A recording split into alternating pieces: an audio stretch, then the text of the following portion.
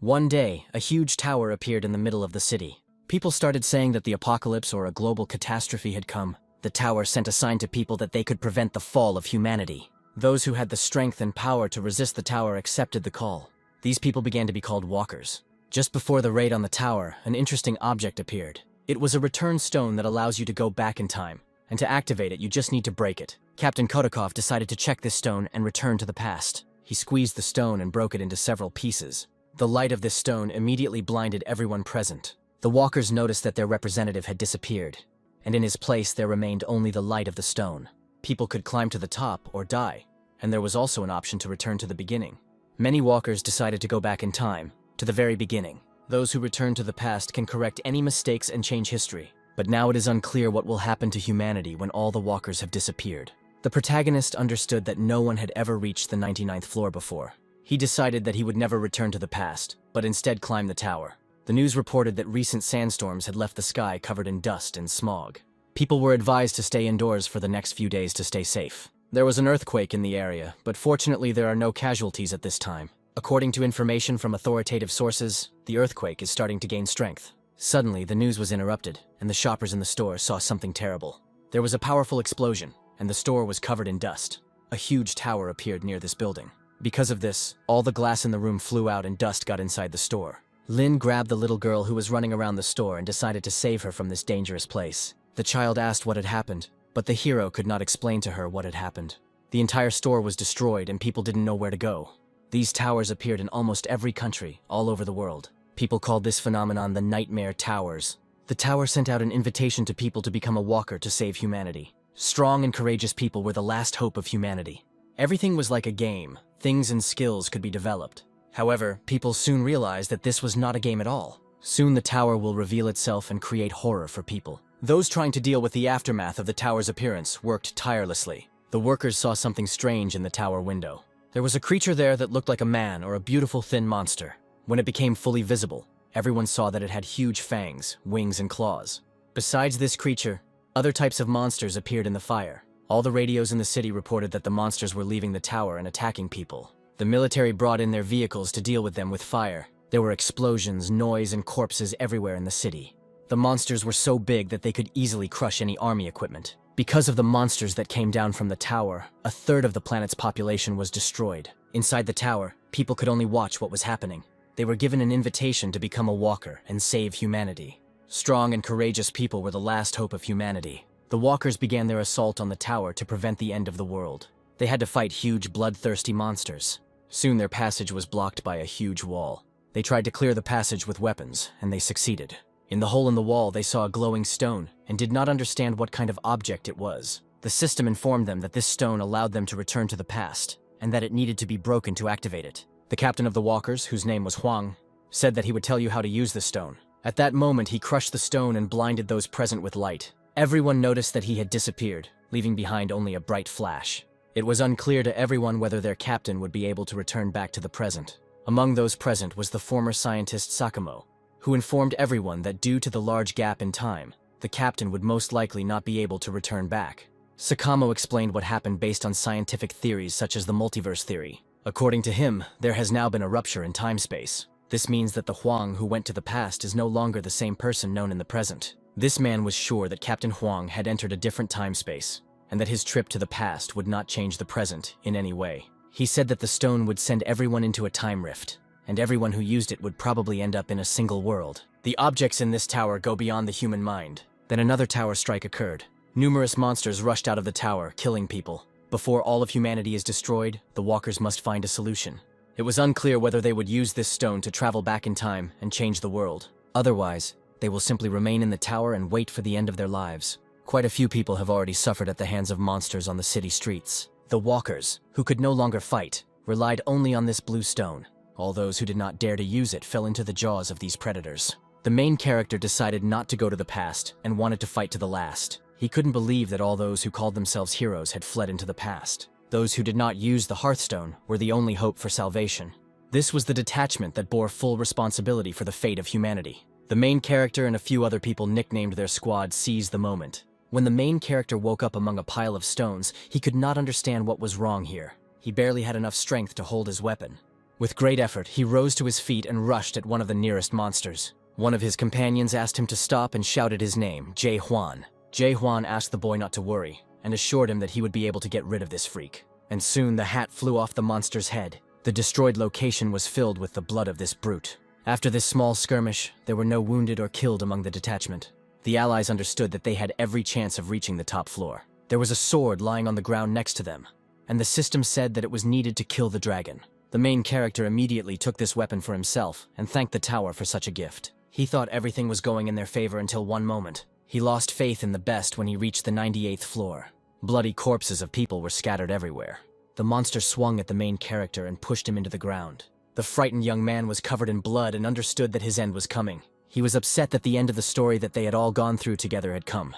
It was all done in vain, and now they will just die. On this floor, Jae Hwan was confident in his words when a huge monster appeared in front of him.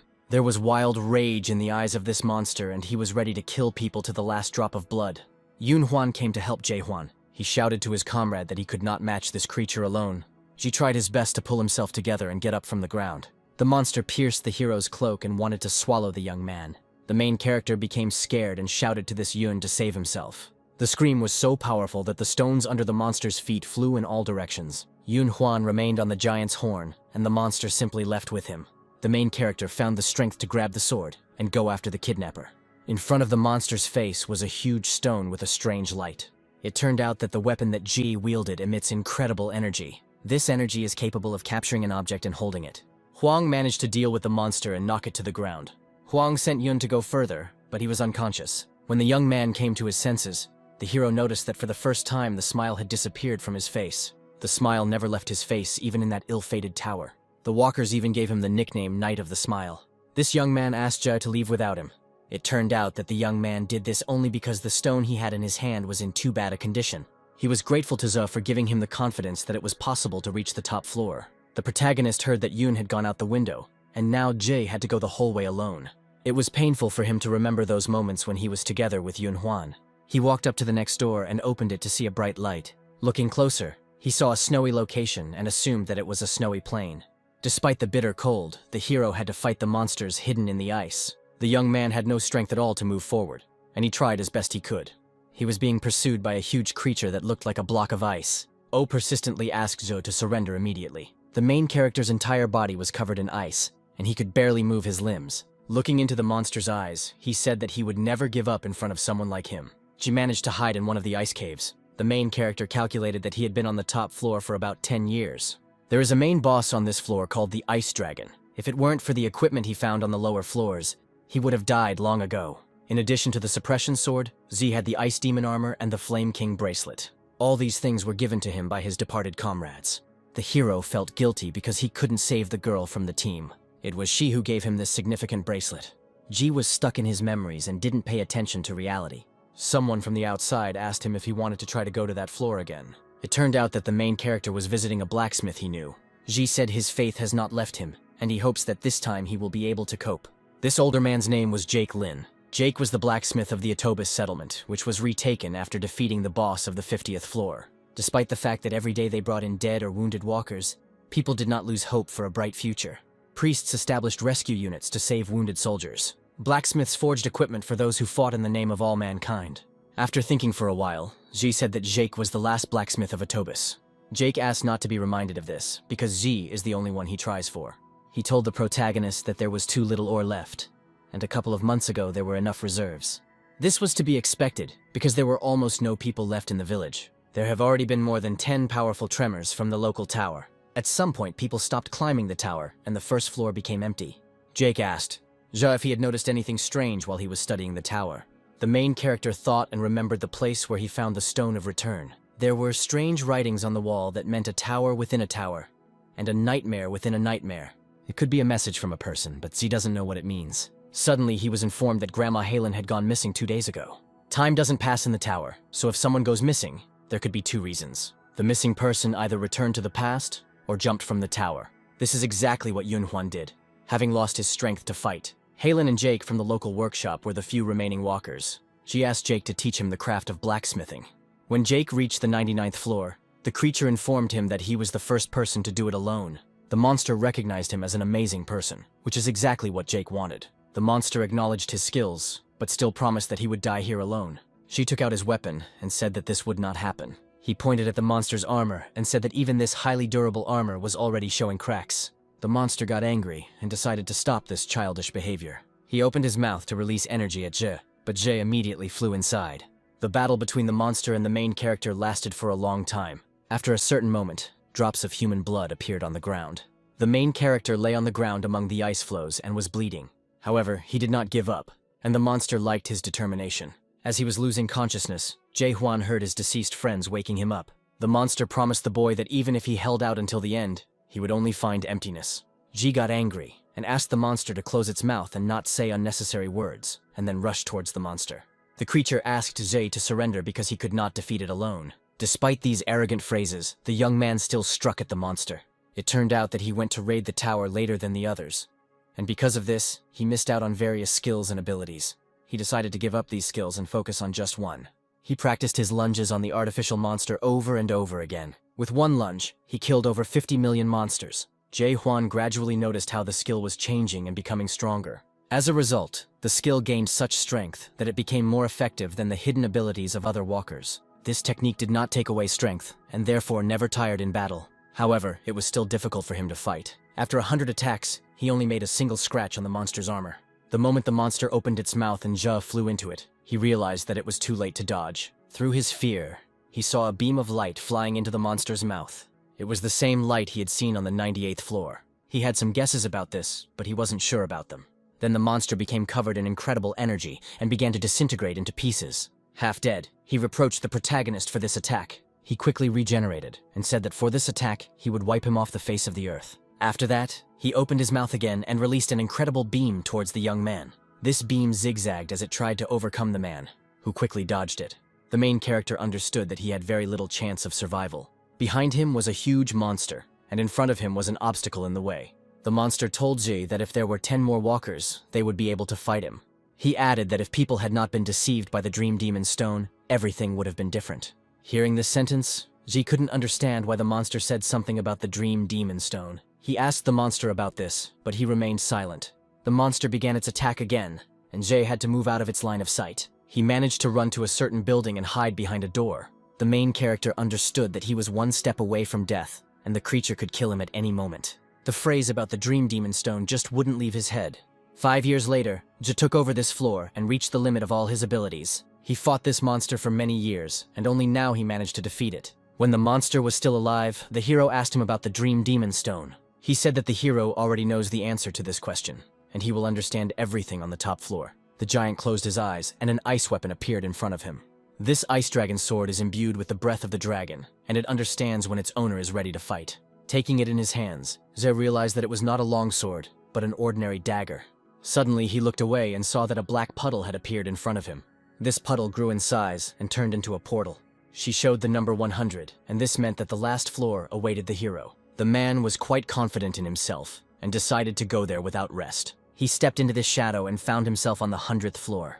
The system reported that he had moved to the control room. On the screens, the hero was able to see what the tower looks like now. Suddenly, a strange voice called him. Thinking that Ji would first return to the village, he asked the hero not to panic and wait until he showed him something.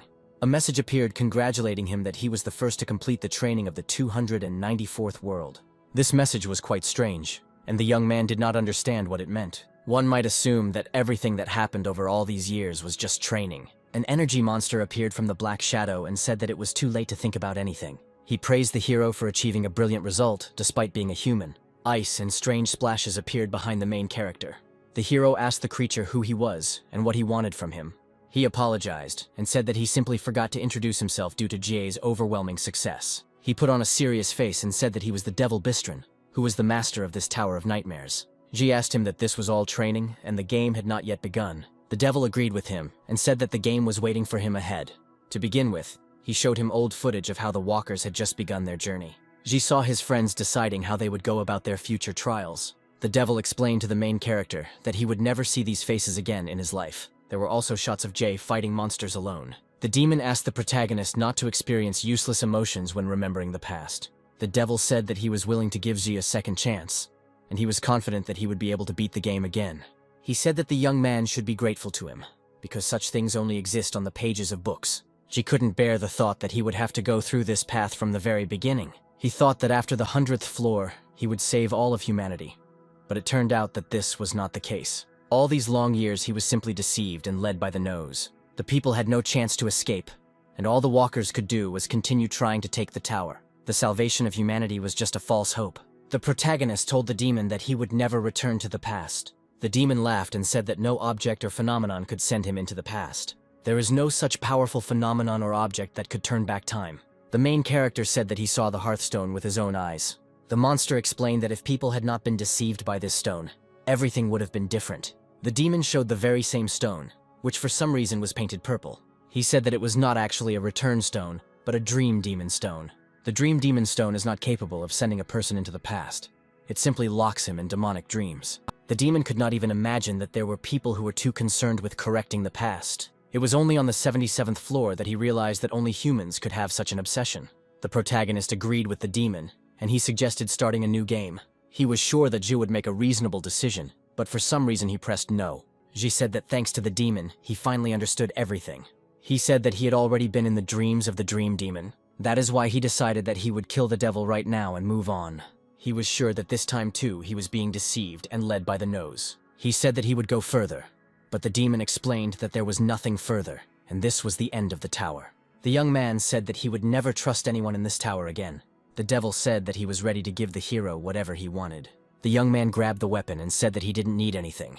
The demon extended his hand to him and offered and asked if he wanted to return to normal life. He said that all this time the hero was in the demon's dreams, and there were no monsters. The location changed, and Zhi saw the moment when people were late for the movie. The main character could not understand what was happening in this world. The demon explained to him that none of these people died. The demon almost forgot to show him the most important thing and created the next frame.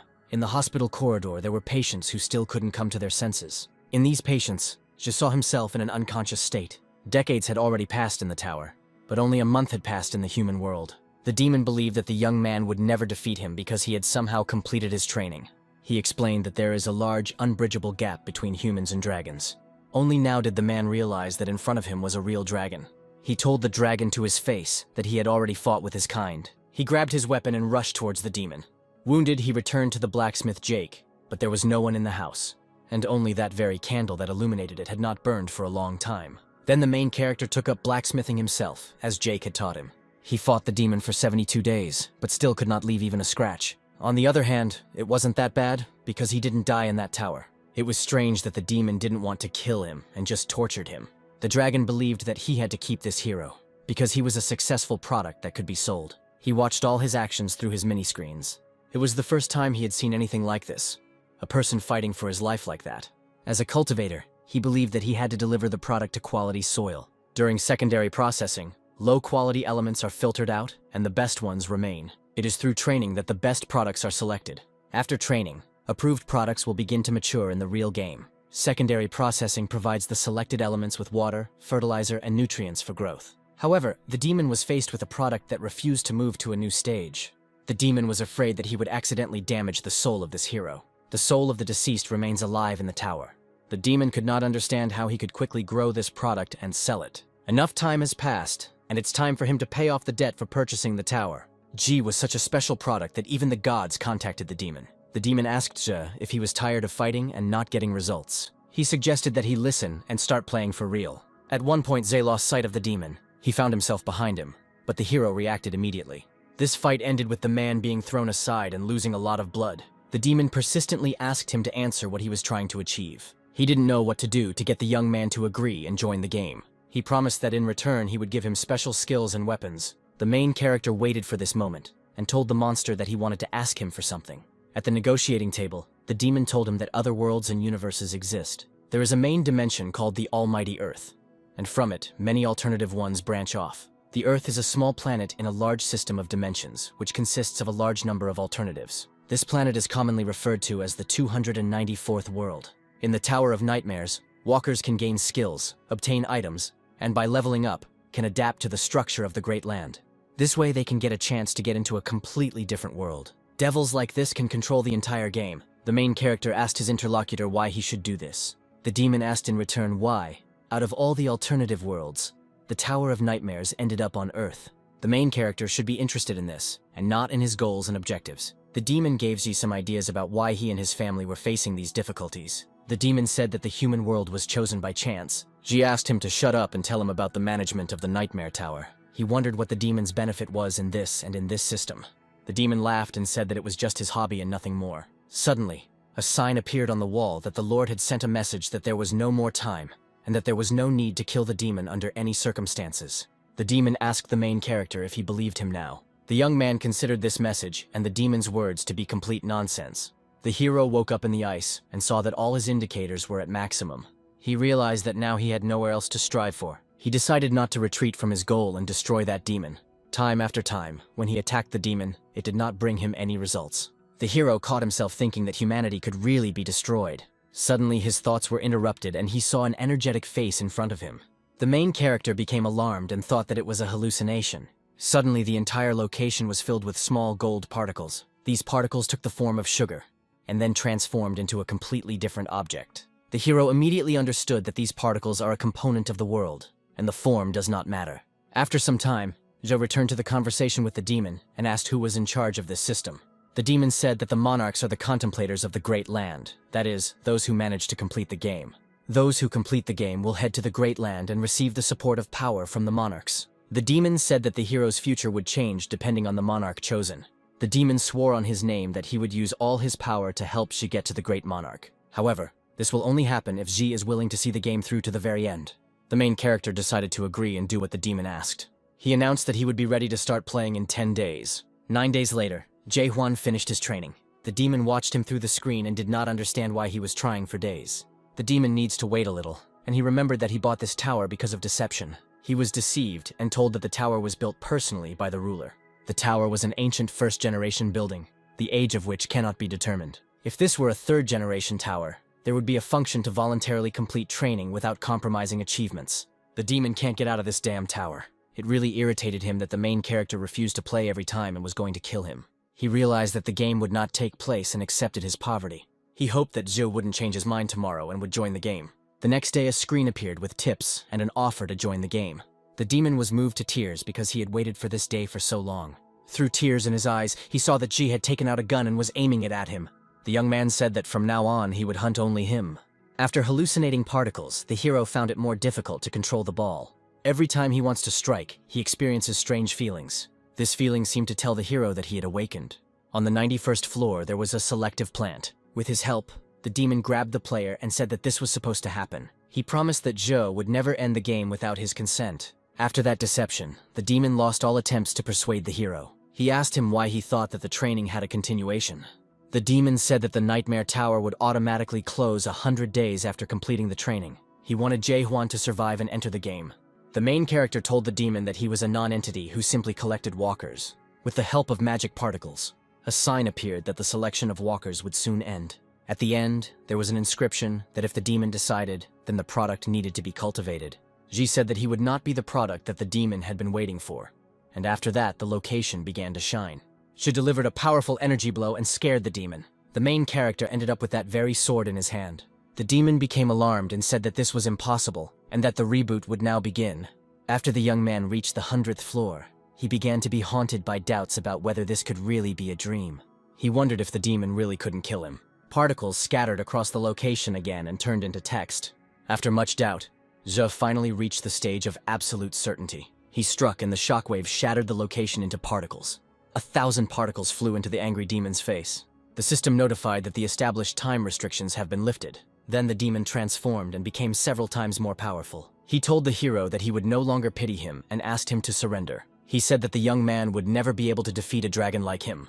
When the hero's arm was torn off, he could not believe that this was the end. The demon said that Ji would still have to participate in the game, and that his actions were only making things worse. This time, the main character took out not a sword, but a small dagger. The system began its countdown, and it was clear that something was about to happen. Several beams from the main character's side flew at the demon. A very powerful beam of energy was coming from his dagger. Seeing this picture, the demon was sure that he had awakened. The protagonist told the demon that people should not be used as goods for sale. His energy beams made the demon become much smaller in size. Poking him with a dagger, he said that he was not going to follow his words. He decided that he would destroy it right here and now and move on. He was ready to destroy this entire world that the demons created. The demon became scared and asked the hero to stop this circus. He explained to him that there was nothing else behind this tower, but Z believed otherwise. He understood that he was not sent here just to save humanity. On almost all floors he was interested in the inscriptions, and he took them as a hint. He asked the demon if they were really at the root of the Tree of Illusion. He believed that if this is a root, then the whole system also has a stem. He swung his sharp sword and decided to break through the ceiling. The system notified the hero that training was suspended. She soon added that no walkers were found in the tower, and completed her training. The main character woke up in the forest and saw quite large footprints next to him. These tracks belonged to the monsters that the young man had been looking for so long. It was clear that the monsters in this location were not that strong. After killing the monsters, the young man saw mutants next to you. They reproached him for having dealt mercilessly with the monster and torn off its horn. Unfortunately, the main character could not understand what these creatures were saying. It soon dawned on him that they were talking about the horn hanging behind his back. He wanted to negotiate peacefully with these aliens, but they attacked first. I had to use my sword to deal with all the aliens. He lifted the head of one of them and asked where he was. He didn't want to tell the truth, and force had to be used. These creatures seemed weak to the young man, but in fact they are not so simple. He pulled out the creature's whiskers and threw them on the ground. He took on another creature to find out the truth about this location. G picked up the backpack of these monsters, but the system stopped working after he left the tower, and it was unclear what the description of this thing was.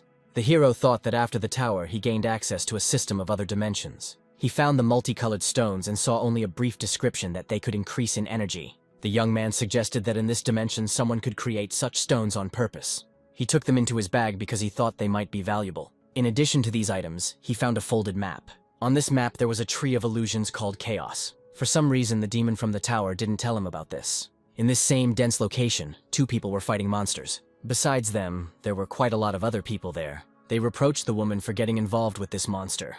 The red-haired man was angry at the girl for her actions. It was about a monster that came out of nowhere, and it was called the Bighorn. The alarmed heroes became frightened and decided to gather together in one group to escape. The protagonist watched them from above and realized that they did not get along with each other. He wondered how they got out of the tower with such low skills. The red-haired man decided to rush into battle, but was immediately rebuffed. That girl clearly didn't get along with him because she just stabbed him in the ear. While they were sorting things out among themselves, the young man was almost eaten by a monster. Someone hit the monster in the face, and blood started coming out of its mouth. This attack from the side saved the young man's life. Raising his head, he saw a bright sword above him. It was the main character who attacked the monster. Looking at the 5-horned monster, the hero realized that his strength depended on the number of enemies. The girl became interested in this young man, and she decided to ask him who he was. She said that no one could kill this monster with a simple lunge. The main character didn't want to tell her the truth, and decided to just keep quiet. The girl said that Chaos was a difficult world, and this interested Jay. He asked about Chaos, but she looked at him with fear. The main character went with this group of people and got to know them better in the process. They found it strange that he didn't know the local language. She said that he was just passing through here, and this immediately angered the girl. She saw him kill a bighorn sheep without any skill. She put out her hand and used her powers to try to find out information about this person. The system informed her that verification was not possible. The hero decided to ask her a couple of questions, but she started doing it first. Mina said that Chaos is a difficult world, and no one can kill a monster with just a lunge. She wondered where Ze came from in their world. The young man asked again what Chaos meant, and the girl became even more angry. She asked again her question, where did Jae Hwan come from? She thought that he did not understand her, but he said that he understood this language perfectly well. Remembering his past, he realized that he could not tell who he was. His entire past on Earth lost its meaning after he got into the tower. In the tower, he found comrades with whom he created new memories. After completing their training, all these comrades disappeared like a mirage. The hero hoped that his comrades lived somewhere on Earth. If he started over, he would keep all those memories of them. Unfortunately, they would not remember him and what they had gone through. He told the girl that he didn't remember anything from his past. The heroine assumed that her interlocutor had complete amnesia and was ill. She attacked Je and said that he was just pretending and making fun of her. The man wanted to stop this squabble and took out his giant sword. Seeing the super weapon, the girl's eyes widened in surprise. She realized that killing the monster was connected to this super weapon. The heroine was angry at Jo because he ruined her task. She would have easily dealt with that monster if this young man had not appeared. She promised not to ask him about anything else and wanted to suggest something. Then the girl, who introduced herself as Mina, told about Chaos, and the heroes began to discuss the squad. Next to them was a vile team of Red Fox clan boys. Apparently the girl wants Ji to destroy all these guys. Mina said that these guys would soon reach Ze, and he shouldn't consider them. Night fell, and the squad decided to spend the night right here so as not to attract monsters. The young man settled down near them and saw on the map that there was a village nearby. He saw again golden particles falling from the sky. When he was resting, the men discussed his low energy. They assumed that he killed the huge creature only with the help of a super weapon. As far as these players know, this weapon can only be obtained from the illusion tree branch, which is the Abyss. Jae-hwan immediately realized that something bad was being prepared against him. He knew that these people would be horrified if they found out that he got his weapon from the Abyss. Having looked closely at the location, the man concluded that this was not his home planet. After a few hours, those men finally began to move and went towards Jae. The girl warned him that he needed to be on his guard because they were coming for him. She asked Jae to use his ball against them. The main character played the fool and said that he didn't have any weapons. He lied that he left his sword with some stranger for the night to look at. And the very next moment, he was surrounded by this strange group. Fortunately, the girl stood by Jae's side and stood up for him. The protagonist was glad that he was able to understand what Mina really was like. The leader asked his assistants to kill this guy immediately. Then the girl got angry and attacked the men with her energy. With one swing of her hand, she hit both of them in the head at once. One of them lost his weapon, and Mina immediately took it for herself to attack. She plunged this dagger into the head of one of the attackers. Now the location has become quite calm thanks to this brave girl. She released several shurikens from herself and told the survivors that they had ruined their own fate. Everyone present immediately realized that she was a real witch. The girl said that many inhabitants of Chaos are waiting for their death. The man took out a super weapon and said that this witch would die right here and now. The girl mocked him that he was only counting on a super weapon. The man said he had another plan if she died. She peered into the darkness and realized that there were about 40 of these people here. The man said he would never have gone into such a fight without the necessary preparation. He said that he would go to Mina alone, but the guy who killed the monster bothers him. If he had known from the start that he would get a super weapon, he would not have gone so far. A black fox appeared in the location instead of him, which confused the girl. He said that everyone had gathered here only for the sake of the witch. After thinking for a while, Mina realized that she couldn't fight him alone. Suddenly, she apologized to Jae and said that she could no longer protect him. She threw him a moonstone and told him to run wherever his eyes looked. She said it was a return stone and could be used to teleport to the nearest fortress. In case of rescue, she only has this stone. The hero realized that, according to the description, this particular stone does not return to the past, but saves in the present. He immediately remembered the death of his friends and the lack of necessary information about this stone. The hero asked Mina if she had the opportunity to return to the past. Would she return? The girl got angry and said that now was not the time to ask such questions. After thinking for a moment, she said that she would never go back to the past, since she had worked all her life for her true self. She was ready to die right now, but not to return to the past. The protagonist grabbed his weapon and told her that she would not die today. At the same moment, a powerful blue explosion appeared in the location. The main character rushed towards the attackers and cut off the hands of some players with one blow. The Black Fox used the code phrase and activated the Flame Tongue transformation. This did not bother the main character, and he rushed at the fox. It pierced his armor and a flash of light erupted from it. The red-haired man's entire face was covered in this liquid that looked like blood. The Black Fox instantly fell to his knees in front of the main character. After a while, the Black Fox began to tremble with horror. Seeing the strength of the main character, all the people rushed to run back. Jae-hwan lunged forward and cut his opponent down. Mina understood that this could not be done with just a light lunge. She used to think he was a fool, but now she realizes he is very strong. When the heroes dealt with that guy, Mina asked Jae who he really was. The hero told her that she already knew who he was. Mina asked him to return the stone she had given him, but he said that he had lost it. When the hero and his companion were sitting by the fire after the battle, Jae felt peace for the first time. The girl searched for the return stone for several hours and still couldn't find it. The main character decided to tell who he was and called himself a human. He asked the girl if she was human, and she said that she was half human. After this conversation, she felt uneasy and assumed that the young man was up to something. She realized that it was not enough to be an ordinary person to deal with enemies like that. The next day, they set out on their journey and talked about how the hero had forgotten about the almighty Earth. She believes that everyone would envy him because they would like to forget how they ended up in chaos. Then Ziji asked her how she ended up here in chaos. The heroine answered him and said that he would definitely regret his question as soon as he found out the answer. Soon this company came to the Gorgon Fortress. The main character thought that this location was similar to the first floor area of the tower. Suddenly he looked back and something seriously scared him. He saw naked people who were crying and asking each other for help. The girl said that this painting was the answer to Jae's question about how she ended up in chaos. She asked him never to ask that question again in this world. She lowered her head and greeted the hero in the world of the dead, which is otherwise called chaos. He who dies in the Great Land will immediately fall into chaos. However, if he dies in chaos, his soul will disintegrate into nutrients for the Tree of Illusions. Soon, an army of soldiers came to this place. One of the leading men called a small child to him and covered him, reproaching him for his weakness. In his opinion, this child died because he was weak. Mina called out to the man and he asked her why she had come here. She asked to go further, but the warrior said that now they must check the identity of everyone who enters the fortress. She remembered about the ID and decided to ask Jay if he had one. Then she decided to play a role and sucked up to the soldier. The soldier didn't want to let her through at all, so she handed him the horn of that monster. The man took the horn for himself and said that everything was in order with the girl's ID. Then he turned to Ji and asked him to show his documents. The girl laughed and asked the young man to beg her for help. Ji told the soldiers that he had no documents and they forbade him from entering. The girl immediately realized that he was going to kill the guards. She hoped he wouldn't go crazy and do what he wanted. She rushed towards Jay and began to justify him in front of the guards. Suddenly someone called out to the guards, and they were distracted from the young man. Seeing the most noble figure in the fortress, the girl became worried. The entire army formation greeted the new arrival.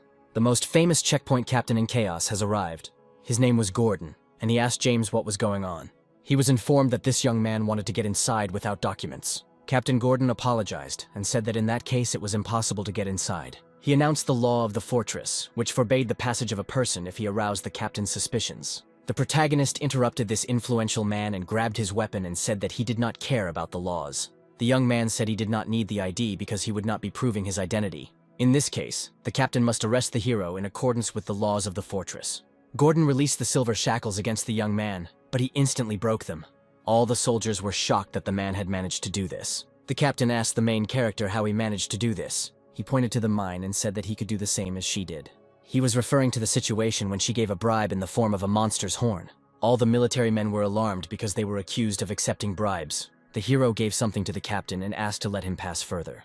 The men present asked the captain to immediately execute this suspicious man for giving a bribe. The captain examined the item that was given to him and asked the young man if his name was Jae Hwan. When he agreed, Gordon said that he was waiting for him, the messenger of the gossip.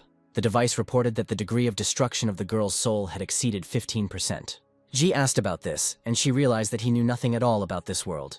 Soul corruption is a chronic disease that spreads among those who have fallen into chaos. The soul of each arriving one is gradually destroyed, and will eventually be completely absorbed. It turns out that the horn of a fat rhinoceros can prevent the destruction of the soul. Thanks to the main character, this girl got a horn for free. The captain took his device and decided to check the main character. But suddenly the device showed an unknown error. He explained that the process of soul destruction had not been detected. The captain extended his hand to Joe and said that he would return his stone to him. He asked the gossip's messenger never to give the spirit stone to the first person he met. The protagonist said that he was not a messenger, but the captain only smiled in response. The subordinates asked the captain if they could let them through. The captain turned to James and said that the spirit stone was an item that increased spiritual energy, and more.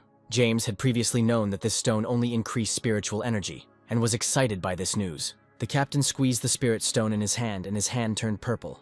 Gordon said that no one except the messenger of the gossip has power over this stone. He didn't think that this guy was really a messenger, but he knew perfectly well that he had excellent control over this stone. The subordinate asked if they could trust the protagonist, but the captain said that he trusted not him, but his soul. The captain recalled the moment when he checked the destruction of the young man's soul, and the device showed an error.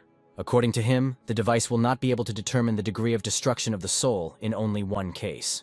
This case refers to when a person's soul is the purest of all in chaos. The captain decided not to think about it anymore and said that the fortress would decide what to do with this young man. The hero and Mina set off through the streets of the fortress. The main character didn't like that this girl was in the company with him. He turned to the inhabitants of the fortress and asked where he could find a good blacksmith. No one could really give him a clear answer and everyone just laughed at him.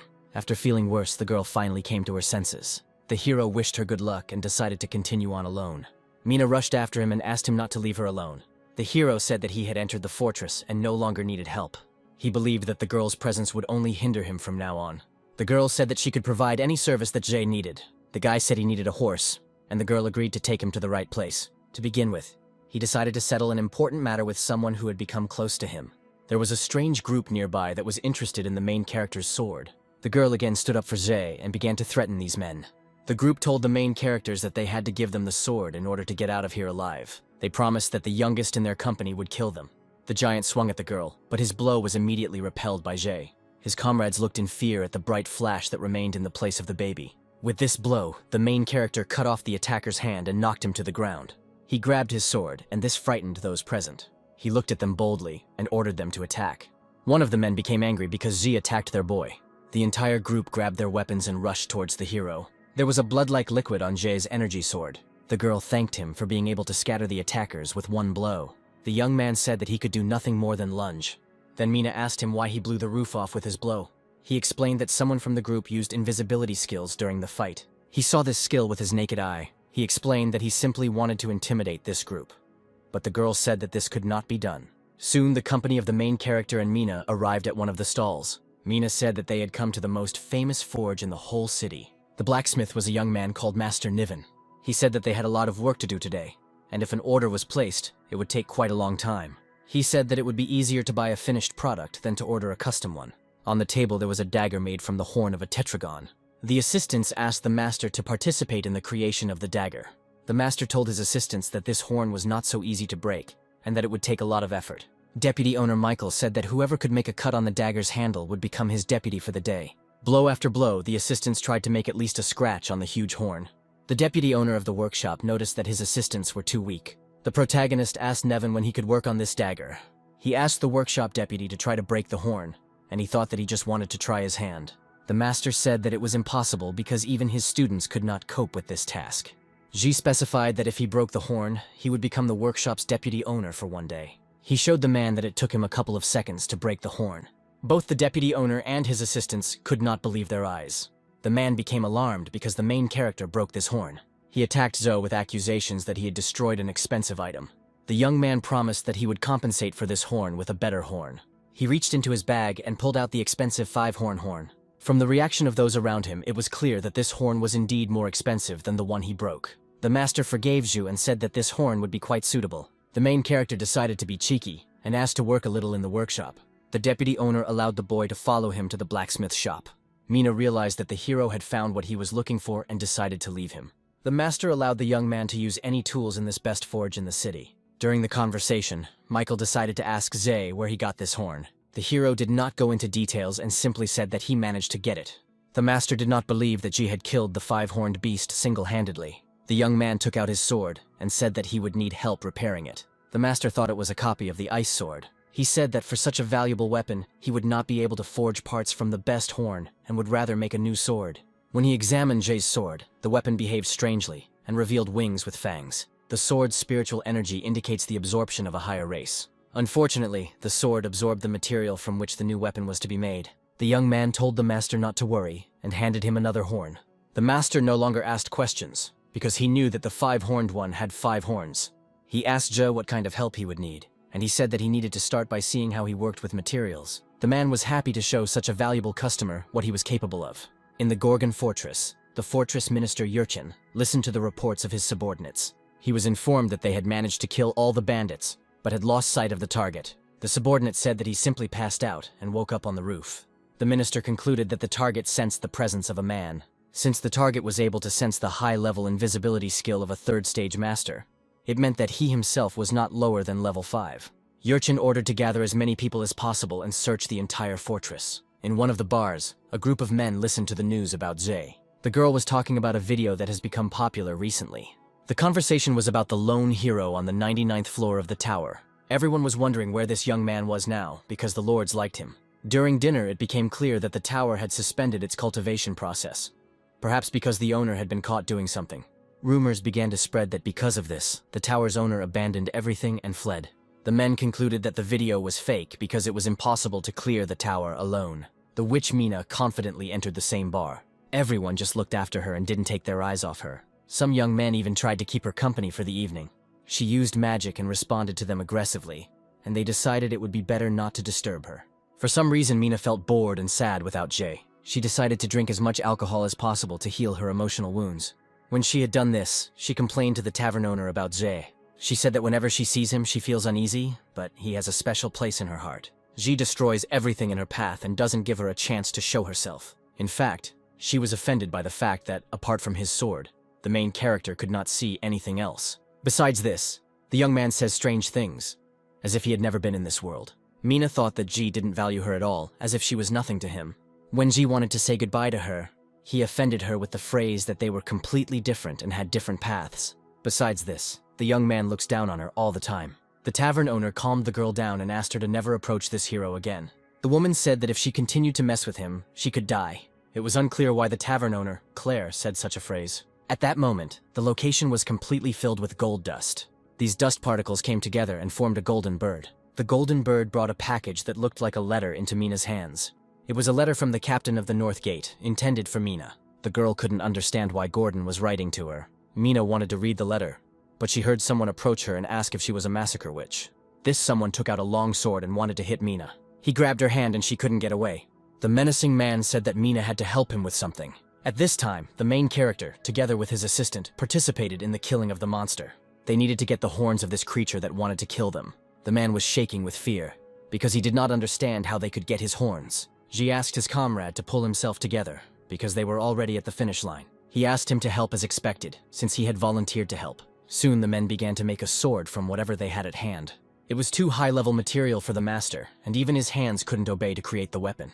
He covered his eyes with his hand and said that it was not a matter of level, but of understanding. He knew that the first stage of rebirth is the power of doubt, which is capable of destroying the world essence. The second stage of rebirth is the ability to recognize and accept the destroyed world. When the man looked down, he saw that the horn was not the same as before. Energy suddenly burst out of this horn straight up to the ceiling and frightened the man. The master could not understand what had just happened and thought it was a hallucination. He rubbed his eyes and saw a huge monster in front of him. This is how the fight between the men and the huge monster began. He asked his temporary comrade to help as expected, since he volunteered. The man trembled with fear and decided that he needed to wake up quickly, because this was all a dream. He was sure it was a dream, but he insisted on help. The master rushed to the workshop door and began calling for help. Ahead of him, he saw that all his assistants had turned into skeletons. Besides them, a strange flash appeared, which told the deputy that he was not allowed to be here. While the man was aware of what was happening, Zo fought with the monster to get its horns. The protagonist concentrated his mana on the blacksmith's hammer and struck the monster with it. The master could not understand how he got into this world and what happened at all. The master reproached the protagonist for not coming to him earlier, when he could deal with the enemy Garnet. He understood that he wanted to meet the owner of the workshop here, but he said that he had not been here for a long time. He said he was no good, and Z supported him and asked him not to give up. The man said he tried and failed every time. The protagonist remembered his master, who never gave up, even when humanity was on the brink of destruction. That master had honed all the skills associated with blacksmithing, and was able to repair any weapon in the tower. His skill level was at 99%, but instead of aiming for 99% success, he tried to run away from the 1% failure. The master said that he used the skill during the work without understanding its essence. He believed that spiritual power transmitted power to the hammer, and the tools simply adapted to the work with the horn. The protagonist pointed to his assistants and asked why they couldn't do anything if it was so easy. According to the owner, these young people simply failed to master the skill, and that is why everything falls out of their hands. He asked the man how the crafting skill worked, and the man said that he had just figured it out. He poked his finger into the horn, and it immediately melted a little. Everyone present saw the decomposition of the particles, but the hero said that everything is not so simple. He explained that hard work made the man's world more stable. He added that if after so many attempts the master fails to do the job, then the problem is not in him, but in this world itself. His approach to work is suitable for nightmares, but not for people. The master realized that he had to challenge the world, which would compensate for all his efforts. The main character said that the man is no longer so young, but is able to continue the fight, and the world makes him believe in his own inability. He said that you shouldn't blindly believe everything, and it's better to look at everything with your own eyes. At that moment, he created a huge monster and showed it to the master. This world was without ranks, skills, and abilities. That is, a world devoid of deception. The main character couldn't understand how this master hadn't gone crazy trying to achieve something worthwhile. The next day, the protagonist and the master finished working on the sword. The master decided to contribute his part and suggested a name for the new sword, which should be called Loner. The master sadly said goodbye to Jay, who could no longer stay with them. The master asked him what he looked like in the world he saw. She said that the master looks like a very ordinary person. The protagonist went further and noticed that Mina was following him. He asked her what her intentions were, and she stated that she was ready to kill him. By doing this, she wants to ensure that the spirit stone falls into her hands and she begins a normal life. After a while, the girl said that it was a joke. She just wanted to see Jay's reaction, but unfortunately there was none. She told his friend that he was going to find the nightmares and ask about the Tree of Illusions, and then go in search of the path to the abyss. The young man said that he would never return from the abyss, and Mina began to scold him for his feeble-mindedness. The girl believed that if he was destined to die, he would die today, but would never return to the past. Suddenly, a sign appeared above the girl's head saying that she should not create problems, otherwise the old woman would die. This inscription touched the witch's shoulder and told her to charm her interlocutor with her spells, and not to anger him. She realized that they had a hostage and they only needed him. Apparently, he has to give his head to those people across the street in order to save the hostage. The young man decided to get rid of these people and go in search of the nightmare. The girl pounced on him and said that they were no longer on the same path. She said that she could no longer stay with Ji for such a purpose. The young man found it strange that this girl looked like a human. The people on the opposite side of the street said that this witch had betrayed them, and that they needed to report this to everyone else immediately, because all their plans for the nightmare had gone to waste. Hearing this, the man realized that they knew where the nightmare was. After some time, Mina came to the old woman's house. She didn't see her aunt and found her establishment in disarray. That lady from the bar was tied up by scary people, and she regretted not stopping the witch earlier. She understood perfectly well that this time she would die because of this red-haired girl. The leader asked Mina where was what they had agreed on. The witch took out her weapon and said that witches never keep their promises. She explained that Joe would not come here because he had gone to destroy the world. The young men used their shadow skill to attack the witch. One of the attackers said that Mina became known as the Witch of Carnage because of her ability to lure creatures. They wondered if she could handle this ability now. She was attacked and dropped her sword. One of the main people also took out a weapon and struck the witch. The leader asked the girl not to scream and gave her one last chance to bring the guy here. Mina did not listen and launched 7 more swords towards the ill-wishers. Chief Williams said there was no need to act tough because he would crush her with 2 fingers. He struck the witch, and she began to lose consciousness. And only now did she remember the question about the past that Ji had asked her. She realized that she wanted to go back to the past and regretted leaving that stone. While she was thinking about this, the man tried to hit her, but he was immediately repelled. It turned out that Gio came here because he understood what was going on. Mina asked him why he came here if he was going to destroy the world. Without giving him a chance to answer, the group asked if he was really the master of the spiritual weapon. The hero pretended not to hear the question and asked where the nightmare was. He asked the men to bring him here immediately. When the protagonist got angry, the witch asked him to be careful, because in front of him was a guy who was on the 4th step. The group leaders decided to punish Zhe for his impudence and arrogance. They didn't even suspect that a stream of spiritual weapons would fly at them right now. The stream hit one of the men and burned his neck. Everyone present thought that this was complete nonsense and that Zhe was just an ordinary newbie. He thought about the fact that his opponent had managed to dodge his direct blow, since only Payatirog had managed to do this before. But since that monster still gave up, it turns out that this guy is much stronger than him. The evil people asked Zhe to do whatever he wanted, but instead, they did not guarantee the freedom of this old woman. The woman begged the protagonist to attack these people without hesitation. The witch promised her friend that they would soon save her. The girl asked Zhe to help this old woman, but he didn't want to do it because he came here for a nightmare. The young man swung his sword and struck straight at the ceiling. The impact was so powerful that it broke through the roof and burst out. This beam was noticed by one of the main people in the Gorgon Fortress. He told his subordinates that they were immediately heading to where the beam appeared. A group of evil people saw that this beam had broken through the barrier of silence. It was unclear what it was, but the men said they were now having problems with this barrier. A team of soldiers appeared in the room and ordered everyone to be surrounded. The elder of the fortress approached the main character and asked what was going on here. The protagonist pointed to the senior bandit and said that he was breaking all the laws of the fortress. He added that this man decided to take this place and, together with the nightmare, destroy the world. After thinking for a moment, Chief Gordon said that for damage to property and hostage-taking, that group would be arrested without release. The men realized that things were bad and decided to retreat. The captain then used the shackle skill and told the bandits that he would never let them go. The leader, Williams, managed to free himself from his shackles and rush at the captain. Eventually, the leader of the fortress destroyed the man and pinned him to the floor. The attention of those present was distracted by a bomb falling on the floor. This bomb sprayed acrid smoke throughout the entire location. This was done by those bandits who belonged to the group. One of them put his mask on loosely and inhaled the poison. Williams became angry with his subordinates for resorting to spraying a cloud of smoke without his approval. The most important of the entire clan asked Williams why the witch had not been handed over to him. He was informed that silver shackles had been used against the entire group. The entire group concluded that the witch, the captain, and Jay inhaled the smoke and died. The leader was interested to know who this guy was who had just dragged the witch out of the house. He guessed that this man was special because there was a special sword glowing in his hand. The men couldn't understand how he didn't decompose when exposed to the black smoke. The group wanted to know why this man appeared in the fortress. The main character heard these conversations and grabbed his weapon. The protagonist hit the floor with his weapon and summoned a dragon. These rays of energy threw everyone around them aside. The leader asked Williams to find out what kind of monster it was, and then he rushed away from there. The man examined the bodies of his subordinates and saw that they were unconscious. The protagonist told Williams that these guys still had a chance to survive. He asked Williams where they were hiding the nightmare, but he couldn't tell him, otherwise his life would lose its meaning. He explained this by saying that he would be in trouble if the nightmare found out about the betrayal. The man believed that he was going to die anyway and bit into the stone. The protagonist remembered the witch's words that all people in chaos were dependent on some kind of drugs. Then Mina added that these were not narcotic substances, but just medicines to reduce the level of destruction of the soul. When Williams bit into the stone, his eyes became covered in capillaries and veins bulged all over his body. Everyone present in the location was immediately covered by the monster's shadow. This monster had huge horns and long fangs. He could easily put people on his claws and pierce them right through. He didn't understand what exactly he was afraid of in this world, because now he could be the freest. Among the remaining people, he spotted Ji and wanted to destroy him.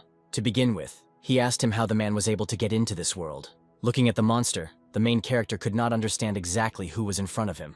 He decided not to deal with it and simply launched his sword at him. Ji delivered a blow that was able to cut off the monster's huge head. He believed that he had to immediately find someone who would tell him about the world of chaos. Nothing stopped Zhe from going in search of information. He went to the same place where the witch lay unconscious under the supervision of soldiers. The captain, who had also lost all his strength due to the poison, ordered the fortress to be warned about this. The witch was so ill that when she came to, she asked Ji for death. Only at this moment did it dawn on the protagonist that she was, after all, human. The protagonist uses the doubt skill to find out what kind of entity is next to him. However, for some reason, it is against the witch that the skill fluctuates and does not give precise information. Ji grabbed the sword to kill the witch, but he was abruptly stopped. It was an old woman who said that the girl still had a chance to come to her senses. She needed to be taken to the hospital immediately. After some time, Mina was taken to the hospital. Her whole body was covered in pustules, and if this continued, I would have no chance of survival. Suddenly a warning appeared that a dead man had appeared in the Gorgon Fortress. Seeing this, people panicked and began to run wherever their eyes looked. The alarm notified the residents that they needed to leave the fortress immediately. Suddenly the soldier who was accompanying the people turned around, and instead of a man, there was a monster. The monster killed all the people who were near him. Someone immediately flew here to save people. It was a tall man in red clothes and with a long sword. The main character remembered what Mina had told him about him. The old woman reproached Zhu for going against all the rules of chaos. She said that he is very arrogant and thinks only of himself, and she has an example of such a person. She said that the people who end up here adapt not because they are stupid, but because they have no other choice. They just lack the courage to step outside the norm. The old woman noticed that the main character was one of those who was always striving for something. She said that it was very difficult for her to understand the actions of the main character, but she knew one thing for sure. Looking into his eyes, she said with complete confidence that he was dangerous. The old woman asked him to leave this place because he gives people hope. Mina came to her senses for a moment and asked Zhe to never give up. The soldiers informed the group leader that they had almost no medicine left. They understood that the situation was dire, and the leader ordered everyone to bring everything that was in this fortress. The main character saw that the monster's horn was being ground up to treat the sick. Even the medicine from the Trihorn's horn is unable to help the captain. The elder was asked what would happen if the captain became dead, but he did not know the answer to this question. Despite the seriousness of the situation, the main character approached the captain, hit him in the face, and wanted to ask him a question. The captain's subordinates were shocked when they saw that he had come to his senses. Opening his eyes, the captain immediately recognized the young man Zhe in front of him. As a last request, the master asked the young man to kill him, saying that only he was capable of doing this. Someone said that the destruction of Gorgon's soul had reached 95%. After this, it was mentioned that the process of decomposition was about to begin. The captain of the 5th stage demonic extermination squad, whose name is Jahar, entered the tent. Everyone present became alarmed when they saw the captain of the extermination squad. The guest stated that, according to the rules of the fortress, he must kill the captain of the northern gate and the unknown woman. Jahar swung at Gordon, but his blow was stopped by a man who said that he would not allow the master to be killed because he still had questions for him.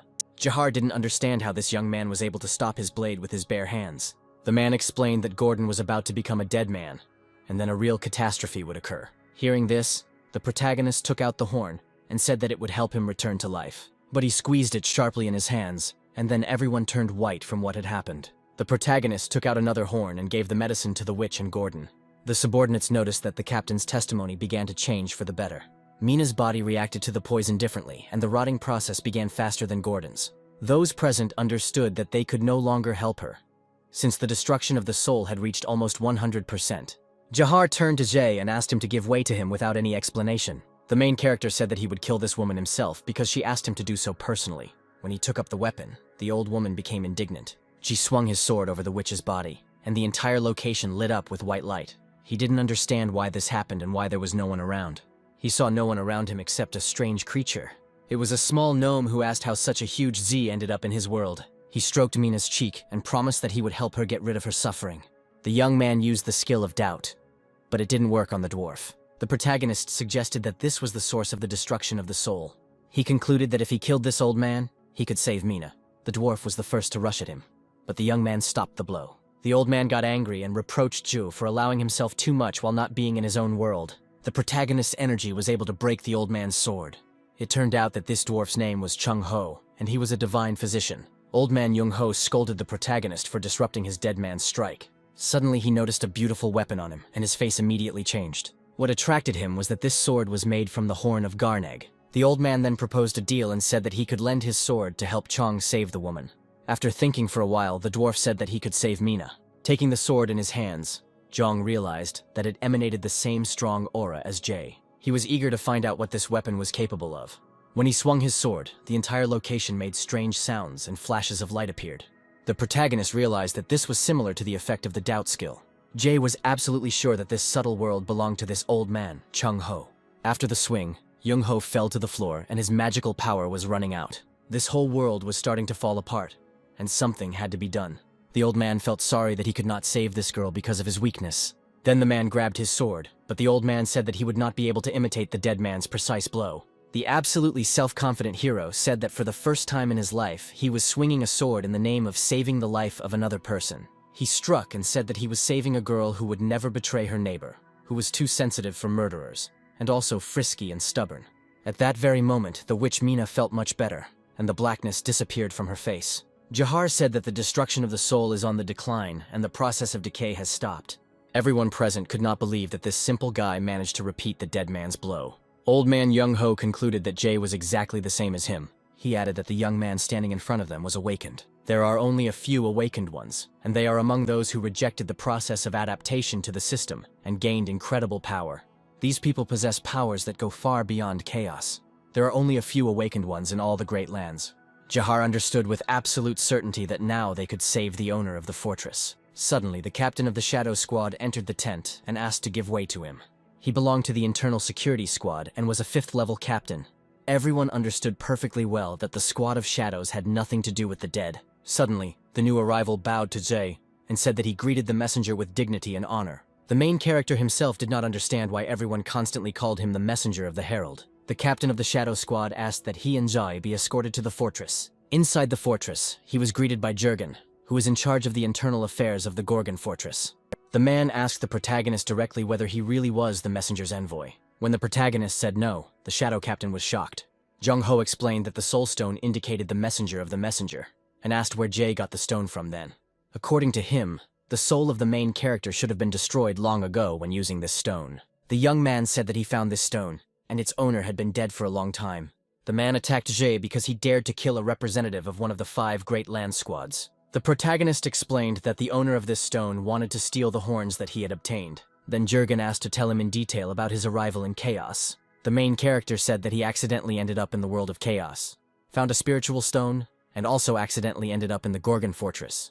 In addition, he accidentally got into trouble with a divine medic and was able to repeat the blow of a dead man, which he saw for the first time in his life. The man asked those present not to believe this nonsense, but they said that they completely trusted his words. Jurgen wanted to ask Zhou a few questions in person. He asked the young man if he was human, and he became nervous. Ji remembered that he did not enter the game and left the world after destroying the Tower of Nightmares. That is why his soul does not have a clear form, and there is a high chance that the Tree of Illusions perceived him as a dead man and sent him to chaos. His body must still be on the ground. Jurgen realized that this was a human being, because no one in Chaos would describe their death as an accident. He realized that the young man did not want to reveal his identity, so that there would be no threats. The gentleman apologized to Zhe for the fact that his people had been following him for the past few days. He apparently remembered the situation with that guy on the roof. Jurgen said they didn't think it would happen this way, so the surveillance wasn't easy. He added that he had managed to do something and flashed the screen. On the screen, all of Zhe's misdeeds were written down day by day. After analyzing this information, the agent said that Jie had caused damage worth 300 billion. He said that he calls people like Ze the main heroes. She laughed at this phrase because main characters only exist in comics. Heroes like these should be known. But Jurgen said that someone is trying to hide Zhu from the public, and it seems that he is hostile. According to him, if it weren't for this ill-wisher, Zhu wouldn't have had any problems with his documents. Zhi is a hero who is being pursued by an incredible power that he cannot control, so he ended up in chaos by mistake. The protagonist thought about these words and assumed that the monarch was behind all this. He remembered the words of that weirdo from the tower, and he wondered how strong these monarchs were. Jurgen forgave the boy and said that they would not force him to pay for the damages, and would instead simply stand up for him. The protagonist realized that the Gorgon Fortress was strong enough to withstand the power of the 12 monarchs. Jurgen asked Zhou if he was really being persecuted by the monarchs, and he said it was just a suspicion. The gentleman explained that the monarchs have no right to interfere in the affairs of the fortress and chaos. In exchange for protection, the protagonist must provide some service. Jurgen asked him to save the owner of the fortress. 2 hours later, the main character, in the company of some people, went somewhere down. The guide girl reported that the unknown woman and the captain of the Northern Lands are undergoing treatment. The protagonist said that he did not want to go to the guest room and wanted to visit the training field. The gnome medic suggested that they measure their strength and see which was better, Xi's lunge or his blow. This old man also said that he knew that Xi had cleared the tower single-handedly. He still insisted on the battle and said that if Xi won, he would answer any of his questions. However, this little gentleman believed that Zhou would not be able to defeat him in a fight. After some time, the fight ended, and the old man, who had already lost, demanded a rematch. The main character insulted the old man several times, calling him a baby, and he decided to hit him again. From his sword came out a spiritual power in the form of a tiger. The protagonist took this blow and began an active counterattack. From a normal blow, Xi was thrown a considerable distance away from his opponent. Then the man concentrated on his powers and covered himself in mana. This technique definitely scared old man Young Ho. He scanned Xi's movements and realized that he had used the Chaos King's technique. He could not understand how he could forget about the fear of meeting him. The old man did not understand whether he would be able to repel an attack if he met the King of Chaos. When the protagonist said he was getting closer, the old man announced that he had admitted defeat. The 5th region of the Great Lands is called Steel. One of the leaders of Steel was informed that the Monarch of Pitch Darkness has a connection with Chaos. The Steel Monarch of Unbreakable Steel was named Hawk, and he did not understand why he was connected to Chaos. According to him, all the monarchs of the Great Lands signed an agreement of non-interference in the affairs of Chaos. He asked his subordinate to look at the screen where Zhou was depicted. He asked his subordinate to explain whether this video was fake, since it was called Hero of the 99th Floor. A subordinate reported that the Monarch of Pitch Darkness tried to contact this product. This man also knew that the hero refused to join the game and broke through the roof of the tower and escaped into Chaos. Hawk said that the cultivator was supposed to be watching him, but he found out that the hero had killed the cultivator. The man concluded that the Monarch of the 9th region had a connection with Chaos. It turns out that the Monarch of the Pitch Darkness has been dealing with Chaos for a long time. According to the subordinate, several associations from Chaos have long maintained close ties with the Monarch. Everyone was curious about what the Monarch of Pitch Darkness had planned. Hawk asked his subordinate to send a notice to everyone that he was going to Chaos. He wanted to look at everything from the outside to understand what was happening. He became curious about how things were going with old man Chung Ho. At this time, Young Ho tried to avoid Jay's blow. He was surprised by the young man's blows, although he himself had been training for more than 40 years. The main character said that he performed his attack more than 1,000,000 times, so he honed his skills. Besides, his strong attack can be done not only with a sword. He extended his hand to the old man, and incredible energy appeared on his hand. The old man realized that this was the same alien energy that he felt when he first saw Jay. It wasn't Jay's energy, but his anger and his desire to change the world. The old man realized that in front of him was not a person, but the blow itself. Ji decided to end the conversation and showed his opponent the paper they had signed before the fight. Everything was there. Everything was written there in a childish way, that the loser would have to owe the winner a wish. Chak slandered in an official form, and this angered the old man. To the old man, this meant that Jie wanted to make him his slave. The young man took pity on the old man and said that his wish would be only an answer to one question. The old man agreed to answer one question, but first suggested going for a walk. While walking, Jie Huan asked the old man who was the owner of the tower. Young Ho said that the towers are divided into ranks from F to S, but there are also those nightmares who are not interested in this. The master is the one who has already created a tower from the rank of being an apprentice, and has become an exemplary craftsman. Only a special tower that is not related to the cultivation process can be called a master tower. The old man said that those who manage to clear the tower are most often awakened. Chan admitted that he came from Melville's 4th tower. This tower is known as the White Whale, on the first floor of which a huge whale appears. When the white whale appears, it immediately begins its hunt for people. It may seem like a small thing now, But at the time, it was a real disaster for the old man. Countless fighters died, and it was a miracle that the old man was able to clear the tower. Chung-ho asked Jae whose tower he had cleared, and he said that the owner's name was Murlak. The old man could not believe that in front of him stood a man who had managed to clear this tower. According to him, he traveled with this Murlak several times. The men went on their walk and came across an old woman who now sells food on the street. She reproached Z for smashing her establishment to pieces. The main character suggested that the old man and the old woman be silent for a while because he felt something was wrong. A drunken brawl broke out not far from the heroes, and Z noticed it. The old man corrected Jae and said that in this world, no one can get drunk, and everyone just pretends to be drunk. They do it because they miss their past so much. They begin to behave the way they behaved in life. In this world, you can't grow old, get drunk, or satisfy your hunger, but a group of madmen appeared who wanted to return to life. The old man called this group the Deep Explorers. They had to explore the depths to find the fruit of rebirth. This fruit grows on the Tree of Illusions. The main character asked his interlocutor if the dead could somehow return to life.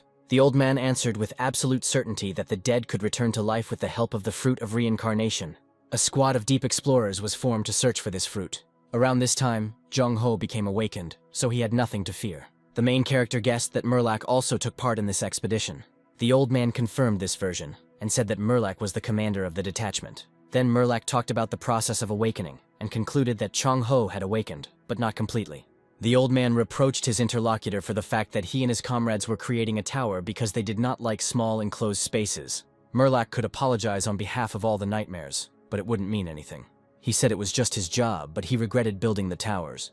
In that dialogue, Murlak also said that he decided to find the Tree of Illusions and explore the depths only because of the tower. For the first time in his life, Jung-ho sees someone regret building the towers.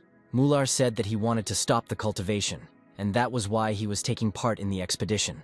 It seemed to Ze that Mulark had managed to reach the illusion tree. One day, Chung-ho and everyone present saw fruits falling from the illusion tree, and the squad was able to return not empty-handed. The protagonist couldn't understand why the old man was still here if he had gotten to the fruit of reincarnation. The old woman intervened in the conversation and said that the expedition had failed.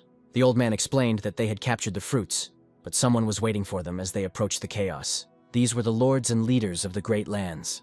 The owners of all the fortresses and the troops that took part in the expedition were unable to resist them. The difference in strength was significant, and it was as if they were from another dimension. Eventually, these lords and their troops stole the fruits of the illusion tree. Each time they died, they consumed the stolen fruit and were reborn for 900 years. Chan said that each lord was reborn in order of succession. This is why all people are so depressed, because they understand that they will never find the life they miss so much, and will never get the fruit. After the end of the expedition, no one saw Mulark's nightmare, and he said something last and disappeared. That old woman said that his words were that he had both lost and won at the same time. One of the soldiers entered the room and thanked the main character for helping to save the gentleman. As a token of gratitude, the soldier said that Ji no longer needed an ID card, since everyone already knew him. The leader of the extermination squad burst into the tent and said that there were serious problems. He said that he felt the energy as if the owner of the fortress was in a dead state. The spiritual pressure was 10 times greater than what the hero had felt from the dead before. The main character remembered that he had to do one favor in exchange for protection and save the owner of the fortress. Jahar said that the owner of the fortress was an incredible person before the decay began. He explained that he was one of the travelers into the depths, and this confused the protagonist. Jahar asked the protagonist to perform a dead man's strike since there was no divine medic nearby. The protagonist said that he couldn't do it because he had only repeated the medic's movements earlier. Soon the group of young people stopped and felt an earthquake. The entire castle, where the owner of the fortress was covered with incredible energy and vibrated. Nearby, the heroes saw the captain of the Tower of Destruction and the captain of the Tower of Despair. Jahar told the man to retreat immediately and not interfere with their passage. The man said that he would not back down because he had orders from above. Then Jahar reproached him that his actions were going against the rules of heaven. Then the opponent rushed up and struck the ground. Jahar didn't expect that Forbidden Paradise had its own people in the fortress. Jahar struck back and declared who he was. He asked the attackers to retreat immediately, and then the owner of the fortress would grant them forgiveness. The captain of Destruction's soldiers said that the master of the fortress couldn't even keep the forces under his control. He does not distinguish between good and evil, and the soldiers previously served completely different heavens. The leader of Destruction said that he would serve the master of the fortress to the last, and he believed that he would definitely return. The opponent believed that he was not wasting time on empty talk and attacked Jahar. The soldiers told Jahar that if he had been a little smarter, there would have been no confrontation. Jahar knew that these two were only at the 4th stage, and even if they combined their forces, they would not be able to defeat him.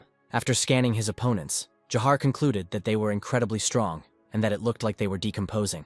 Suddenly Chung-ho appeared next to him, pushing Jahar and telling him to save himself.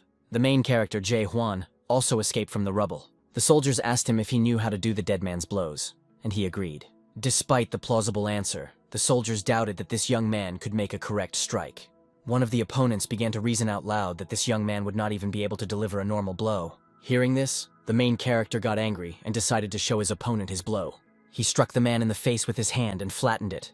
Despite his strength and power, the man flew to the floor and dropped his hammer. Then the soldiers stood up to defend him and rushed at Jae, but he tried to prevent their attack. The attacker asked Jae if he really thought he could save the master of the fortress. The main character said that he was not going to save him, and it was that old man's duty. The captain and his subordinates thought that they would quickly deal with this young man, but suddenly they saw something terrible. The armed protagonist flew towards them and said that it was no problem for him to kill them right here and now. Observers of the fortress owner's condition said that less than 2 days had passed since the dead man's blow. According to them, the condition of the fortress owner was getting worse and was reaching decomposition. After the doctor dropped in to see the gentleman, the reproduction process slowed down.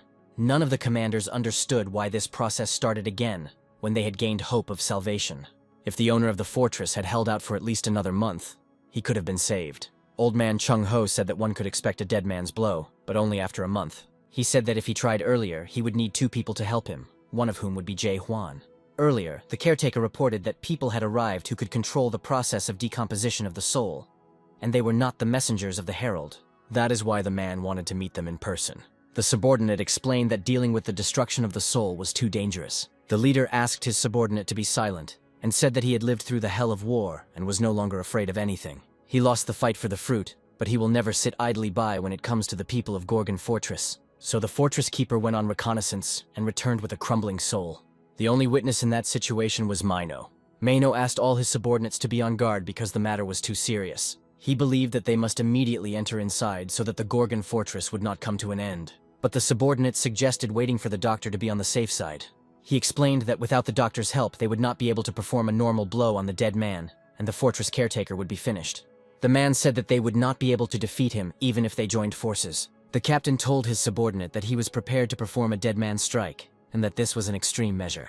The subordinate was worried that they didn't have the crystal, but Minu said not to panic about it because everyone already knew the truth. Someone from the outside reported that what Mino was waiting for had already arrived. Turning around, everyone saw the Dark Shadow captain. The hero could not believe that the commander's confidant turned out to be a traitor. The chest that the Shadow Commander brought contains Jae-hwan's crystal. The commander asked his subordinate why he had hidden such an important item from everyone. According to him, the subordinate knows best what will happen if the decomposition process is completed. The commander assumed that the man was going to turn the gentleman into a real corpse. An ordinary undead can pose a serious threat to the Gorgon Fortress. That man, in turn, reproached the commander that even with the crystal, he would not be able to find the one who would strike the dead man. The commander reported that he had already found people who were trained in this special technique. These people, unfortunately, are not the messengers of the herald, but they can deliver a precise fatal blow to the dead man. The commander believed that if he struck like this, the master's spiritual energy would be sealed in the crystal. Any person who takes possession of the ghost crystal will be able to gain the spiritual energy of the caretaker and become the master of the fortress. If the Gorgon Fortress falls into the wrong hands, it will be bad for everyone. Seeing someone touching the crystal, the man remembered that only Mr. Jae-hwan could use the crystal. 6 months ago, the fortress caretaker said that people had arrived who knew how to control the process of soul decomposition. And around the same time, the old man's soul began to decompose, and now he can't control his own powers at all. Then the subordinate concluded that this had all been the commander's big plan from the very beginning. He asked everyone present to stop the commander, but they only looked at him stupidly. Then the hero realized that everyone present was involved in this high-profile case. He apologized to the caretaker and said that there was nothing more he could do. Then all the people grabbed the crystal and directed it towards the crumbling soul of the fortress's owner. The subordinate justified himself by saying that he was unable to defend the Gorgon Fortress due to his own complacency. Out of resentment and pain, he began to cry and in the process apologized to the master. Suddenly the roof of the room collapsed, and huge stones began to fall from above. The captain of shadows appeared in the room and wanted to figure out what was happening. Also in the location appeared Mr. Jae-hwan and Jahar. The commander shouted at the guests and asked Jae-hwan how he dared to come here. At this point, the manager was trying to deal with his subordinates, who, apparently, had given out secret information. The guests said that the news of their wrongdoing had already spread throughout the heavens, and that it was all their comrades who had done it. The subordinates lay on the ground and apologized to their commander. When they confessed that they had told the truth, they were immediately subjected to reprisals. The main character asked the manager what he was doing. The steward said he believed these people were trying to commit suicide because the truth had come to light. Jahar tried to stop the plan, but soldiers immediately attacked him. They put a gun to his throat and told him that by all rights he should not go against their actions, and he had to wait until the process was completed. The protagonist knew that the fortress would provide him with safety for saving the owner of the fortress. But later he realized that this was just an empty promise. He announced that he needed to change the terms of this deal. For himself, he decided that he would save the owner of the fortress and destroy all the traitors. For the destruction of the traitors, he asked for this glorious old man to be returned to him. He decided to repeat the entry into the depths and asked those present for help in this. Then everyone who was in the location became alarmed after this phrase. The steward realized that the story about the guy who killed the dead man with one blow was true. The captain announced that in that case they would also take up arms. After these words, the location was completely filled with people with weapons. The main character looked around him and pushed away everyone who approached him. Jahara was hit by the energy blast, but he was able to dodge it. Unfortunately, the manager cruelly lost his arm in this battle. An endless stream of people flew towards the main character. The armless captain flew towards him, but Zhe was able to make a normal lunge. The man realized that he was wrong when he thought he would be able to block this blow. The man realized that he would die if he continued to try to resist this attack. The main character's blow hit the wall where the owner of the fortress sat. Everyone present realized that if something happened to the captain of the fortress, they would have to move on to another plan. They wanted to use black smog against this young man, and they didn't care that the entire fortress could be destroyed by it. The main character did not know why the manager and his subordinates were trying to achieve something bad and destroy souls.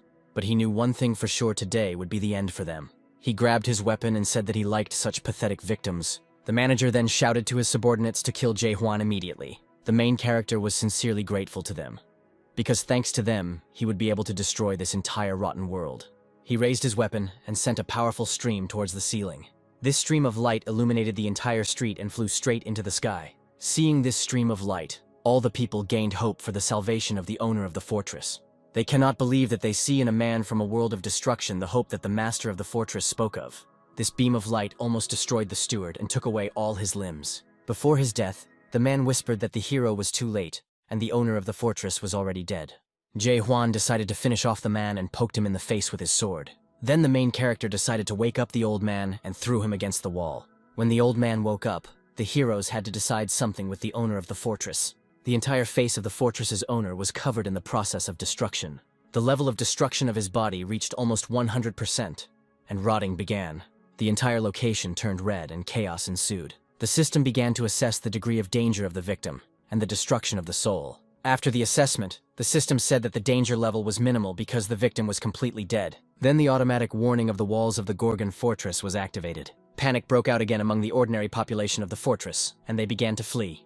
The soldiers ordered everyone to evacuate so as not to create unnecessary problems. Seeing the red beams of light, the soldier realized that something evil was coming. He was interested to know what was going on in the fortress, but he knew for sure that he should not expect anything good. Jae-hwan told the captain of the destruction squad to evacuate with the caretaker. He ordered the old man to help him clear the way to the main commander. A moment later, with a couple of blows of their swords on the floor, they cleared the way to the owner of the fortress. The absolutely black fortress guard showed no signs of life. Old man Chung-ho decided to test the dead man's blow and save the owner of the fortress. In the process of rescuing the owner of the fortress, the old man began to remember him. Jong explained to Jae that vivid memories would help avoid the worst outcome. But suddenly a picture appeared before the old man, of a large creature holding a small one in its hands and trying to kill it.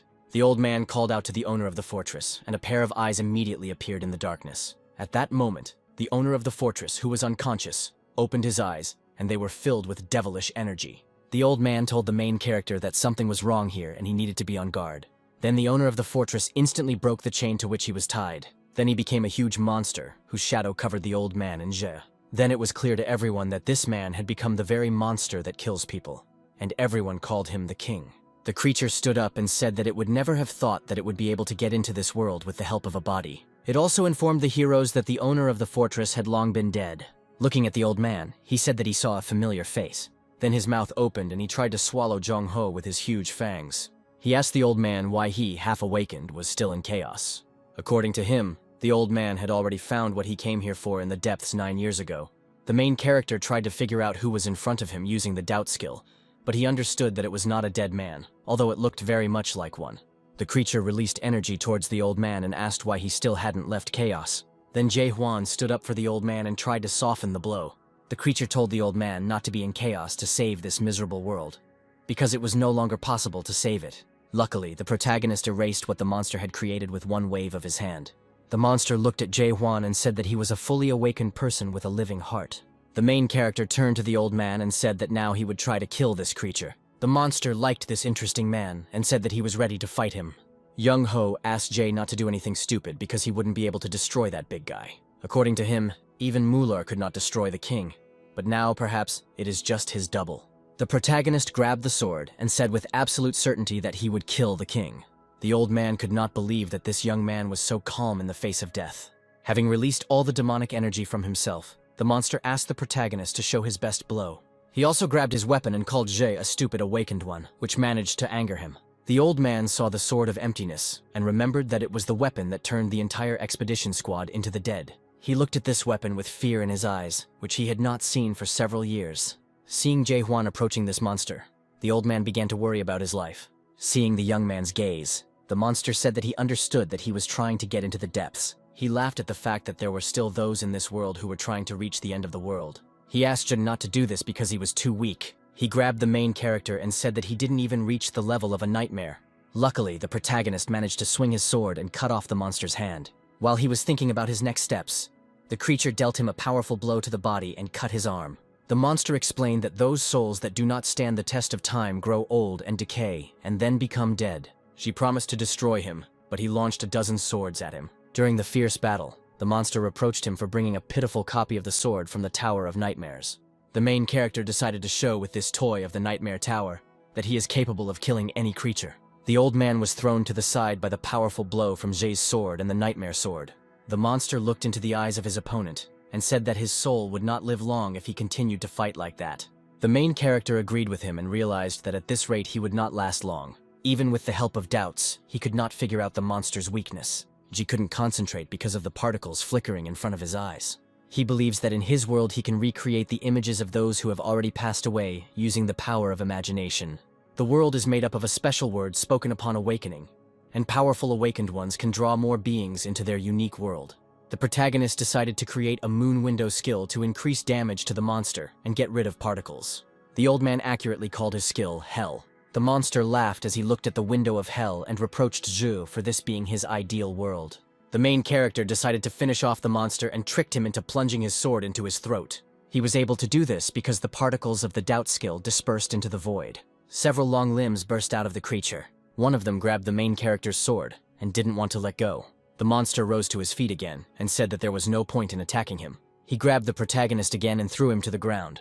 Seeing this terrible picture, old man Jong-ho understood that Hwang had come to an end. The monster said that he had not met such interesting people for a long time.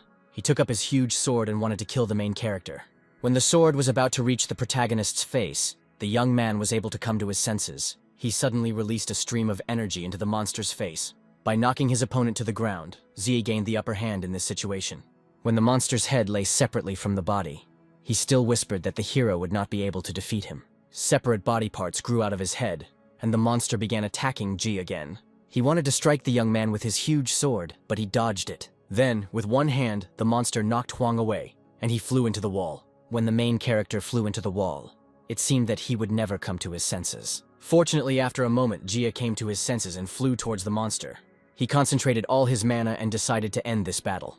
Then the entire location was filled with demonic and blue energy. The monster told the protagonist that he had been watching the inhabitants of this world for thousands of years, who curiously wanted to get to the top of the Tree of Illusions. The creature reproached Zhe that his world was annihilation and an end that was imbued with arrogance. He didn't understand why Z was turning to his world to understand the purpose of the illusion tree. The main character remembered that something similar had happened to him in the past. Then he fought with one of the monsters, who was the owner of the tower.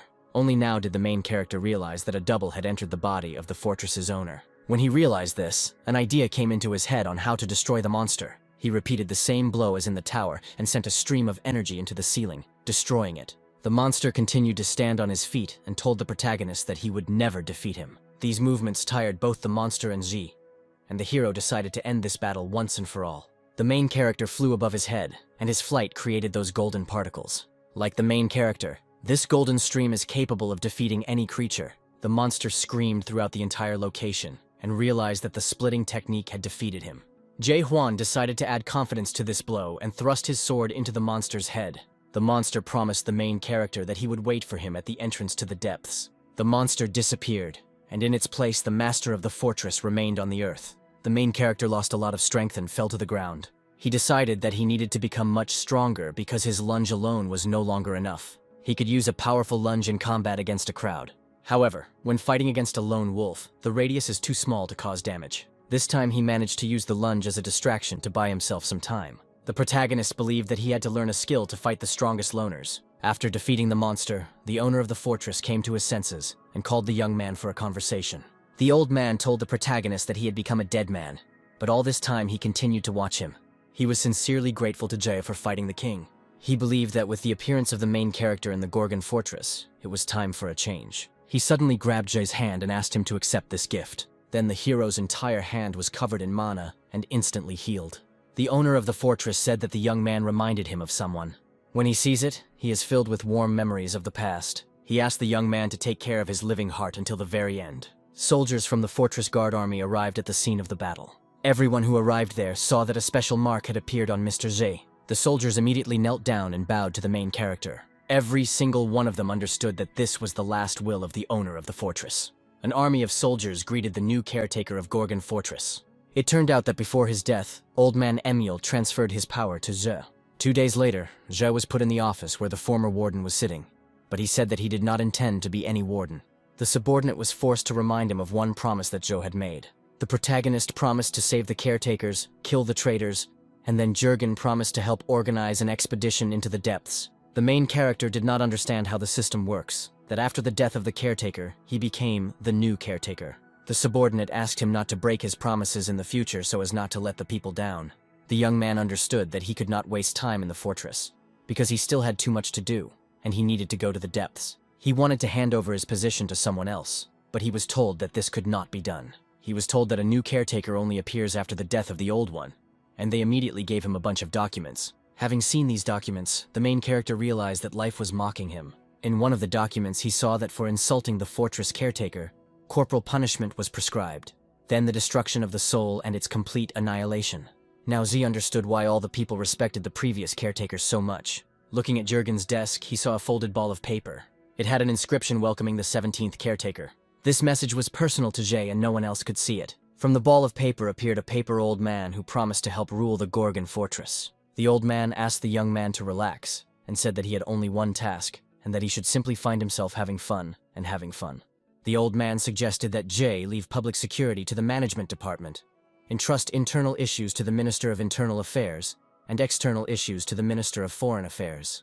The old man said that the former caretakers loaded themselves with work, and this accelerated the process of decomposition of the soul and ultimately led to death.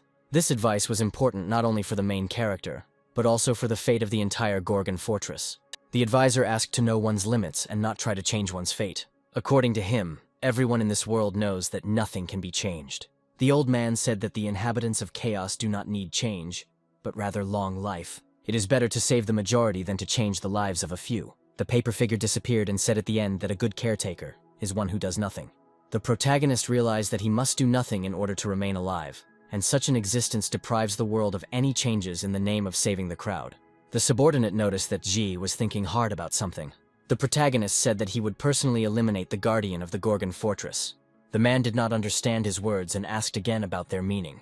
Ji asked Jurgen what the castle meant, and he replied that the castle was needed for protection from enemies. Then the main character said that the castle would no longer be useful to people if there were simply no enemies. At that moment, Jurgen understood what the main character meant. If there are no enemies, the existence of the fortress will lose its meaning, and then the caretaker will not be needed. Jurgen said that it was impossible to make all the enemies disappear. The protagonist said with absolute certainty that this was possible because he was going to unite chaos. When a person's soul disappears, a ceremony of the floating soul is performed with the entities that have disappeared forever.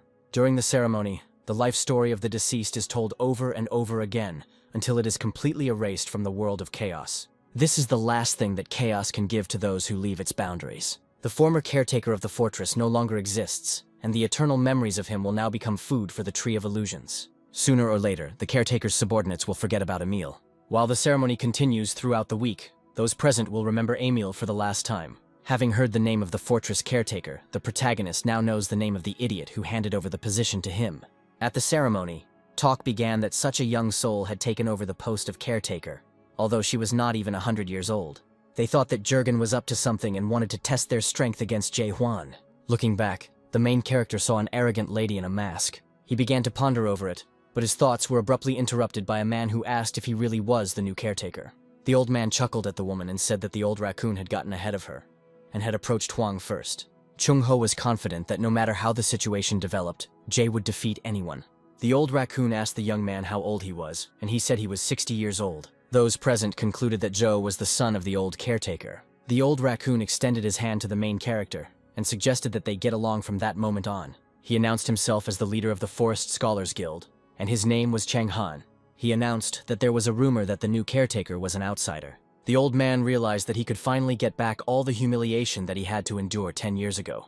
He was caught by a persistent commander while trying to bribe the guards at the northern gate. The caretaker then said that he could not establish a representative office that was contemplating bribes and had problems with the law. The old man was put in silver shackles and was harshly rejected by the fortress's caretaker. Now the man was sure that he would deal with this greenhorn and avenge the previous caretaker. The protagonist shook his hand in response, and the location lit up with fiery energy. This energy enveloped Zowan and the gates of hell opened. From these gates of hell emerged a huge fire-breathing monster. He wanted to destroy the new caretaker with a stream of his fire, but he turned around in time. Those present thought it was despicable that this raccoon had used the gates of hell against the young caretaker. Chang Han was sure that the hero was now watching the dragon's hellfire, and would soon begin to ask for farewell. The main character dealt with the dragon and greeted his interlocutor. In response, he used his lost spell skill and scared Chan. When the old man sat down on his knees, everyone realized that the young caretaker had managed to break through the gates of hell. The main character said that according to the law, the man is subject to corporal beating, but today he will be forgiven. After this scene, the caretaker became seriously interested in that girl. The main character was called to the podium to deliver a welcoming speech. Young-ho had a bad feeling about this moment. The protagonist read a prepared speech and declared himself the new caretaker of the fortress. He said that he did not know Aimil, and did not know how he lived his life. He didn't know what kind of caretaker he was, but he didn't really care. He announced to the public that he understood perfectly well that no one was happy with him. He said that people were unhappy with him, and he was unhappy with his position, and therefore it would be difficult for them to achieve the common good. After thinking about it for about a minute, he announced the only correct decision. He said that whoever could defeat him one-on-one would become the new caretaker. The creature that does this first will take his place. Everyone began to laugh at him and reproached Aimil for choosing a simple and stupid man. The main character said that everyone has exactly 2 months to fight him. Anyone who takes this step and fails will join the expedition team to the depths, which will take place in 2 months. Jurgen believed in the abilities of Jae-hwan, who saved Gorgon Fortress, and was personally declared dead by the caretaker. Even with the ridiculous decrees of destruction and unification of chaos and the ridiculous behavior during the welcoming speech, Jurgen decided to give him a chance. The people began to fuss because they did not understand that chaos was now awaiting them. After the opening of the competition with Jae, men flocked to the fortress to fight, to battle with the warden. One of the subordinates showed the warden that Old Man Jong had said that even chaos would not be able to defeat Jae-hwan. Everyone understood perfectly well that things in the fortress had gone too far. Jurgen burst into Jae's room and said that he had accumulated too much work. In Jae-hwan's place sat the cured Gordon. Then the subordinate became alarmed and shouted throughout the fortress the name of Jae-hwan, who had disappeared without a trace. At this time, the main character was training on Gordon's sculpture collection. Thanks to these trainings, the young man managed to develop a new skill. The old man realized that Jae-hwan had originally copied this stance and strike from him during that battle. Hwang suggested that the old man try this blow on him. The old man became angry and said that Jae does whatever he wants, but the heavens have their limits. He decided that today he would bring Jae to his senses and become the new caretaker. He didn't have time to attack before he was immediately thrown into the nearest wall. This blow hit some completely random person from the Thunder King clan. Indeed, it was the leader of the Thunder King clan, whose name was Yun. Some time ago, he was informed that the caretaker was training in the collection room. He made a hole in the ceiling and decided it was the perfect place to attack. With his attack, he wanted to defeat Ji and become the new guardian of the fortress. As Yun began to carry out his plan, he was thrown back by a random wave from Ji. The old man brought him to his senses, and he did not understand how such a young man could be so strong. He said that no one knows where this hero came from, because there is no word of him in the Great Lands, and not in all the chaos. He asked the old man if there was any point in trying to defeat Jay, but he said that there was no point in trying. Young-ho said that this man and everything connected with him made no sense. Yoon stood up and said that the random attack didn't count, and he had to try to defeat the warden again. The main character decided to give this young man a chance and called him to fight. Yoon created an energy flow, but the protagonist skillfully dodged it. Using a special skill, he created huge scissors that were not easy to escape from. Jae Hwan swung his sword once and directed that energy flow from Yoon towards himself. In response, Yoon created the power of the Thunder King, which was sure to kill Jae. Yoon was confident that this was the final attack of this battle that would lead him to the result. While he was concentrating his mana, Jae carefully maneuvered and appeared behind him. He reproached Yoon that his skill took too long, and the enemy could easily kill him by tricking him. After the battle, Yoon, with a bump on his forehead, reported that the caretaker had defeated the leader of the Thunder King squad. He thanked Jae Hwan for the battle and said that he now had the support of the strongest in this fortress. It took him exactly 100 years to get into the fortress for this position. He was a member of one of the 5 famous companies in the Great Lands. To be more precise, he was an ordinary slave of this detachment. The players who cleared the tower also became members of the squad, deciding to spend the rest of their lives together. Most of them died, but Yoon continued to work for 100 years, watching his comrades die. He miraculously managed to survive and earned official ministerial status. It was then that he first challenged his destiny, because he did not intend to live like this. Through hard work, he betrayed all trust and stole the squad's secret treasures. He obtained a top-level skill called Lightning God. This skill rejuvenated the cells of his body the moment it was acquired. In addition, he passed on knowledge to him for further use. The squad pursued him for 20 years, and eventually they were all beheaded. After being summoned into chaos, he managed to take 9th place in one of the century-old squads with the help of the Lightning God. Yoon was offended that the main character did not even live to be 100 years old, but became a caretaker. He told the old man that he couldn't understand the meaning of the protagonist becoming a caretaker at his young age. Old man Chan told him that he was just lucky that he hadn't met this guy before. That's why he can't understand what's special about Jae Hwan. The old man told the young man that a week ago the Gorgon Fortress was captured by a detachment of the Golden Heavens. It was unknown how they managed to lure everyone to their side, and it was clear that they had been preparing for this for a long time. The one who saved the Gorgons from destruction and defeated the king who had taken over the caretaker's body was the new caretaker, Jae Hwan. An explosion went off in the room, which frightened everyone. The leader of the Flame King squad, whose name was Gang Hwan, appeared and announced that he wanted to fight the caretaker. He came with the leader of the South Sea squad, Michael, but wanted to start the fight first. The main character said that this was not necessary and that they could both attack him at once. He explained that he was learning a new technique here and didn't have much time for empty battles. The old man concluded that soon quite a lot of people would suffer in this location. Gang Hwan grabbed his weapon and rushed at the young warden. His weapon glowed with incredible fiery energy. The man directed a stream of flame at the wall and immediately got it from the old man for it. Gan's assistant said that in this state, he would not hear anything and would continue the attack. The man swung his sword in all directions, creating as much fire as possible. Gan was amused by the fact that he assumed that Jae was afraid of the flames of his fire. The protagonist, without using a weapon, hit Gan back. This blow caused a large crack in the wall. Old man Young-ho was angry because he didn't know how to explain all this to Jurgen. Jae Hwan scolded Gan's assistant for not attacking with his comrade. The young man said that he simply could not stand fire, so he decided to attack separately. The main character decided to give this brave man a chance to fight him one-on-one. From the young man's appearance, it was clear that he was definitely worth something. The main character decided to attack first, but his opponent was able to parry his blow with a huge sword. The counterattack was not long in coming, and the brave man used special mana. Jae Hwan noted that this opponent was quite different from all the previous ones. This young man doesn't just rush forward carelessly like the others, but controls himself. There was even a dangerous moment in this battle when Jae Hwan could have been hit by this brave man. This strike created a delay that allowed Jae to find himself above his opponent. When he noticed the main character, he could no longer do anything. The entire location was covered with the fiery energy of the caretaker. The battle ended, and the opponent admitted defeat.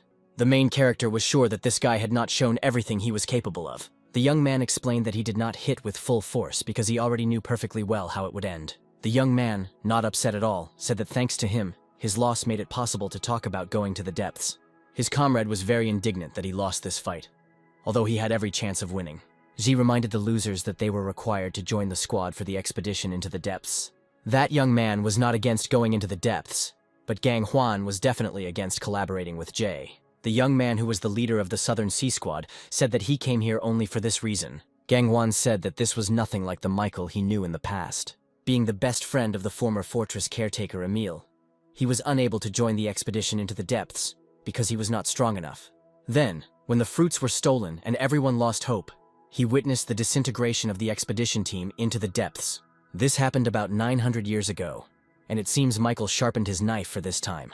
He proudly announced that he had been planning to join the expedition into the depths for a long time, and now he had done so. Old man Zhang Ho became curious about the purpose of the Fire King's visit. Gang Huan didn't really want to join the squad, but since he lost, he had no other choice. Chung Ho asked the god of lightning, and he said that he had already made this decision a long time ago. To everyone's surprise, he suddenly jerked from his place and ran towards the wall. The old man suggested that he wanted to fight the caretaker again, but everything was not as those around him thought, and the young man simply fell at the feet of the young fortress guard. He promised with his good name to always serve and obey Jihuan. Everyone who was in the location was perplexed by what was happening. Yun guaranteed his loyalty and said that if there were any problems, he was ready to die for the caretaker. The young man begged the main character to accept him into his squad, and he was even ready to be a captain who would not steal. He previously stole the lightning god art after being accepted into the clan. Old man Zhang Ho asked the young man how he would betray his lightning god's troop and go over to Jie Huan. He replied that the lightning god's squad no longer existed in chaos. He reported to the caretaker that there were only 7 people left in the detachment, including him. He told through tears that his unit was mercilessly destroyed. It happened a week ago, and the lightning god's squad couldn't do anything about the attackers. Zhang Ho deduced that when the lightning god's squad disbanded at the same time, the fortress announced the selection of a new caretaker. Yun came here to take up the position of caretaker, having already convinced himself of victory. As soon as he tried to strike the first blow, he was broken. Ho assumed that the young man simply wanted to join the warden's detachment out of desperation. He agreed without a shred of conscience that he wanted to be in the caretaker's squad only because his squad was defeated. Everyone found it strange that there were no rumors in the fortress that the lightning god's squad had disbanded. After all, a week had already passed. Suddenly, Yun reminded Chung Ho and told him about the incident where the caretaker saved the Gorgon Fortress. This young caretaker saved his squad from the squad of Golden Skies. Gang Huan and his friend couldn't believe that a week ago, the riots in Gorgon Fortress were caused by the Golden Heaven Squad. Yun said his unit was not the only one to suffer in the chaos. At that time, there was still a 3rd-rank Shadow Squad, a 1st-rank Heavenly Dragon Squad. Unfortunately, none of them were able to put up the necessary resistance to the Golden Heaven Squad. The old man asked what happened to the Manticore Castle then.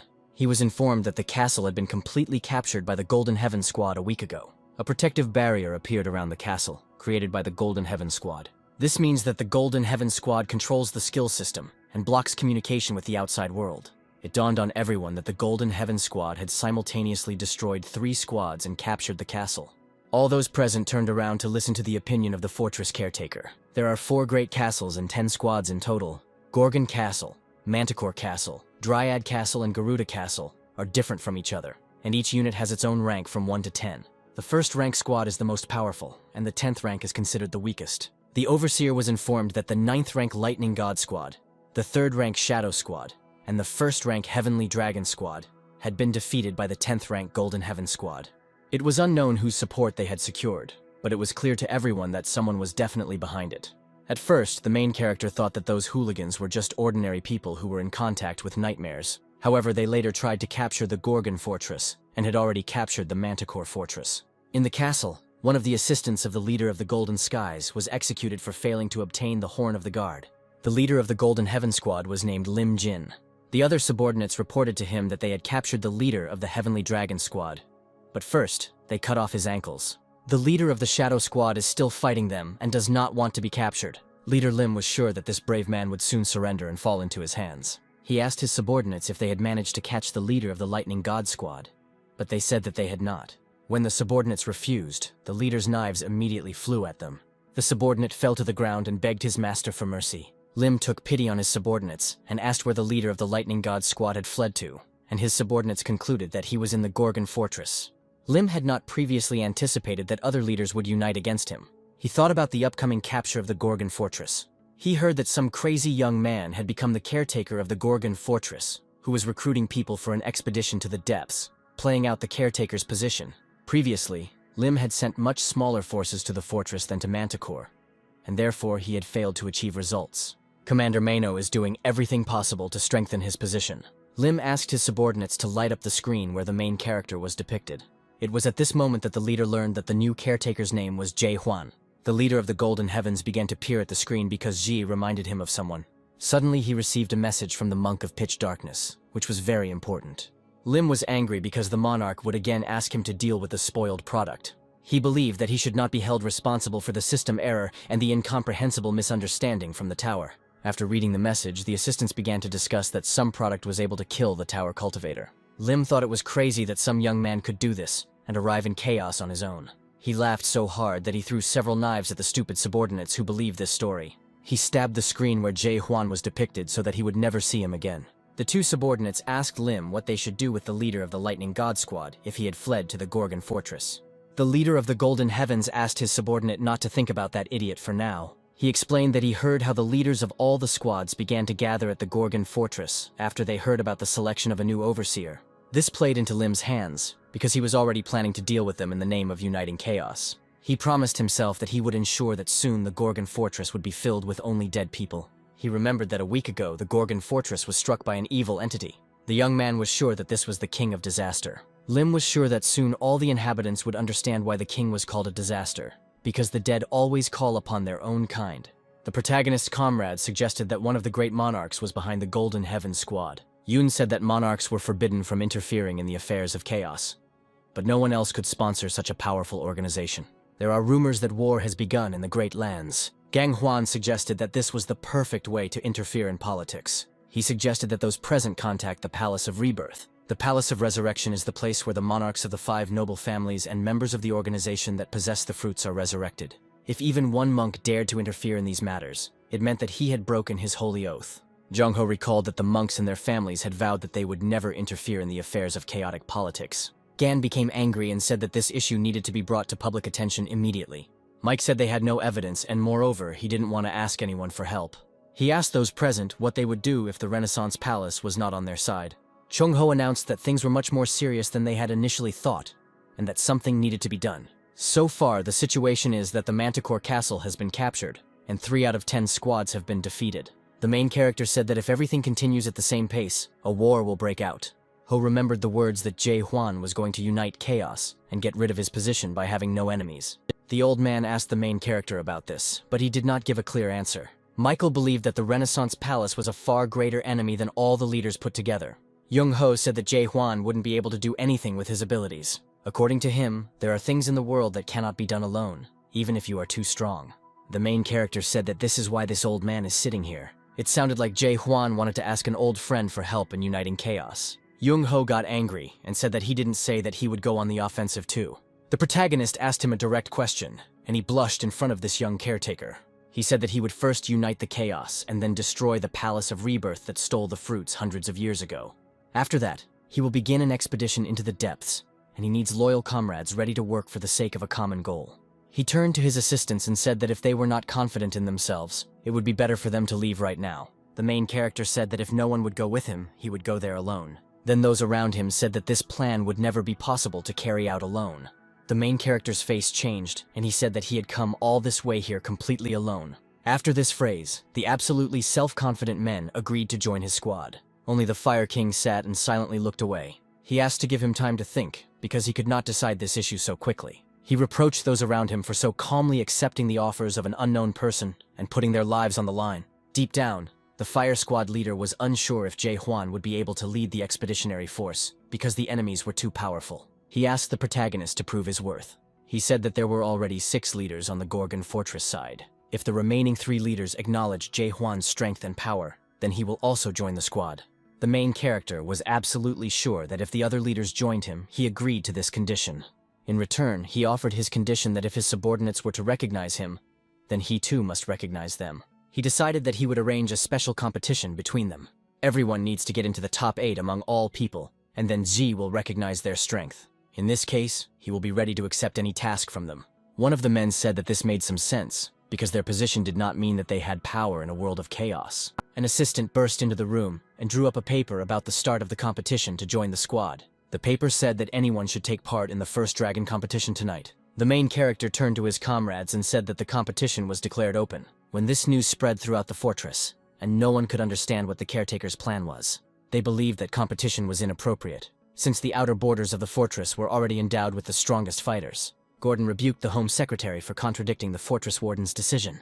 Gordon asked him to abstain as most other ministers had already agreed to the decision. The interior minister said the other 3 ministers had been appointed only recently and had little influence. Among these ministers were Jahar, Gordon, and that same old woman. During the disaster, 4 of the fortress's 5 ministers were killed, and 1 survivor was left with severe injuries. Then new ministers were appointed from among those close to him. The old woman was the Minister of Finance, and her name was Clar.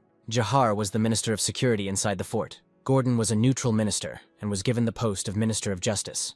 It was unclear to everyone how the waitress became the Minister of Finance. The girl asked the man present not to look down on her just because she was a waitress in the past. She approached the Minister of the Interior and said that they build values in their work. She said that money always follows people. And now the Gorgon Fortress is experiencing its biggest influx of visitors due to the competition.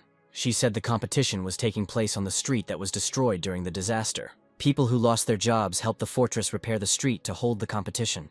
The Minister of the Interior learned about the competition, but did not expect that the caretaker would be able to find people and a suitable place. Claire said that the disaster had caused damage worth 12 billion gold, and asked if everyone knew how much they had earned from hosting the competition so far. She gave the exact number, and said that they managed to earn 13 billion and 280 million units of gold. The girl admitted that, unfortunately, she does not know what exactly the gentleman intended by holding the competition. It was unclear to anyone whether Xi really wanted to form a squad in the depths, or whether this was all being done for the sake of uniting the chaos. One thing everyone knew for sure was that in the chaos, it was time for change. In the southern part of the chaos, there are vast expanses of sea. The acropolis of these lands is Dryad.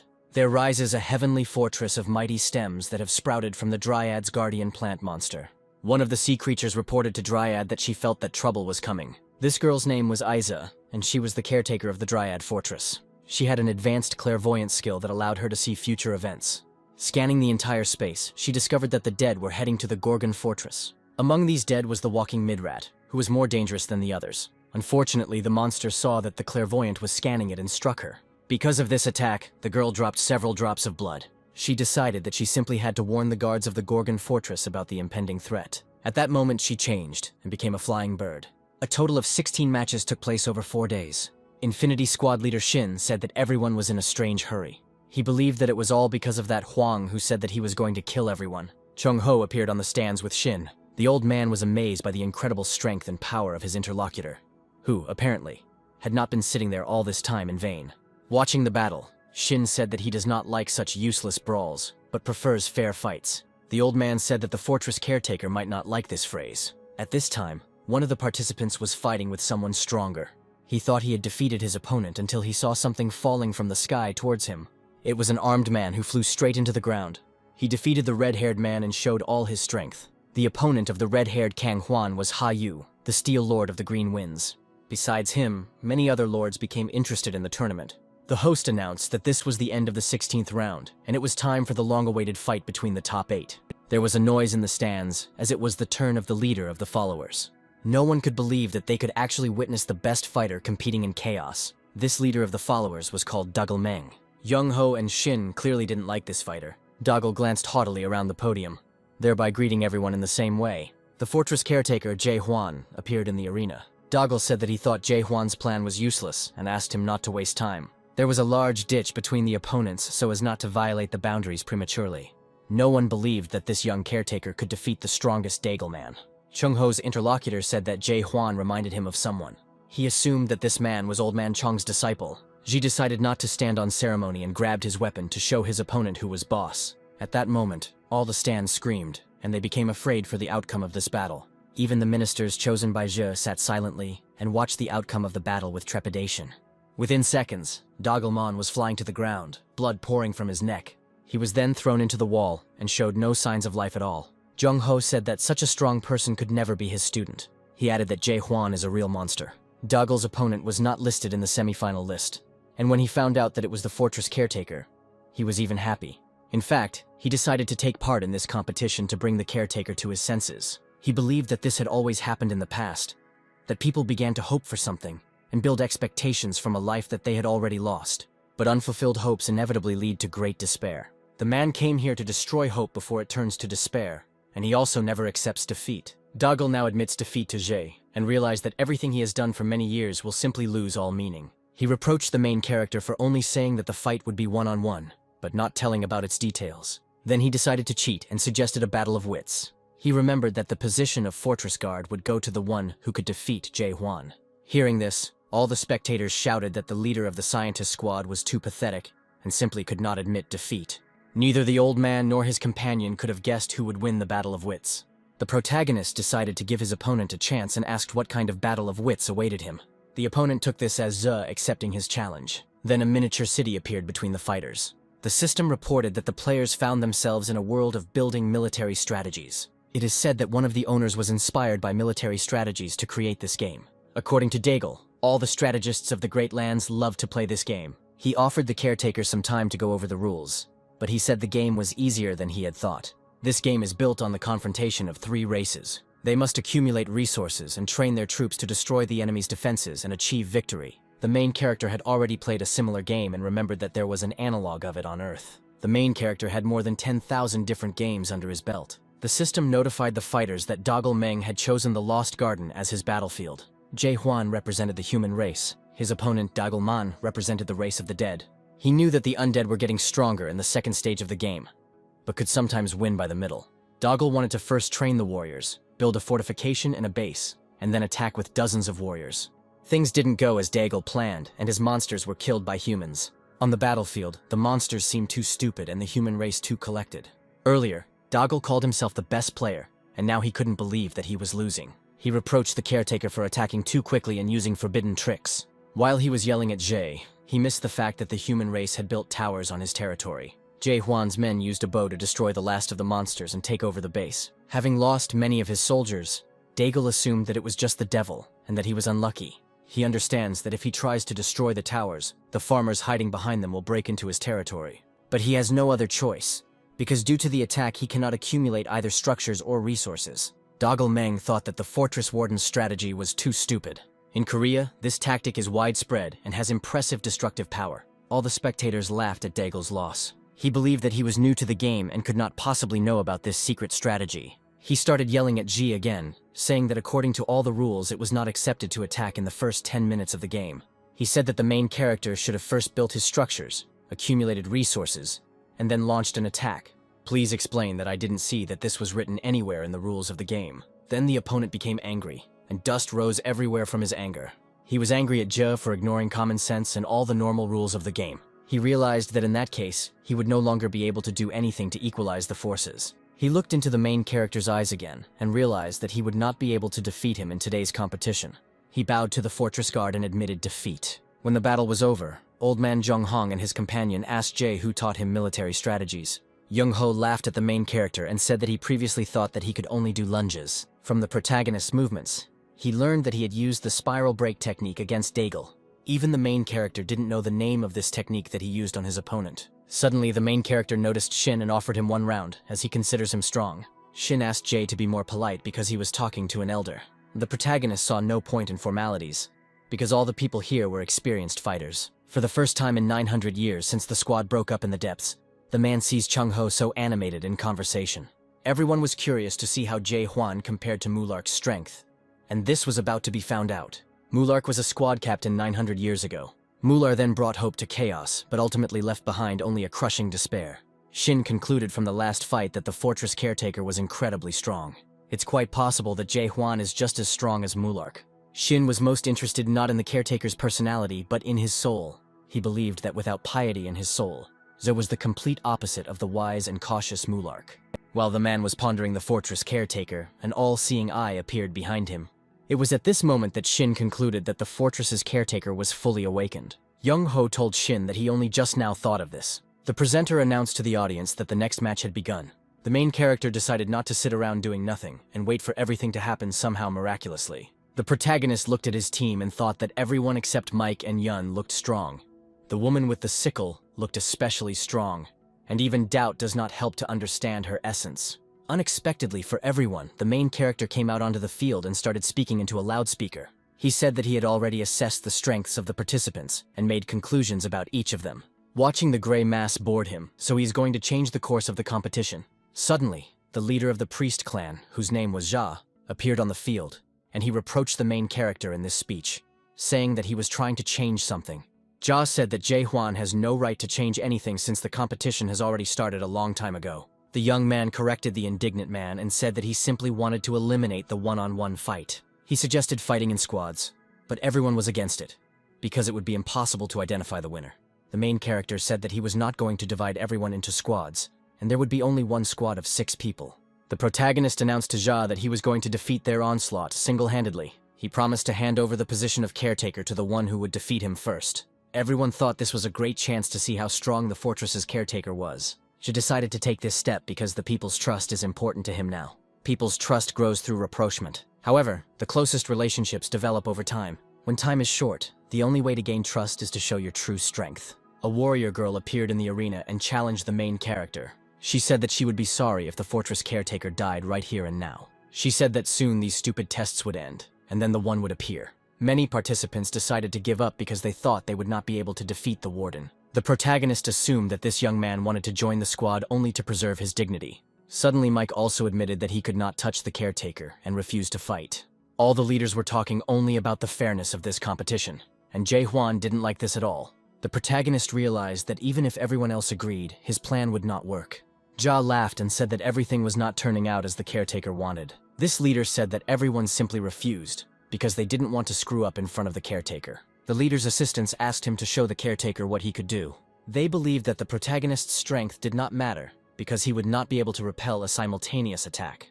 The leader reminded the captain that they were not here to defeat the warden.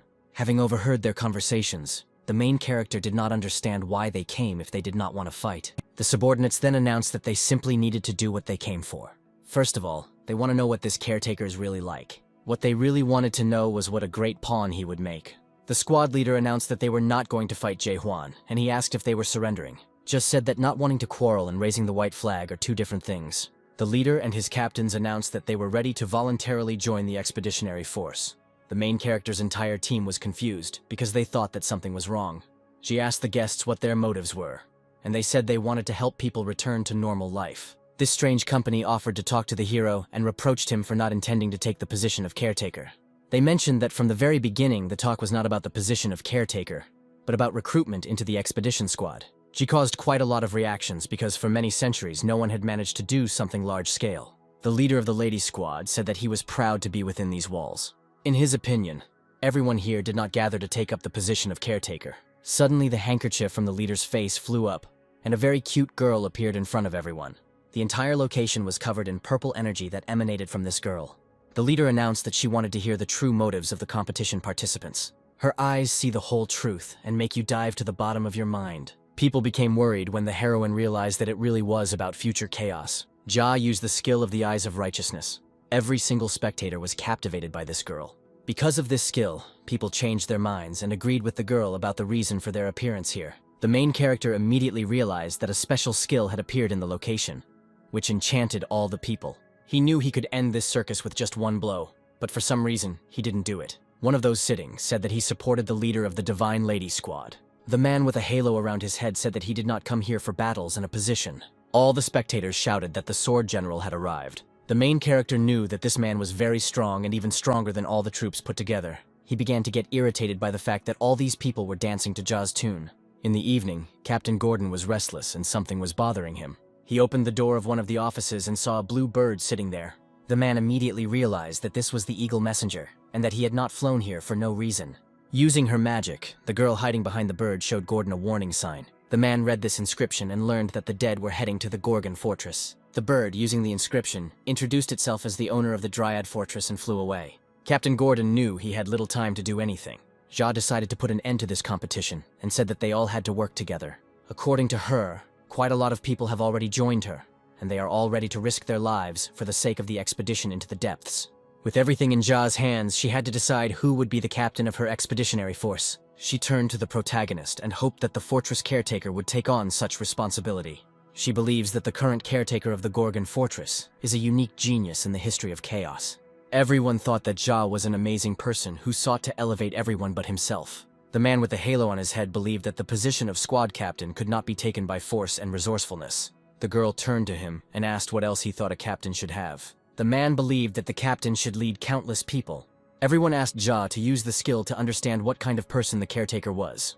Hearing the wish of the majority, the girl decided to use the Divine 8 skill. She put her hand forward, and an energy butterfly immediately appeared on the ground. There were 1,000,000 of these butterflies, and they filled almost the entire arena. Cha suggested that Zhe go through the Righteous Eight to become the captain of her squad. Young-ho realized that this girl had fooled them with her skill. People at a high level of adaptation asked to go through this test in order to fill in the missing characteristics and move on to the next level. Chung-ho was afraid that the main character would raise everything up into the air again, and then the expedition would go down the drain. The old man believed that no one would want to follow a captain who could kill at any moment. However, he believed that if he did not intervene, the soul of the fortress's owner would be tested. To his surprise, the protagonist agreed to undergo this test, which was arranged by the lady. Suddenly, water and broken ships appeared in front of the audience. The girl warned the main character that this time the location for testing would be the ocean. She said that the ocean mostly spills out into the seas and shipwrecks occur very often. Spectators also ended up in the water, trying their best to save themselves. A rescue boat always appears on time in this location. People managed to escape, but one more person remained overboard. Everyone who was sitting in the boat did not want to take this young man with them, because then the boat might sink. A strange hand touched Jie and asked him to make a decision.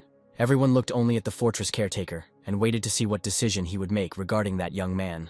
The main character could not understand how he ended up on this boat. A system window appeared, which notified that it was necessary to either save the majority and sacrifice the person, or not abandon the person and drown together.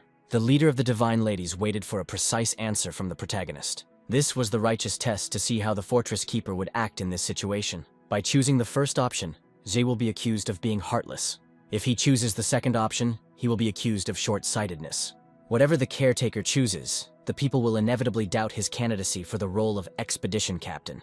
The main character chose the third option, and this confused the girl. The young man said with complete confidence that he would save everyone and keep the boat from sinking. The girl Jia became worried because the main character found a secret exit. According to the third option, the main character wanted not to abandon anyone and save the person who fell into the water and ensure everyone's safety until the rescue team arrived.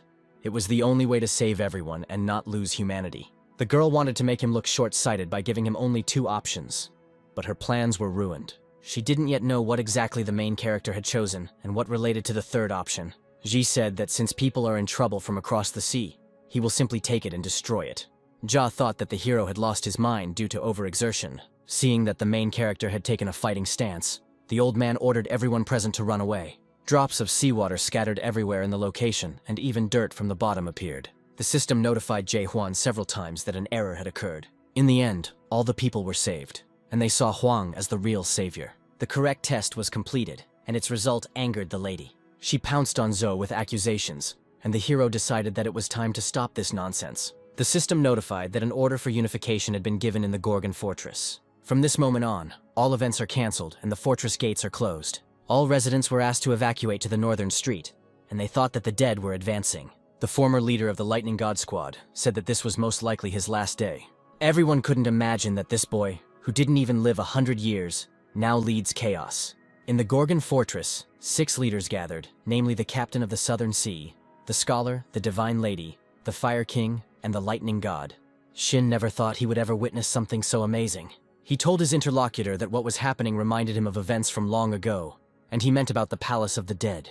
The man agreed with the old man and said that something similar had happened in those days. However, neither of the two understands why the dead man is calling other dead men. When a mid-level undead appears, smaller undead flock to it. When a giant undead appears, mid-level undead will gather around.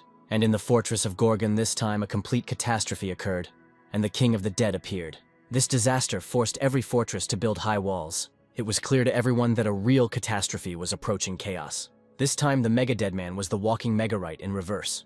The wounded inhabitants of the fortress began to panic about the arrival of monsters. Everyone who was from the main character's squad raised their heads and saw the invasion of 1,000 monsters. When infected people started appearing in the location, everyone understood that this was the end. The monsters devoured absolutely everyone who came their way. The previously brave leader of the Divine Lady Squad was also alarmed by what had happened and began to tremble. One of the monsters wanted to hit a strange man and asked the advisor to prevent this. Unfortunately, the monster still impaled the victim on its limbs and killed him. The advisor said that he could not fight such a dead man because he did not have much strength for it. In this world, any choice leads to nothing, because in the end everyone will be killed by monsters. Jia could do nothing and believed that the world was full of injustice. Suddenly, her hopeless face was blinded by a bright flash from the weapon. It was Mr. Yun who tried to fight the nearby monsters, He asked the girl to pull herself together and not give up ahead of time.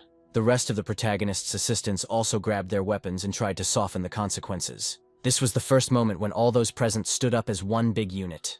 Ja knew that by counterattacking, she could only buy a little time, but she would never be able to defeat these monsters. She couldn't understand why everyone was fighting with some kind of frivolity and not worrying about their lives.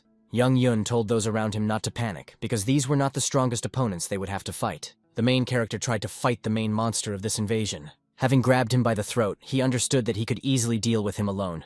He grabbed the creature's throat with one hand and decapitated it. The young man scolded the monster for destroying valuable buildings with his actions. Unfortunately, the monster was able to regenerate after Zhe's attack and began attacking again. The main character didn't like that his opponent was blowing all objects into the air when he started approaching. When he begins his attack, the monster immediately releases a stream of energy at him.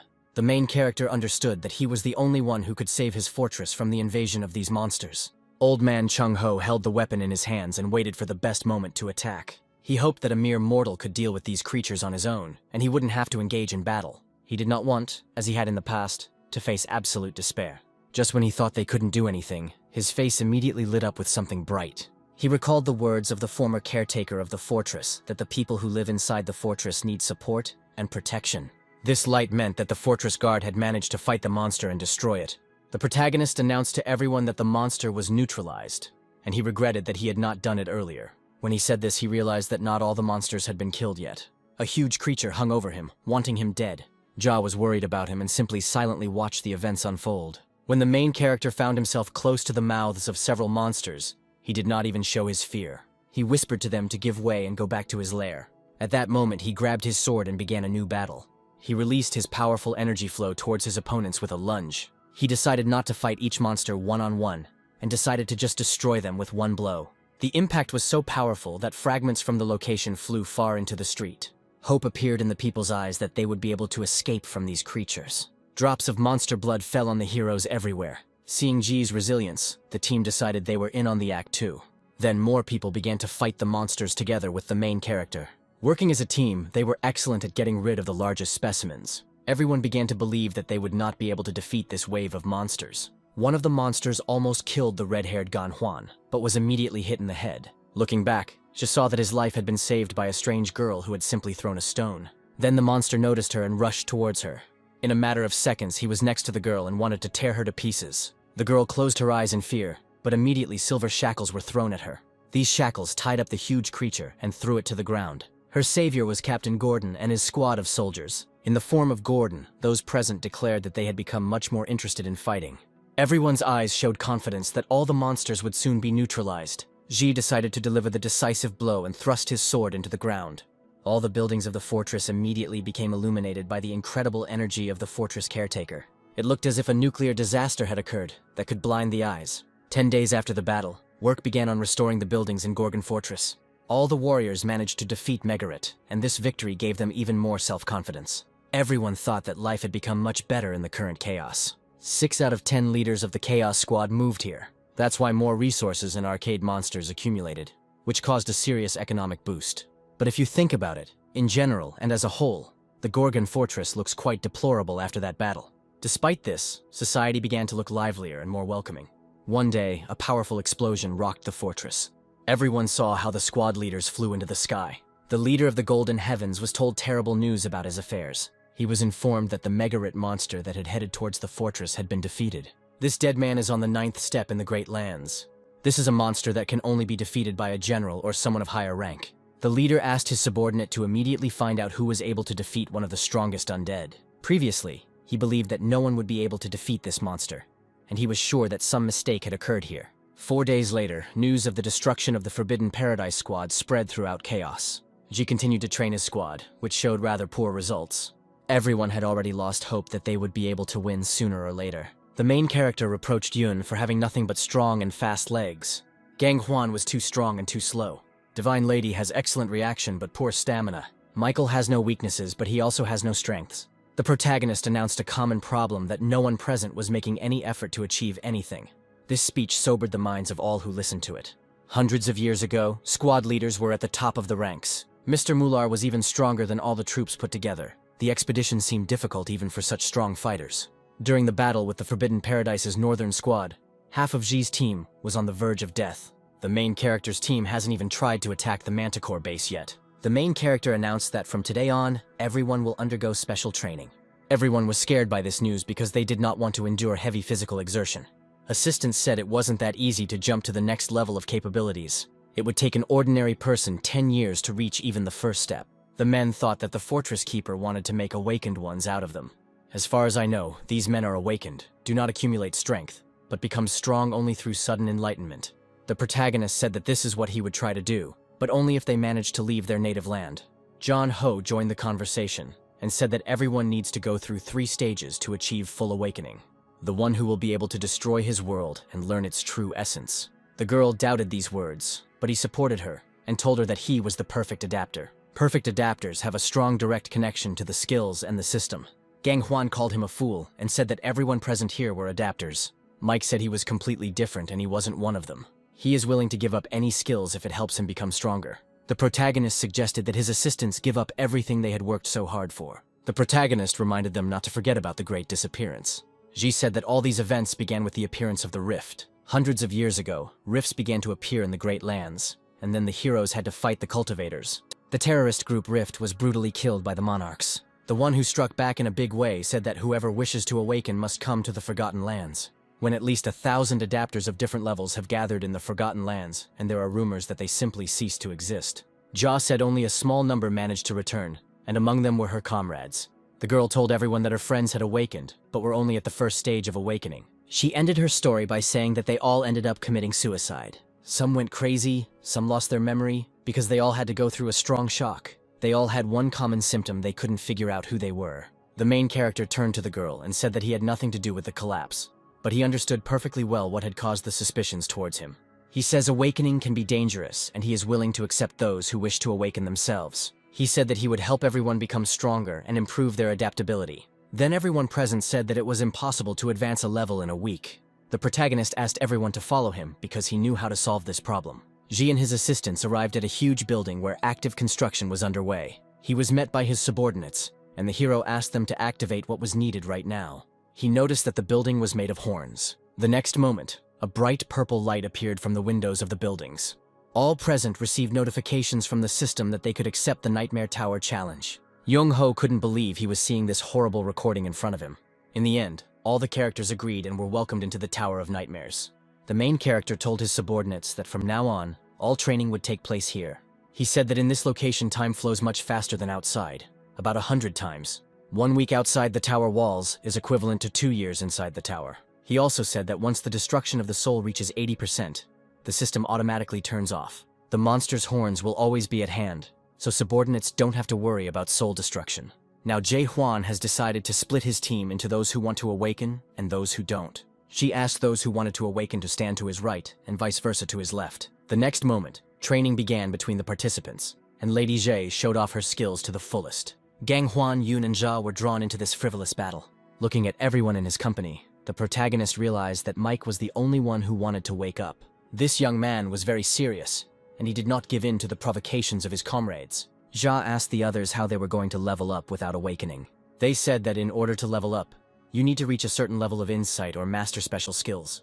The main character interrupted everyone and said that it was completely easy to accomplish. The lady yelled at him and said that it was not that easy to find a book with the highest skills. She said that they don't necessarily need a good book, they just need a good teacher. He proudly announced that from now on they would become each other's teachers. At this time, Mike went alone to the second floor of the tower.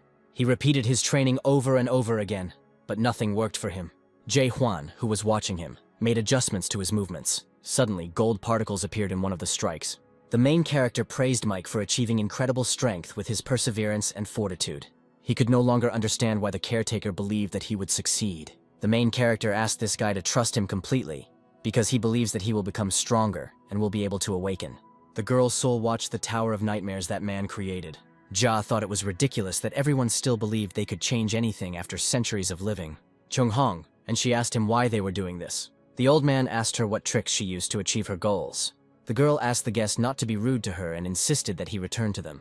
Chan refused because he would never join a squad of inhuman idiots. The girl believed that they were the only ones who sincerely fought for humanity. Sol belonged to the Rift squad that Jong Ho used to be in.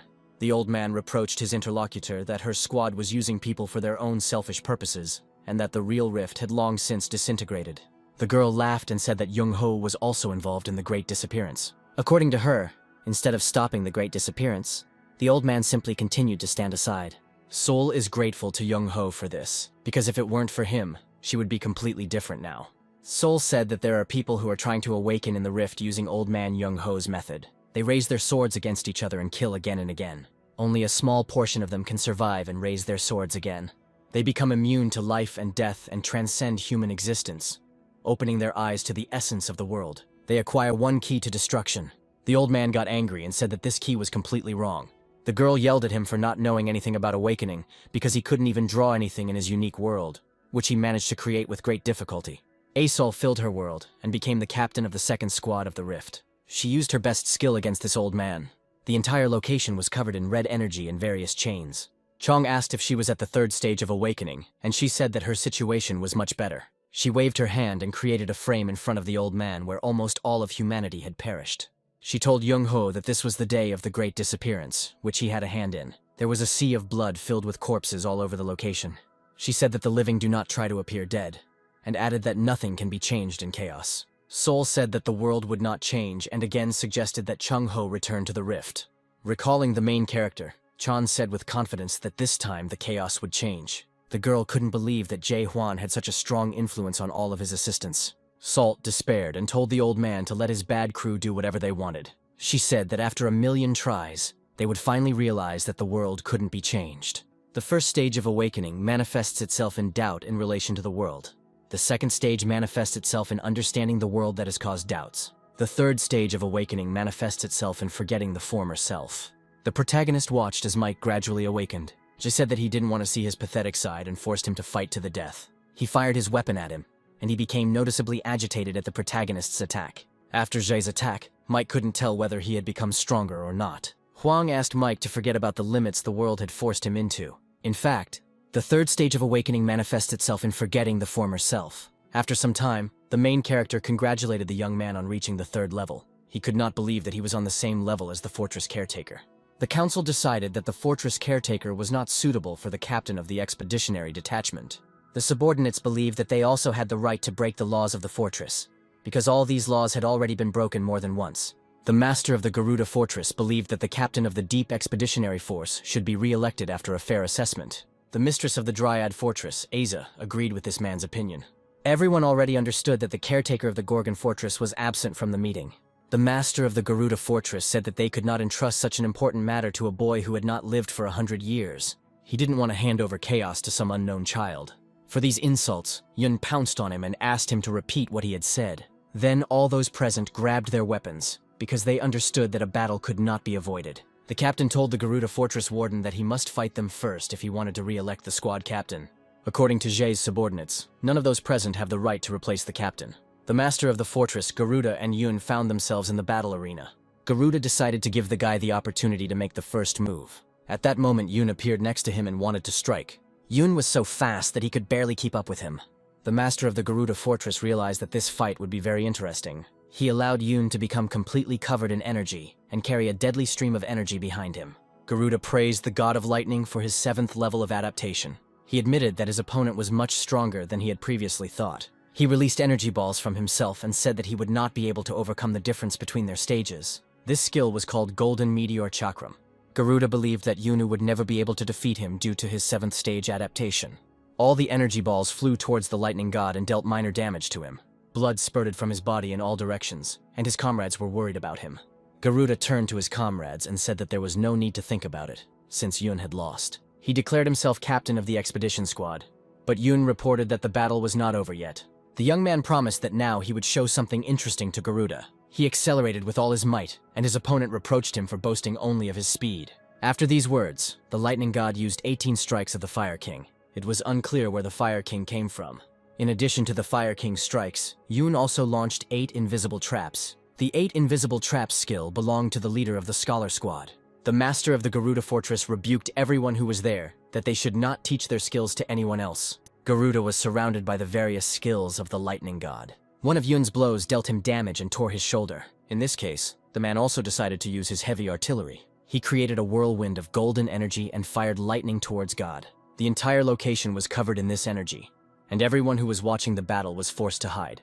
Garuda believed that there was no way for the god of lightning to escape such an attack. But suddenly, an unharmed Yun flew out from the center of this skill. He told his opponent that he needed to stop fooling around and come to some kind of result, and he used a series of Shin's strikes and drew first blood from his opponent. Shin himself appeared on the battlefield and asked the god of lightning to stop the attack, since it was already clear who lost. He hinted to Garuda that he could use the horned monster of the fortress. After some thought, Garuda decided to use the weapon that was always aimed against the dead. After considering the consequences, Master Garuda decided to admit defeat before the god of lightning. After the battle ended, Shin addressed the crowd and said that someone might also fight him. He offered Aiza to accept the challenge and participate in just one battle. Aiza wasn't particularly eager to engage in a fight with such a strong opponent. Suddenly, everyone noticed that Ja had moved to Garuda's side.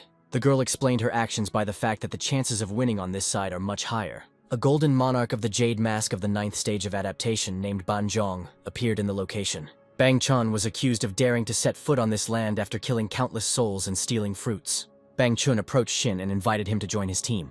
He said that the Steel Monarch was just waiting for his appearance. He asked Shin to forget all the grievances, because they had been through a lot together. He attacked his opponent and said that he had betrayed Marim.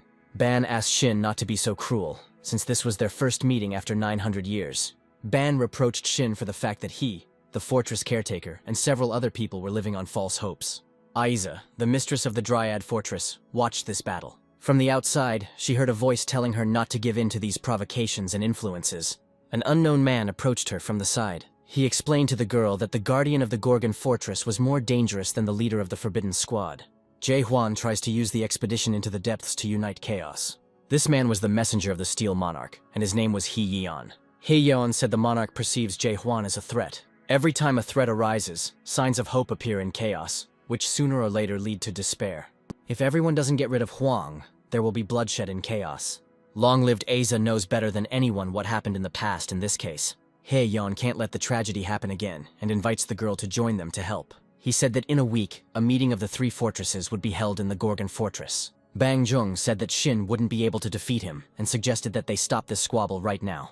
However, Shin decided not to stop and used the Holy Sword skill. Ban easily blocked the sword and said that the difference in their skills was quite large. He explained that someone who does not have the Monarch class cannot leave even a scratch on him. He released the power of the Monarch from himself and threw away all ill-wishers and destroyed the floor. Shin was struck down by just one blow from the Monarch's envoy. The Golden Monarch who rules the 12 regions is not even a great monarch. Ja can't believe they are forming an expeditionary force against such powerful monarchs. Bang Chan asked those present to forget about this dream, because they would never be able to achieve it. He hinted that Jae Hwan's team had already achieved a good position in chaos. He asked them not to try to reach heights that they could not touch with their hands. An exhausted Shin fell to his knees before the Golden Monarch. He gathered his strength and again began an attack against the monarch. He accused Ban of stealing the fruits of the Tree of Illusions several hundred years ago. Then the people of Chaos lost their comrades there, and now they will never forget the shame that they managed to live through. The man declared that times were changing and took a swing at Bang Chun. He told his opponent that his death was about to come. Like Jae Hwan, Shin pointed his sword at the ceiling and released an incredible stream of energy. It was a holy destruction that blinded the eyes of even the monarch himself. Bang Chun sent a counterattack and created a bottomless pit. He explained to his opponent that this time too he had failed to reach the heavens. Shin and his company cannot change anything in the past, present, or future. Banjong declared that the keeper of the Gorgon Fortress should be blamed for creating this stupid dream. Suddenly Mike appeared in this location and announced that the fortress caretaker would be a little late. He said he was ready to fight and defend Shin's position. The assistant caretaker believed that there was nothing more important than being here and deciding the issue of the expedition. Mike asked those present not to worry, because the expedition matter was under control. Shin asked Mike to surrender because it was impossible to fight the Golden Monarch. The man believed that it would be difficult to defeat this man, even if everyone joined forces. Mike looked into Bang Jung's eyes and said that he was ready to fight him alone. The monk looked at the young man and said that he had seen him somewhere before. He remembered that Mike was the rookie who was never able to join the squad due to his low abilities. The young man declared that it was all in the past, and now he was truly strong. He grabbed the weapon and invited his interlocutor to personally verify its strength. A real fight broke out between the men. When Mike swung at Bang Chan, he was barely able to block the blow. The man could not believe that this young man had grown so much in his abilities. Another blow from Mike sent the Golden Monarch flying back some distance. Bang Jong was able to take some damage and asked his opponent what kind of strong skill it was. It was an all-out punch that Mike had only recently mastered. Mike promised the monarch that he would die at his hands today if he did not try to show his true strength. The rival said that under no circumstances would this young man be able to kill him. He called the boy a weakling and released his skill at him.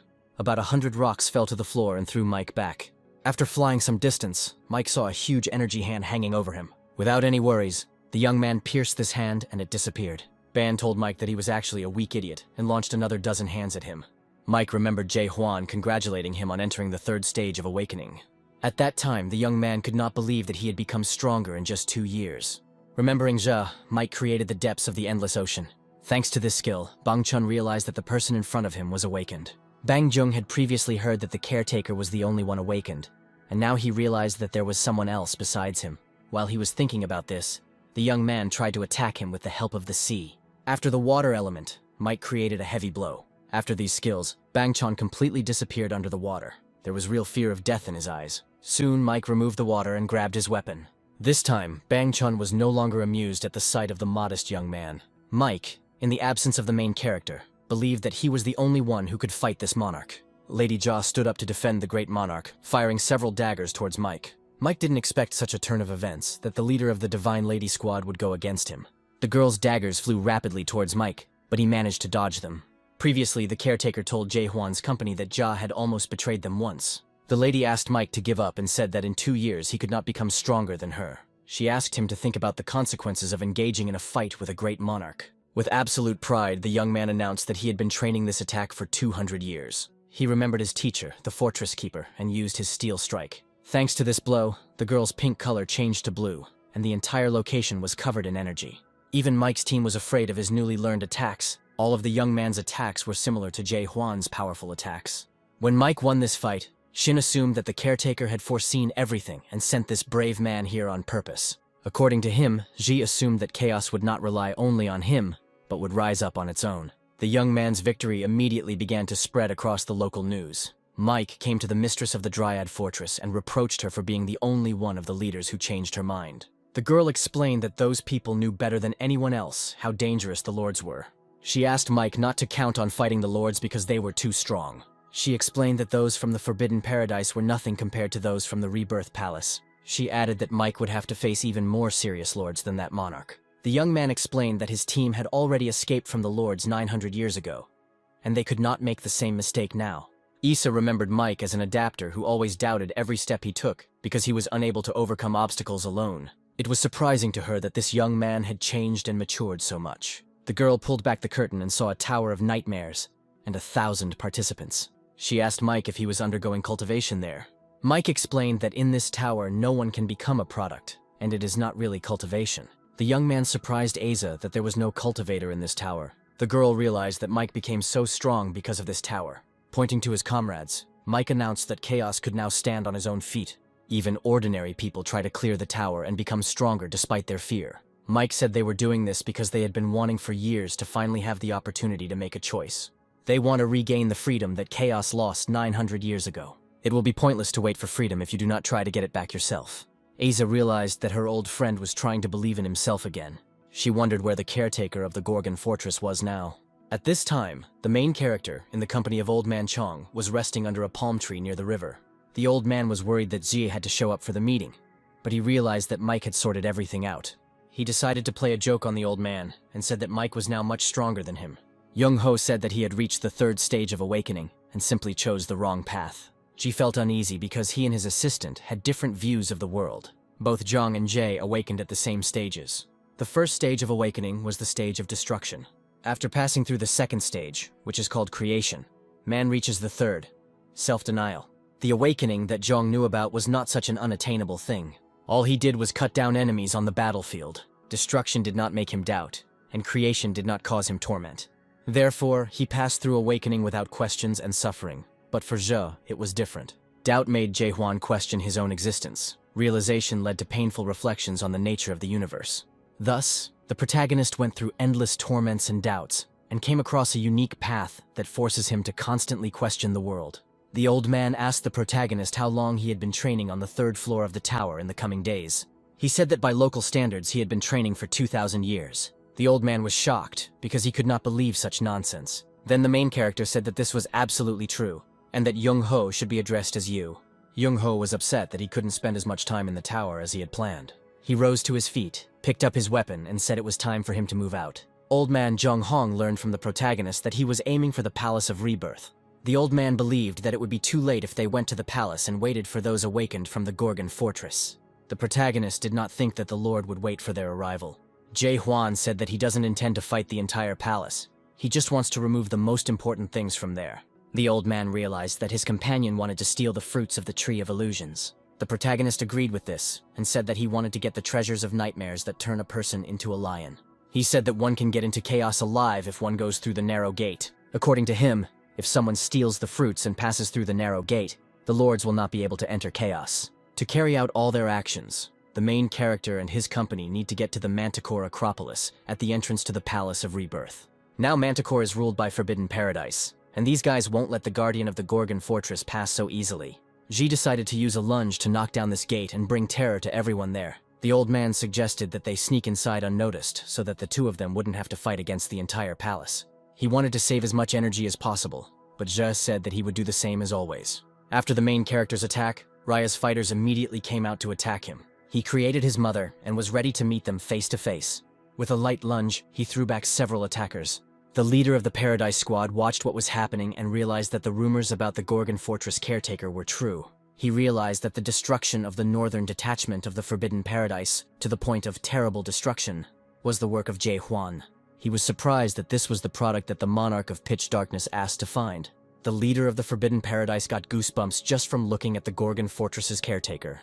A siren in overly vulgar clothing came to the commander. When she noticed the protagonist's actions, she asked the young man what kind of technique it was. She was shocked by the fact that everything around Zage was scattered from one blow.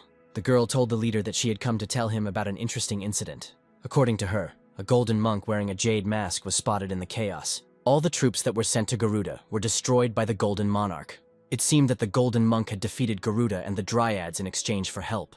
The leader of the Forbidden Paradise did not like the monarchs breaking the agreement of non-interference in the affairs of chaos. The girl pleased the leader and said that, according to rumors, the Jade Mask monk was beaten to death. The young man could not believe that some 10 leaders managed to fight this monarch and kill him. Siren said that earlier the fortress caretaker had created an expeditionary force into the depths. According to her, the monarch was killed by one of the expedition members. The leader believed that this was simply impossible to do with his limited powers. The Golden Monarch is one of those protected by the Steel Monarch. Any monarchs with the rank of brigadier or higher are important people, as the Great Lands are the center of power struggles. The Siren told the leader that the product he was supposed to look after had become the caretaker of the fortress, due to his negligence. According to her, the monarch of pitch darkness would be furious if he found out that his product was walking around like that. Lin believed that there would be no problem because he sent a squad of the dead to search for Zhe, who was able to use the power of the dead. While this conversation was going on, the main character was able to destroy all the palace guards. The old man assumed that something was wrong here, because one squad could not deal with all the chaos. But suddenly this old man cast the evil eye, and soldiers came pouring in from all sides. The protagonist felt too much evil energy in them, as if they were dead. One attacker reproached Zhe for shaking the paths of chaos with his name. He considered it too great an honor to meet the hero of chaos here. The stranger greeted the medic and said that they had not seen each other for a long time. He said he collected horns for treatment and transported patients. Jong Ho recognized this young man as a pious warrior named Hein. The old man became agitated and asked Hein what the guard of the Gorgon Fortress was doing in the squad of the Forbidden Paradise. He considered this a real betrayal and tried to verbally dissuade the young man from the Forbidden Paradise. Heinz asked the medic not to say such loud words, because everyone knew very well what he had survived in the fortress. 100 years ago, Gorgon Fortress was at war with the now-defunct Crimson Warband. 50 guards, including the captain of the Southern Gate, disappeared due to the ambush of the Scarlet Squad. Of all of them, only one survived. This survivor was Heinz, a pious warrior. He then turned to the divine physician for help to become stronger. Then the old man refused him and said that in his life he had seen enough weak people like Heinz. He explained his refusal by saying that he could not help everyone in need. Jong Ho's words then broke the warrior, and he was broken by despair. He remembered the old man's words that he needed to work harder to become stronger. He said that from that day on, he worked hard to defend his honor and tore his hair out to prove that he could. He called the pious warrior a weakling who died 100 years ago. He currently holds the position of vice leader of the Forbidden Paradise Squad. He heard rumors that the Gorgon Fortress guard only used lunges. He took his weapon more firmly and invited Jae-hwan to fight and measure their strength. Using his sharp spear, he used the skill 8 Fangs of the Volcano. In addition to this skill, he used the carotid artery rupture technique. This technique created a dozen dangerous faces, but Zhe dealt with them perfectly. In defense, he used only a special lunge technique. When the opponent's weapons met, it became clear that their forces were almost equal. When the young man parried the blow, Hein's allies rushed to his aid. They believed that one large crowd could deal with the guardian of the Gorgon Fortress in 2 seconds. With so many rivals, the main character wasn't even embarrassed at all.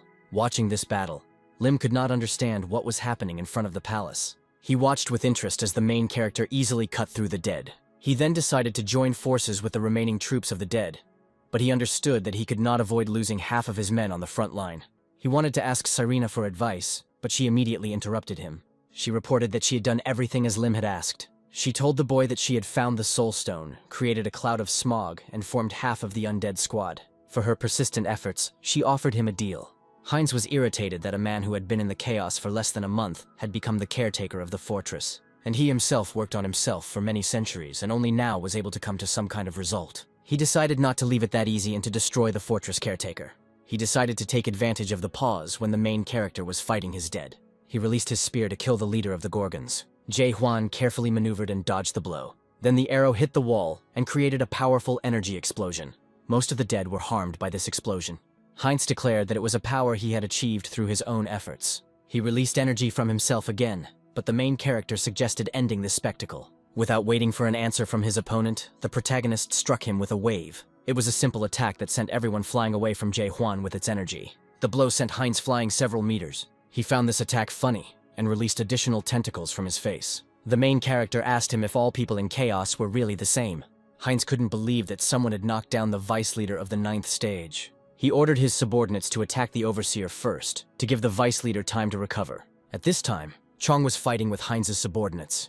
The main character realized that on this battlefield, everyone is trying to give their best. He also decided to show what he was capable of and thrust out his sword with all his might. Another bright explosion was created, blinding everyone present. This blow badly burned Heinz's face. Jae Hwan's powerful attack was so powerful that the location turned completely white. Heinz was too surprised and afraid to grab his weapon to attack. The location lit up red, and Heinz looked up in horror. Above him was a huge tree of illusions and the eye. Heinz began to turn into a skeleton and fell to the ground in front of the tree. He realized that this was the world of the awakened ones that he had heard about so often. Only those who have gone against everything see this world. He realized that the main character had gone against all of them. The fighter realized that if he had not given up then, he would have remained a pious man. He could follow his dream in this way. The old man told the protagonist that he had just broken a 1,000-year history of the Manticore in an instant. He suggested that this strong attack could safely be called global. Huang asked his companion not to talk nonsense and said that he had paved the way for them to proceed. On the way, the young man told the old man that he had simply made a strong lunge, and that was why the world had broken. The old man guessed that this attack was causing a lot of inconvenience to the leader of the Golden Heaven Squad. Suddenly the company stopped, saw a pink light above them, and realized that it was too late to do anything. One of the heroes suggested that this was spiritual intervention. However, Old Man Chung Ho thought that it was completely different. He thought it was a transcendental movement skill called distortion. A pink-haired girl named Siren appeared above the heroes, and Ji asked her who she was. She said that she is a news presenter on a famous channel. The young man admitted that he does not have a holographic panel at home, and he is not interested in its news. Young Ho said that every soul in the chaos knows about the Siren. Suddenly, Siren created magic and took away Young Ho's hat. She asked not to call her a nightmare because all nightmares come from different races. She proudly announced that her name was Siren Armel, and she was not just a nightmare, but much cooler. The protagonist assumed that she belonged to the Golden Heaven Squad. He asked her to step aside and not interfere with him, but she began to resist. She said she had received a request to stop him because he had gone too far. When she refused to give way to Zhe, he took up arms and said that he had only one choice left. The girl said that the one who asked to stop Zhe was actually dying because of his blow. She said she could forget about the incident if it just became her product. Without listening to her to the end, the main character released a stream of energy into her. The young man felt that the pressure of the soul was much stronger than outside the fortress. Siren said that the pitch darkness was looking for Zhe, but she could help him hide. She promised that if he joined her squad, she would make sure that no one from any region would be able to touch him with a finger. She started talking about various bonuses, but the main character politely refused. Then she created an earthquake and said that she would force the young man to come over to her by any means necessary. Everyone noticed the powerful nightmare magic in the location.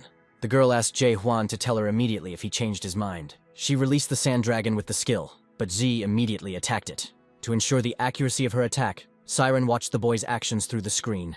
She commanded her subordinates from a considerable distance. The old man turned to the main character and said that this horse would never come to an end. But he decided to use his powerful blow. He thrust his sword into the ground and created an incredible flow of energy. All the monsters that were created from sand immediately dissolved. Siren noticed that Ji was trying to hide behind the cloud of sand he had just created. He avoided the girl's attack with the help of his incredible speed. He soon found himself at the feet of the Siren and thought he had crept up on her unnoticed. Siren explained to him that she was watching him closely through the screen. However, this did not bother the young man, because he had already swung his sword at the Siren. The girl reproached him for being too naive and asked him to calm his ardor and think about the proposal. She once again invited the young man to join her squad and said that he would soon take first place in popularity. While she was talking about the merits of her squad, Z created a sand crocodile in front of her. The appearance of the predator frightened the girl and she became alarmed. After this, the main character created a sand vortex and made sure that Siren did not leave the battlefield. The girl could not believe that her opponent had materialized his images on his own. Jae-hwan threw Siren to the ground and began to beat her. The young man felt that this nightmare bore no hostility towards him. He realized that if he kept her alive and listened to her, she would be able to help him with the expedition into the depths.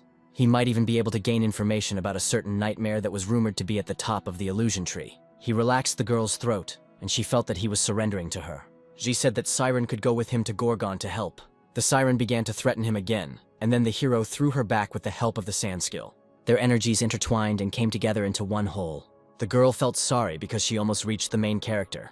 After this attack, the young man saw that his companion had run away and disappeared from his sight. But at that very moment, she instantly grabbed him by the throat from behind. She completely enveloped him in her energy, and he didn't know what to expect from her. Then Jae-hwan's eyes lit up and the 8th Gate of Hell technique appeared. The 8th Gate of Hell was a door behind which something terrible was hidden. The hero was not at all surprised by this skill, and Siren realized that he was already familiar with this technique.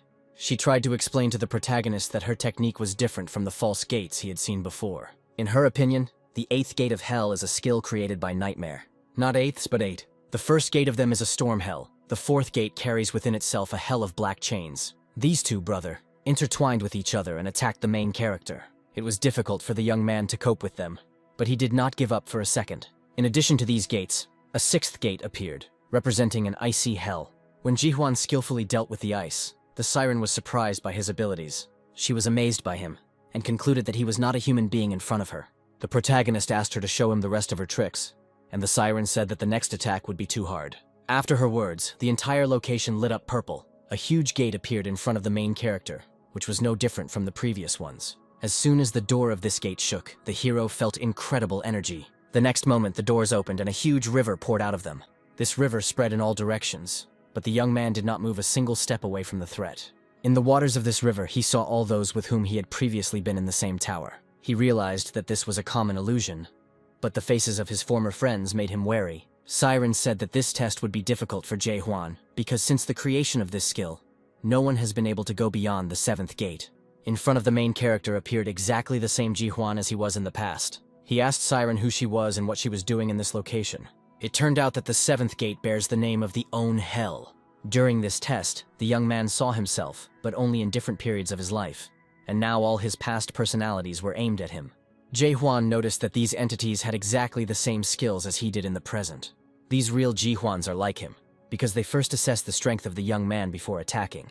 The protagonist can take one step and engage them in battle to test their techniques. As soon as he made one move, young Jae-hwan immediately hit him. The main character realized that these entities only knew how to lunge. Luckily, Ji-hwan still hid his past self, but he deftly dodged the attack. The location was filled with a cloud of smog and worried the hero. He realized that this was not just ordinary smoke, but a special technique. Without thinking, he struck the one standing behind him and destroyed the entity. This entity returned to his face and asked him to stop tormenting her. At that very moment, the illusion dissolved into emptiness down to the smallest particles. The main character did not understand what it was, and suddenly remembered memories of the past when he was at that age. He remembered his colleague who shot all his partners. It was a memory from life before the tower appeared. The soldier tried to explain to Jae-hwan that he tried his best but could not control himself. He thanked Jae-hwan for his service and shot himself in the head. This situation was forever reflected in the psyche of the main character. This man was the successor and advisor of Jae-hwan. All the unfair humiliation towards him forced him to shoot all his predecessors and superiors. At that moment, the main character was the only survivor. Thanks to the recordings found, all charges against the young man were dropped, and it became clear that he was not involved in the bullying. But he was still sent to prison for 15 days, and it was then that he realized that he began to hate the system. Long before he entered the world of skills and statuses, he was already living in the system. He lived in a world where a huge system suppresses the individual. While fighting with his past selves, he saw everyone he was with in his past life. He remembered Yun Huan, who committed suicide. All these people talked to him and begged him to save them. The main character did not succumb to illusions, and dealt them blow after blow.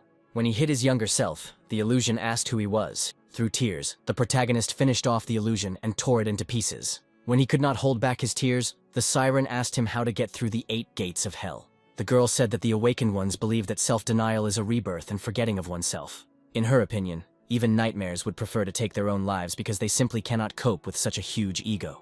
When the protagonist gave in to his emotions again, he was hit by Young Ho. He asked the guy to come to his senses, but it was too late, and the main character was in the arms of a siren. Jae Hwan left all his memories in self-denial, and this place is a world where he needs to kill himself to move on. This place fully lives up to its name, and is a real private hell. Gradually, the protagonist's body became heavy, and he could not see anything. Mike appeared in front of his face, and asked him what awakening really was. Jae Hwan explained to Mike that awakening is the ability to see the true essence of the world. The main character realized that these were more memories, Mike's training. Then the young man tried to understand that adapters are capable of reading information that is inaccessible to the eye and seeing things completely differently, which is self-denial. However, awakened ones must be careful with forgetting, because there is a possibility of losing sight due to the large number of details. Now the main character realized that what was happening to him was that very oblivion. He realized that he who hears too much will lose his senses, and he who sees too much will inevitably go blind. The main character realized that he had already done a lot, that no one had managed to go so far. In fact, the main character is just going through hard times right now. Life makes him remember his past life every time, sending him various illusions. Suddenly the location changed again, and many stars appeared in front of JJ Huan. Among these stars, he saw past friends and memories associated with them. The main character wondered who he really was. The countless memories he had left behind over 2,000 years of continuous training haunted him. Only now the main character realized that these memories and the connection between them are the real Jae Hwan. He saw the 7th gate again, and how all the entities began to dissolve. Siren realized that something unusual was happening and became worried. Blood started to flow from her mouth, and she assumed it was a rollback. Right before her eyes, the main character became much stronger and moved on to the next stage. The girl didn't understand how her skill became useless, because her life spanned over 2,000 years, and she was much stronger than Jae Hwan. Everything that was created by the hands of the Siren disappeared into the void. The protagonist silently waited to see what the next step would be after self-denial. He found himself again in front of the doors of the 8 gates. He promised himself to get out of here as soon as possible and, touching the gate, was blinded by bright energy. As he walked through the door, he saw the ocean and a brighter starry sky in front of him. The stars lit up and began to move into coherent text. The picture showed text that told him that there was someone behind it and wanted to tell the hero their story. Jae Hwan suggested that these records were left by the one who created the 8 gates of hell. The creature told him that it still remembered the day when the first expedition into the depths broke up. Hearing this, the main character became alarmed that they were talking about an expedition into the depths. Then a new inscription appeared, and the creature said that it was Monarch, and this was all the memory of his defeat. After all the events of the Siren, Jung Ho woke up in a lighted room near the other heroes. Chung Ho tried to wake up his comrade, but for some reason he didn't wake up. It turned out that the old man dragged the main character here, and the nightmare that used technology against him. So far, only he has woken up. The people from the Renaissance Palace were about to arrive here. When these people arrived, Jung Ho heard that the leader's subordinates were trying to find someone. The leader was an 11th level adapter, a secret sent monarch named Sam Young Rem. Jung Ho felt uneasy when he learned that one of the most powerful people had entered the fight. He stopped and asked his subordinates to stop searching. He used his skill and realized that those people had fled like rats. He lit everything with a bright flame and asked his subordinates to raise everyone in the manticore. He added that it was necessary to find the leader of the Forbidden Paradise as soon as possible. Siren came to her senses and threw Jung Ho away. She tried to take control of the situation and grabbed the main character. Jung Ho asked her not to do anything stupid, because he had been protecting her from evil people all this time. The girl agreed with him and said that for their common safety, it would be better to first go to the Gorgon Fortress. He assumed that she had given in to the protagonist, but she explained that she had serious business with him. Chan said that he used the bird to send a message to the Gorgon Fortress. When the bird arrived to the troops, it reported that, according to the fortress's caretaker, Fort Manticore had fallen, After such events, Seize the Moment Squad and the Gorgon Fortress army will split up and head towards Manticore. These units will split up to attack the Renaissance Palace. Seeing a dangerous opponent nearby, the protagonist's team decided to free the chaos from them. The opponent believed that this time they had every chance of winning, because they were facing a pitiful army of awakened ones. The men reproached Jae Hwan's team and the Gorgon Fortress squad for becoming too ambitious. But as soon as they thought about it, a stream of energy immediately flew into them. The enemy troops realized that they had to retreat immediately to avoid losing their lives. One of the guides of the Gorgon Fortress squad ordered his subordinates to attack the harem. The harem believed that the young men would fail, and tried to stop them with a fiery flame. Despite severe burns, Jae Hwan's team did not stop. He released the skills from his hands one after another, and this prevented the Gorgon squad from attacking him. Many participants in this fight were damaged by harem's skills. Despite this, the Gorgon army and Seize the Moment squad cleared the way to the entrance to Manticore.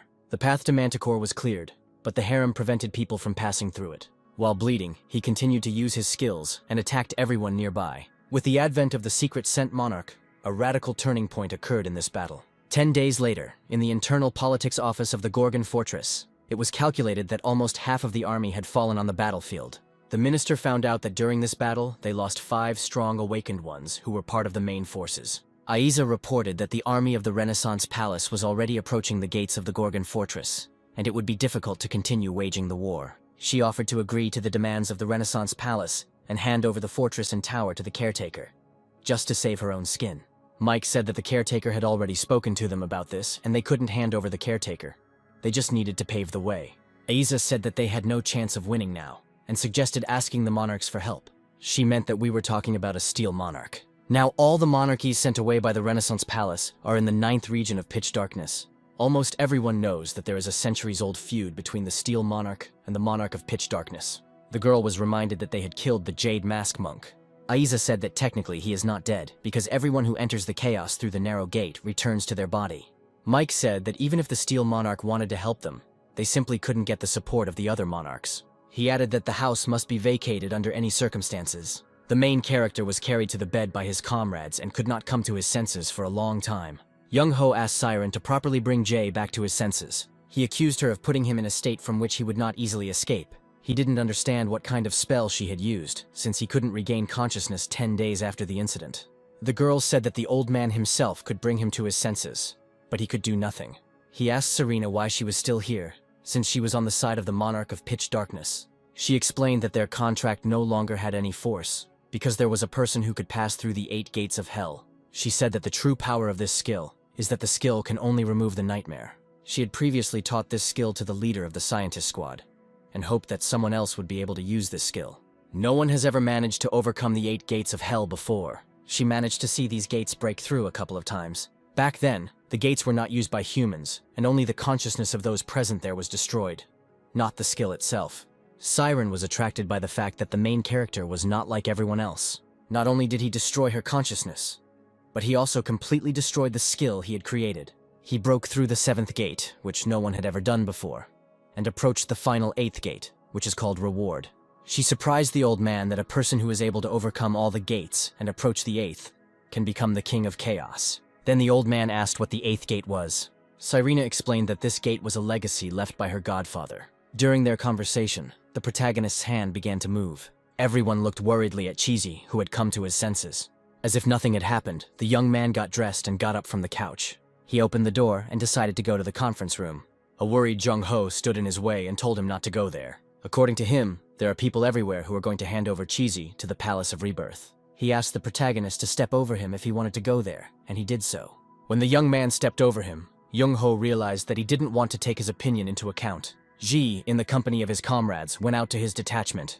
Those present were glad that the fortress caretaker had finally come to his senses. Aiza and her advisor were ashamed to look the young man in the eyes because they wanted to betray him. The main character announced to everyone that he was going to the Palace of Rebirth. Mike tried to insist that she should not go there. While everyone was trying to dissuade the caretaker from going to the palace, Yun was restless. He yelled at the main character because while he was unconscious, his squad lost several comrades. He believes that these people would not have died if they had not known hope and freedom.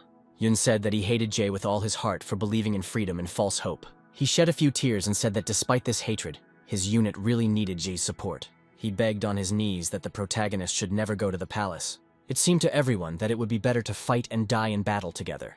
Ji had instilled something so incredible into these people that it now needed to be protected, and when everyone starts defending it, they will give their lives. However, the main character believed that everyone was somewhat mistaken. He announced to those present that he was not going to the palace to surrender. He's going to go there to lift everything into the air. Yun asked Zhe again about his plans, and he confirmed what he was going to do. He wants to destroy the Palace of Rebirth right now. Siren thought that Zhe was a strange person, who did not have the word reality in his vocabulary. She thought that no one would follow Zhe, especially those who had already been disappointed by false hopes. Suddenly his squad, one after another, shouted that they wanted to go with the caretaker. Siren thought they had lost their minds, and she couldn't understand why they continued to follow him. Before, they were ordinary souls and existed peacefully, and now they suddenly became concerned about freedom, real life, and deliverance. She understood that all this fuss started because of Jae Hwan's appearance in Gorgon Fortress. The hero said that this time he would only need 4 people, including him and Young Ho. In addition to them, Mike will go with them, for whom this is a great honor.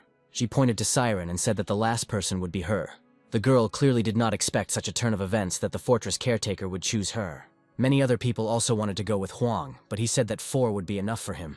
Serena asked to listen to her and said that she would not go anywhere, but she did not care about her opinion. The protagonist said that the others would still have a lot of work to do, and they assumed that everything would come to an end after the destruction of the Palace of Rebirth. After the unification of chaos, there will be a series of rebellions, and this is what Aiza suggested. The remaining forces will be left to deal with the rebellions and the plans following the destruction of the Palace of Rebirth. Someone suggested that the destruction of the Narrow Gate would end the war with the Lords, but the protagonist refuted this. He said that the Narrow Gate was not the only way into chaos, and this surprised Yun. Ji said that his squad must be prepared for any outcome, even if it means choosing death. Sirena was reluctant to follow the caretaker's instructions and go with him, but the main character took her by cunning and said that this way, she would be able to find out what follows behind the 8th gate. He offered her a deal, and said that he would tell her what he saw at the 8th gate if she helped him. They all went together to Siren's personal laboratory. There, they saw 1,000 dolls and things associated with the Siren's personality. The girl couldn't believe that she was bringing someone to the lab for the first time.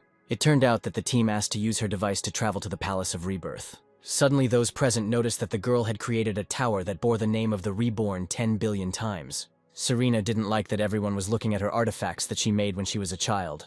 Mike guessed that she was one of the 500 known masters. The protagonist was able to find a pre-tower that bears the name of the cultivator without cultivation. The Siren reminded that those present were once products that existed locked in the space of their imagination. She wondered where nightmares built their great towers. The protagonist pointed to the glowing tower and asked what it was called. This tower represents what the Siren saw when she first looked at Jae Hwan. She said that the tower is named Peace after its destruction, but it is not finished yet. The girl finished her preparations and asked the team to come to her. Mike felt like something was wrong, because he had a strange premonition. She realized that the reason her godfather went on the expedition had to do with this creature. The team went to the Palace of Rebirth through the created portal. There were ordinary subordinates and their leader. Their leader was named Hick Mayer, and he was a lord of the 70th generation. He believed that if there was someone here who truly had the ability to reincarnate, he would have already headed towards the fruit storage facility, instead of standing in the crowd. The subordinates told the lord that he was not much different from them, and also could not go to the vault. The leader became angry, and released a cloud of smoke into his subordinates, making it difficult for them to breathe. He promised them that they would die if they opened their mouths again. Then the subordinates fell to their knees and, trembling, apologized to the leader. The man said that if it weren't for that contract, he wouldn't have been rotting here for 3 years. Lords who died during the war and returned to chaos take over the powers of the Lord of the Rebirth Palace. The term of office of a lord is limited by the death of the next and his appearance in chaos. Hai hoped that the next lord would appear soon and get out of this patch of chaos. He had heard strange rumors that the Lord of the Jade Mask had recently appeared in the chaos and had been defeated by the Awakened from the Gorgon Fortress. He also heard that somewhere now, a squad is being formed in the depths that wants to attack the Palace of Rebirth. There was no doubt in those present that something had happened, as the lords passed through the narrow gate. During the conversation between those present and the leader, the gate cracked. This sound attracted the attention of everyone present, including the leader. Suddenly, the doors burst open, and a bright burst of energy appeared from within. This flow of energy was directed towards the side where the leader, Lord Hai, was sitting. Meeting the flow of energy, the Lord cried out, "Who is here?" Everything around him seemed like someone else was interfering. Then he decided to use his skill and caused a second invasion. He felt that the striker was of the same level as him. He assumed that the enemy was the one called the Lord of the Gorgon Fortress. Suddenly, water began to appear in the enemy's skill. This meant that it was not the main character who appeared, but his assistant, who uses water in his technique. This attack belonged to Mike, who arrived here together with the main character. He proudly announced that they had come to pay the squad for what had happened 900 years ago. After this, the young man directed several streams of light towards Hai. Hai reacted instantly and opened his mouth, releasing his power. This attack reached Mike and caused him to go blind for a moment. He did not find the strength to resist this, but remembering the teacher's words, he believed in himself. He gripped the weapon tighter, waiting for the skill to wear off. He hit Hai a few times, and he couldn't believe that this guy sensed his presence here. The protagonist told Young Ho that he was going to intercept the nightmare and head to Uslata's lair and leave Mike and Young here. The Den of Delight holds the fruits, and like the narrow gate, is located at the top of the Palace of Rebirth. Young Ho promised that he and Mike would try to get rid of the monarchs heading to the Palace of Rebirth. He asked his comrades to be careful, because the energy emission from Uslata's lair was not very good. General Ring of Fire and General Seven Perils sensed something was wrong. Suddenly they saw that guests had arrived and immediately launched an attack. They called their comrades to help them resist Old Man Jung Ho's attacks. The leader reproached his subordinates for the fact that the healer of despair came to them, and not the caretaker of the Gorgon Fortress, as he had ordered. The old man felt uneasy because his opponents easily dodged his blow. The generals guarding the fruits informed Jung Ho that he would not be able to handle them, and ordered that the fortress caretaker be brought as soon as possible. Chan decided not to waste time on empty chatter and summoned a dragon from his weapon. In the Palace of Rebirth and the Lair of Delight, everything was much calmer. Rat General Laika assumed that there was some commotion at the main gate and decided to check it out. He asked him not to worry because Geek Mayor would take care of everything. The dragon generals decided that they shouldn't leave this place because the best girls of chaos were here. The generals were not at all interested in the security of their lands. The first general did not understand why people in chaos complained about their lives, because they lived in such a wonderful place. Like was still afraid that something noisy was happening outside. He decided to put all the entertainment aside and check what was going on. He was ordered not to spoil anyone's mood and just have fun, because the Palace of Rebirth would take care of everything itself. The Rat General said that they were sent to monitor the Rebirth Palace, and if anything happened, they would be held responsible. One of his colleagues told him to shut up and not interrupt the fun. For the common good, he asked him to leave here and check the palace so as not to create unnecessary panic here. Like said he didn't want to go there alone, but the generals said they wouldn't do it. They had no time for the safety of the palace, because there were dozens of women in their entourage. Plucking up his courage and feeling a tremor throughout his body, Like decided to go check it out. As soon as he left the tent, everyone started laughing at him for being too anxious. As he left, Like promised himself that one day, he would definitely take revenge on them. As soon as he left his colleagues, something strange began to happen in the tent. Everyone saw a pink light from which strange people were flying towards them. Siren, in the company of the protagonist and other members, attacked these generals. Their lovers did not understand how these people managed to break through the defense. The chief general realized that the guardian of the Gorgon Fortress stood before him. He assumed that the young man had come here himself so as not to waste time looking for him. But he said that he came to get rid of them all. After he said this, he was attacked and sent flying into a wall. His opponents pounced on him with accusations for daring to approach the Palace of Rebirth. The main character flew back and hit the wall several more times due to the blows. One general promised that he would make Zhe pay him back in full for disturbing his peace. He wanted to condemn everyone dear to him to suffering and torment. At that moment, he ordered his subordinates to rush into the attack and capture these people. When the protagonist made his brilliant attack, the opponents dodged it. The opponents did not give Zhu a chance to rest and struck him every time. They assured him that his powerful techniques would not harm anyone because they would miss their target. The young man had trouble fighting off everyone on his own, so he decided to just blow everyone up. After his words, he lunged forward and delivered a powerful blow. The general didn't like the fact that the arriving guests were making so much noise. They were so much stronger than normal people that they were able to withstand his attack. The generals wanted to show the guests how far they were from them, and created a powerful dragon. They thought that this technique was too good to be used on just one person, and asked Zhe to give it his all. The general, having transformed into a dragon, believed that Zhe would not be able to leave even a scratch on him. Even with the slightest opening of his mouth, he managed to throw the main character back some distance. When the dragon opened its mouth completely, Huang saw a huge ball of energy inside it. This ball was aimed towards the attacker, and it was barely possible to fight him. The dragon assured that the young man's life would end in this very place, because he was too energetic in his actions. He said that Zhe's strikes would never be able to cut through his scales, but Zhe decided to test this with his own attacks. He aimed his blows at the same place, and it was too dangerous for the dragon. Eventually, with a powerful thrust, he managed to defeat the dragon, and all of his close associates began to cry from the eyes. By this time, both Old Man Chung Ho and Mike had dealt with everyone else, and only a couple of survivors remained. After the dragon's death, the general returned to his original form, but he was missing one arm. He said that sooner or later he would make Zhe regret everything, because he would never forget these humiliations. They said that they would never die even if Ze killed them. The young man reproached them for passing through the narrow gate. They replied that this was precisely why they would never die, because their bodies were connected to the brain and the soul, and when they died they would return to their real bodies in the Great Lands. Suddenly, with one swing of his weapon, the protagonist was able to break this connection. He told his opponent that he would now face the true face of death. The general could not believe that the main character was able to cut off the connection with the mind. He realized that he was about to die and decided to start bargaining with Ze. He was ready to talk to the monarch of pitch darkness to fulfill any request of the fortress's caretaker. He promised that he would not touch anyone else in the chaos, but Chiji still killed him. Seeing this picture, Laika became alarmed that one of the 5 monarchs had died. He didn't think he would witness such an incident, because he just wanted to check the main gate because of the strange noise. He wanted to notify all the generals about what had happened, but was immediately spotted by Ze's detachment. Mike and Chung Ho lived in the belief that they had dealt with everyone and left them alive, but they themselves almost died because of it. They threw him at Like's feet and said that he was peeping at the main gate. Siren remembered him and said that he had obtained spiritual power at the level of a general, but everyone despised him due to his insignificant abilities. The subordinates asked the protagonist why he asked to leave the generals alive, and he said that he had to personally make sure that they were dead. He made a couple of swings with his weapon and killed everyone except the rat general. Laika understood that now it was his turn and began to tremble. After the construction of the Palace of Rebirth, the monarchies gained immortality because they obtained endless life through the fruits.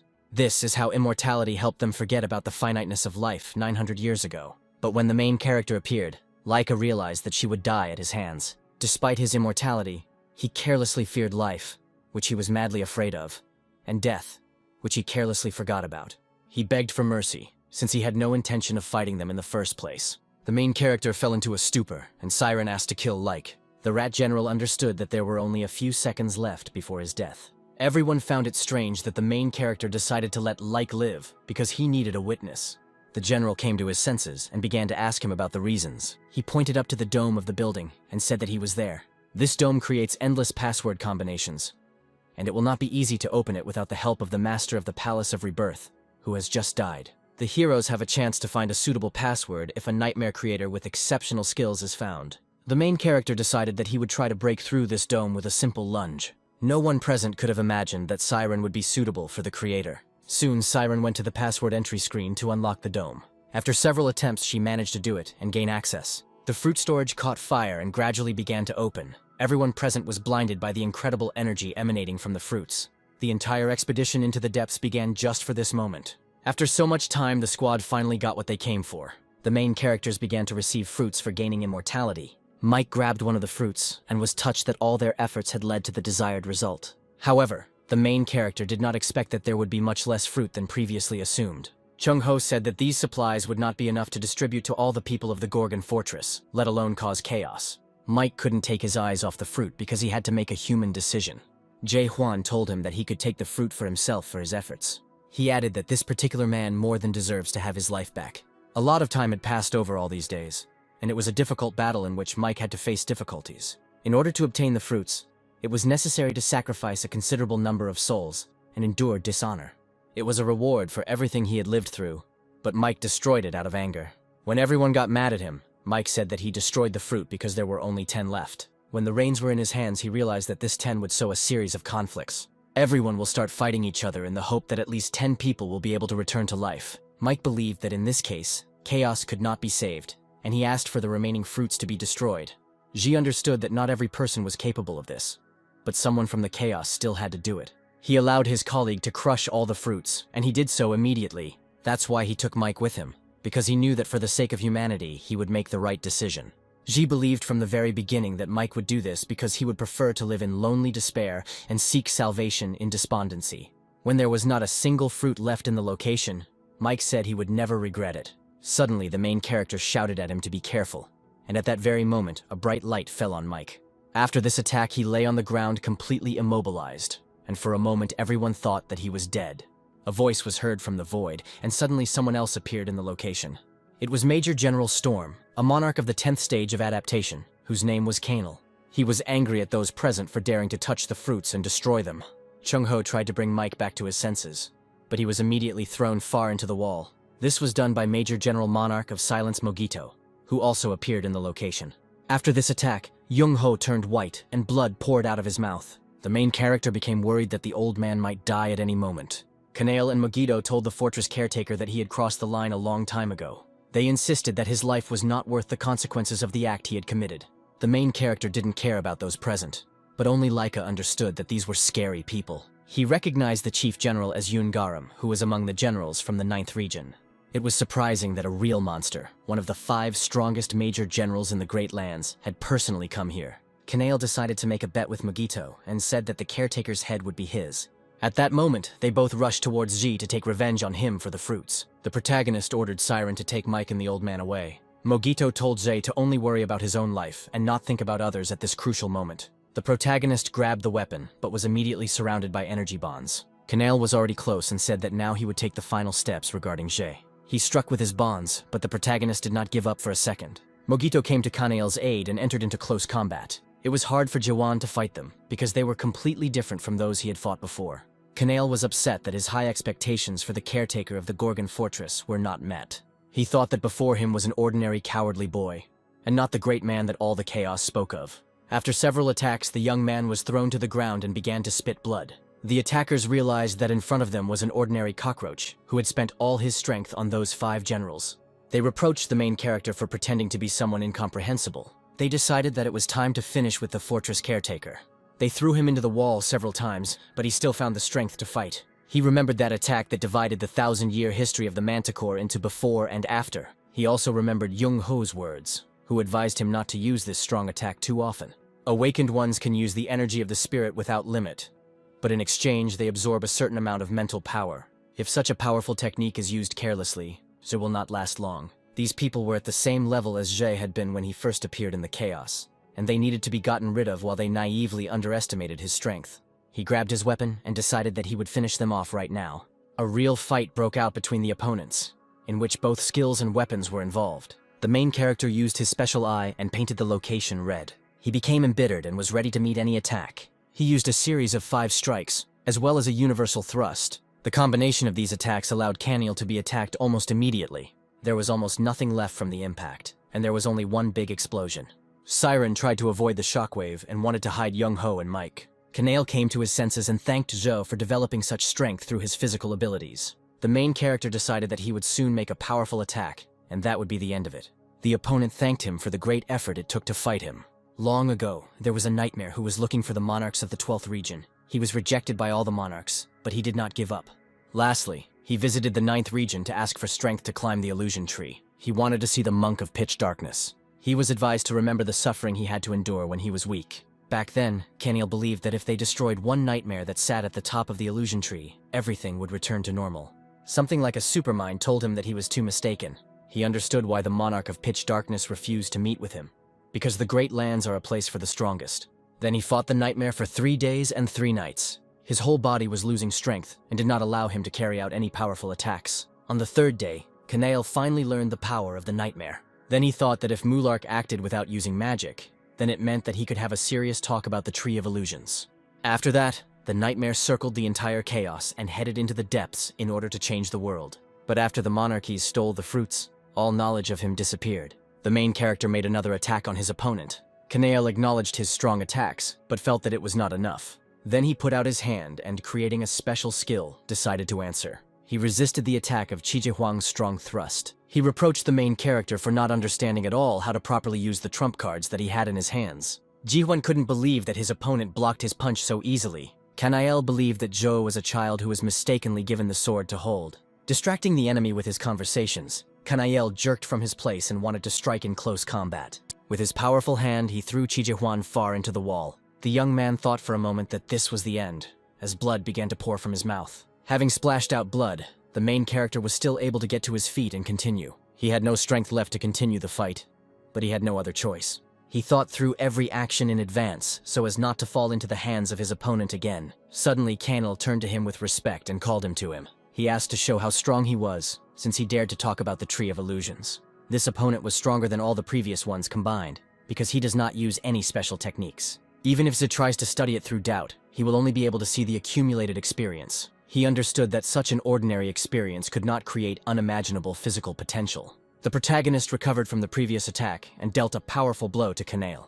He then went for a universal strike, but his opponent said he was using cheap tricks. Kaneo launched a counterattack that seemed like no one could survive. Jae-hwan noticed that the man had made a universal attack with only his fist. It began to seem to him that he would lose this battle, because his abilities were much worse. Kaneo used Kaneo's fist lunge again, and Jae-hwan was knocked to the floor. The main character lost consciousness, and blood flowed from his mouth. Kaneo said that the spiritual power he uses is not supported by the system. According to him, the awakened ones continue to try to destroy the structure of the system. He grabbed Hwang, lifted him off the ground, and said that this was someone's unique world. Feeling the energy of the young man, Kaneo realized that in his hands was the essence of this entire system. When he realized this, the protagonist's eyes opened again, and were filled with incredible energy. The protagonist summoned a moon window, and everything was filled with demonic energy. The opponent asked him not to copy other people's fundamental techniques, since a unique world without an original creation is no different from useless witchcraft. According to him, Jae-hwan must surprise him with something special and strong.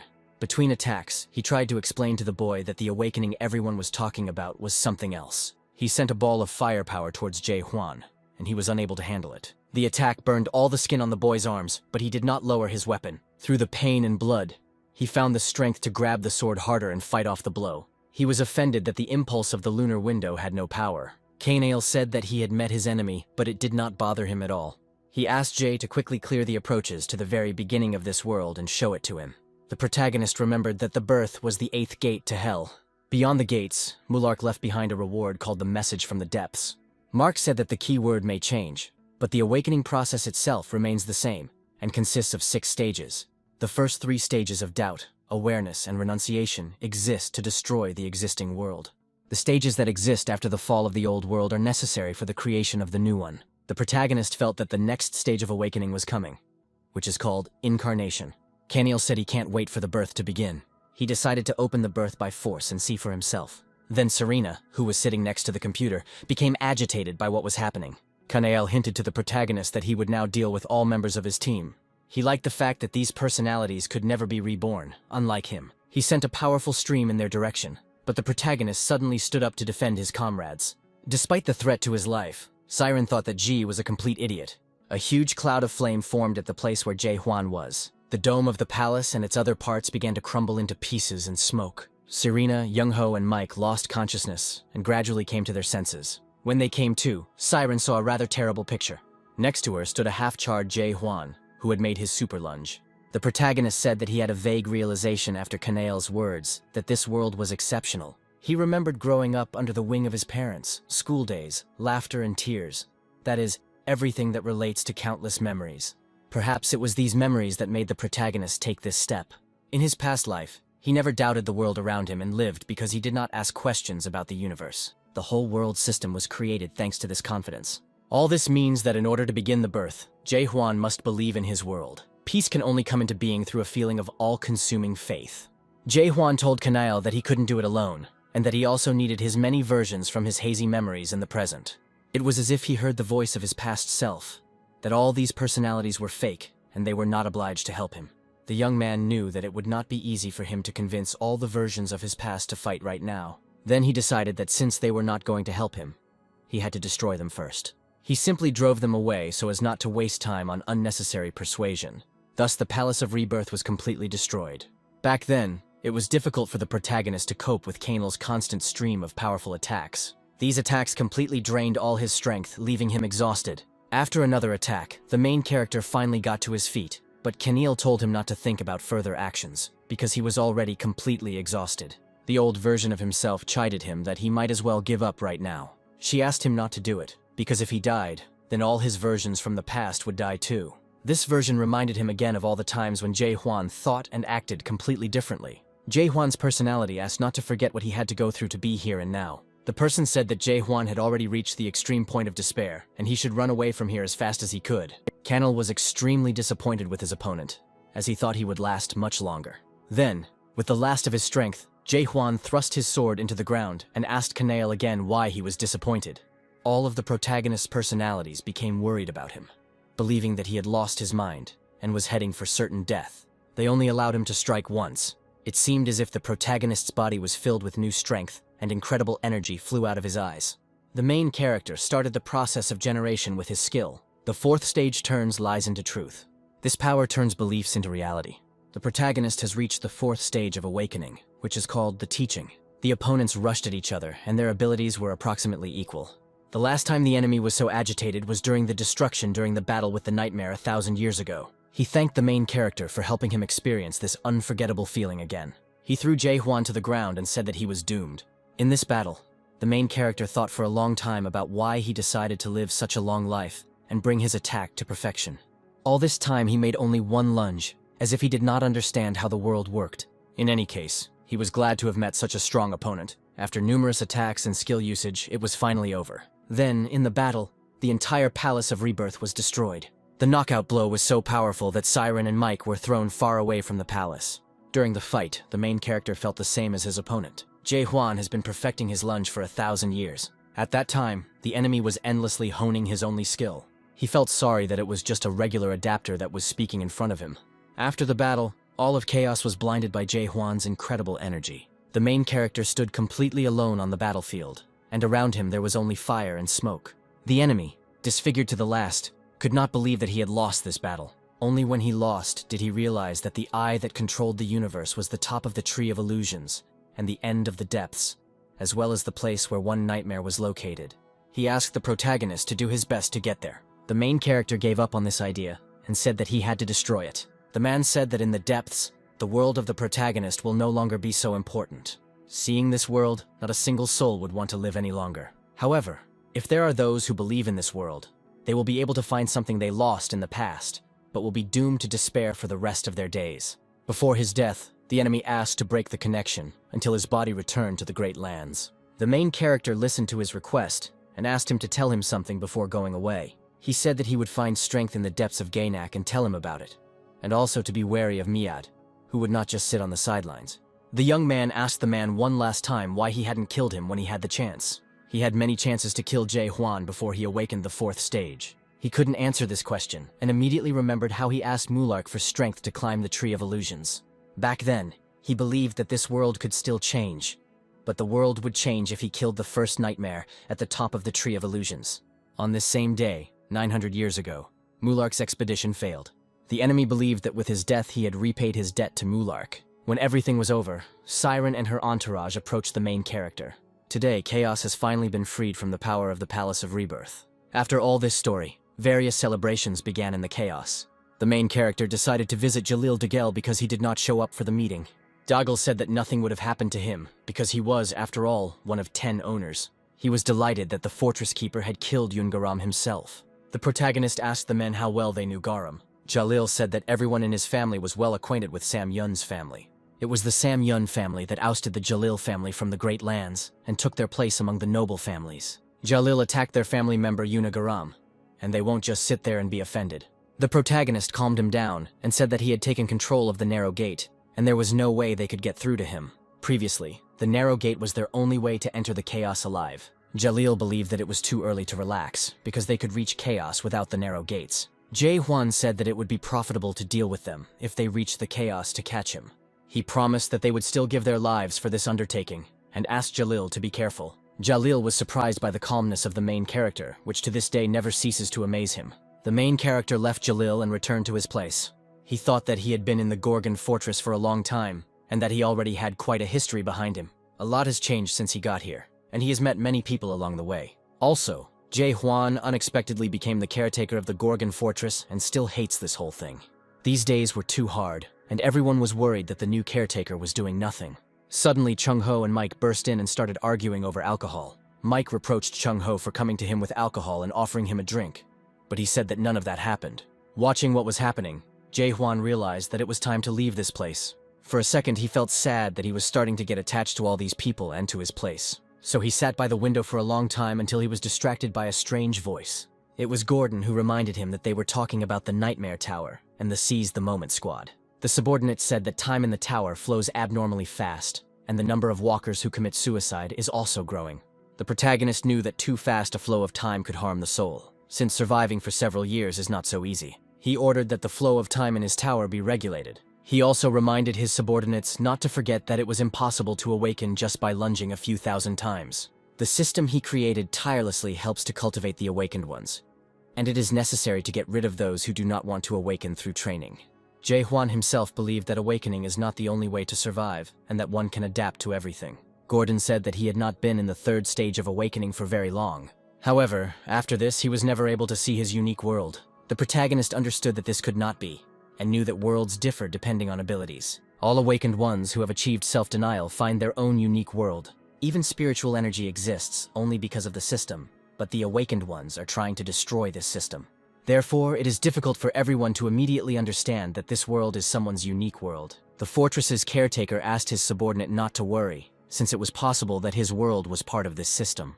He could well admit this thought, but he himself does not yet know everything about awakening.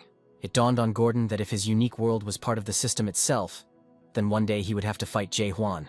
The main character said that this would only happen if Gordon wanted to save this world. Gordon exclaimed and asked Ji to take him along on the expedition next time. The young man didn't like this turn of events, because he had just gotten rid of those annoying subordinates. And suddenly another one appeared.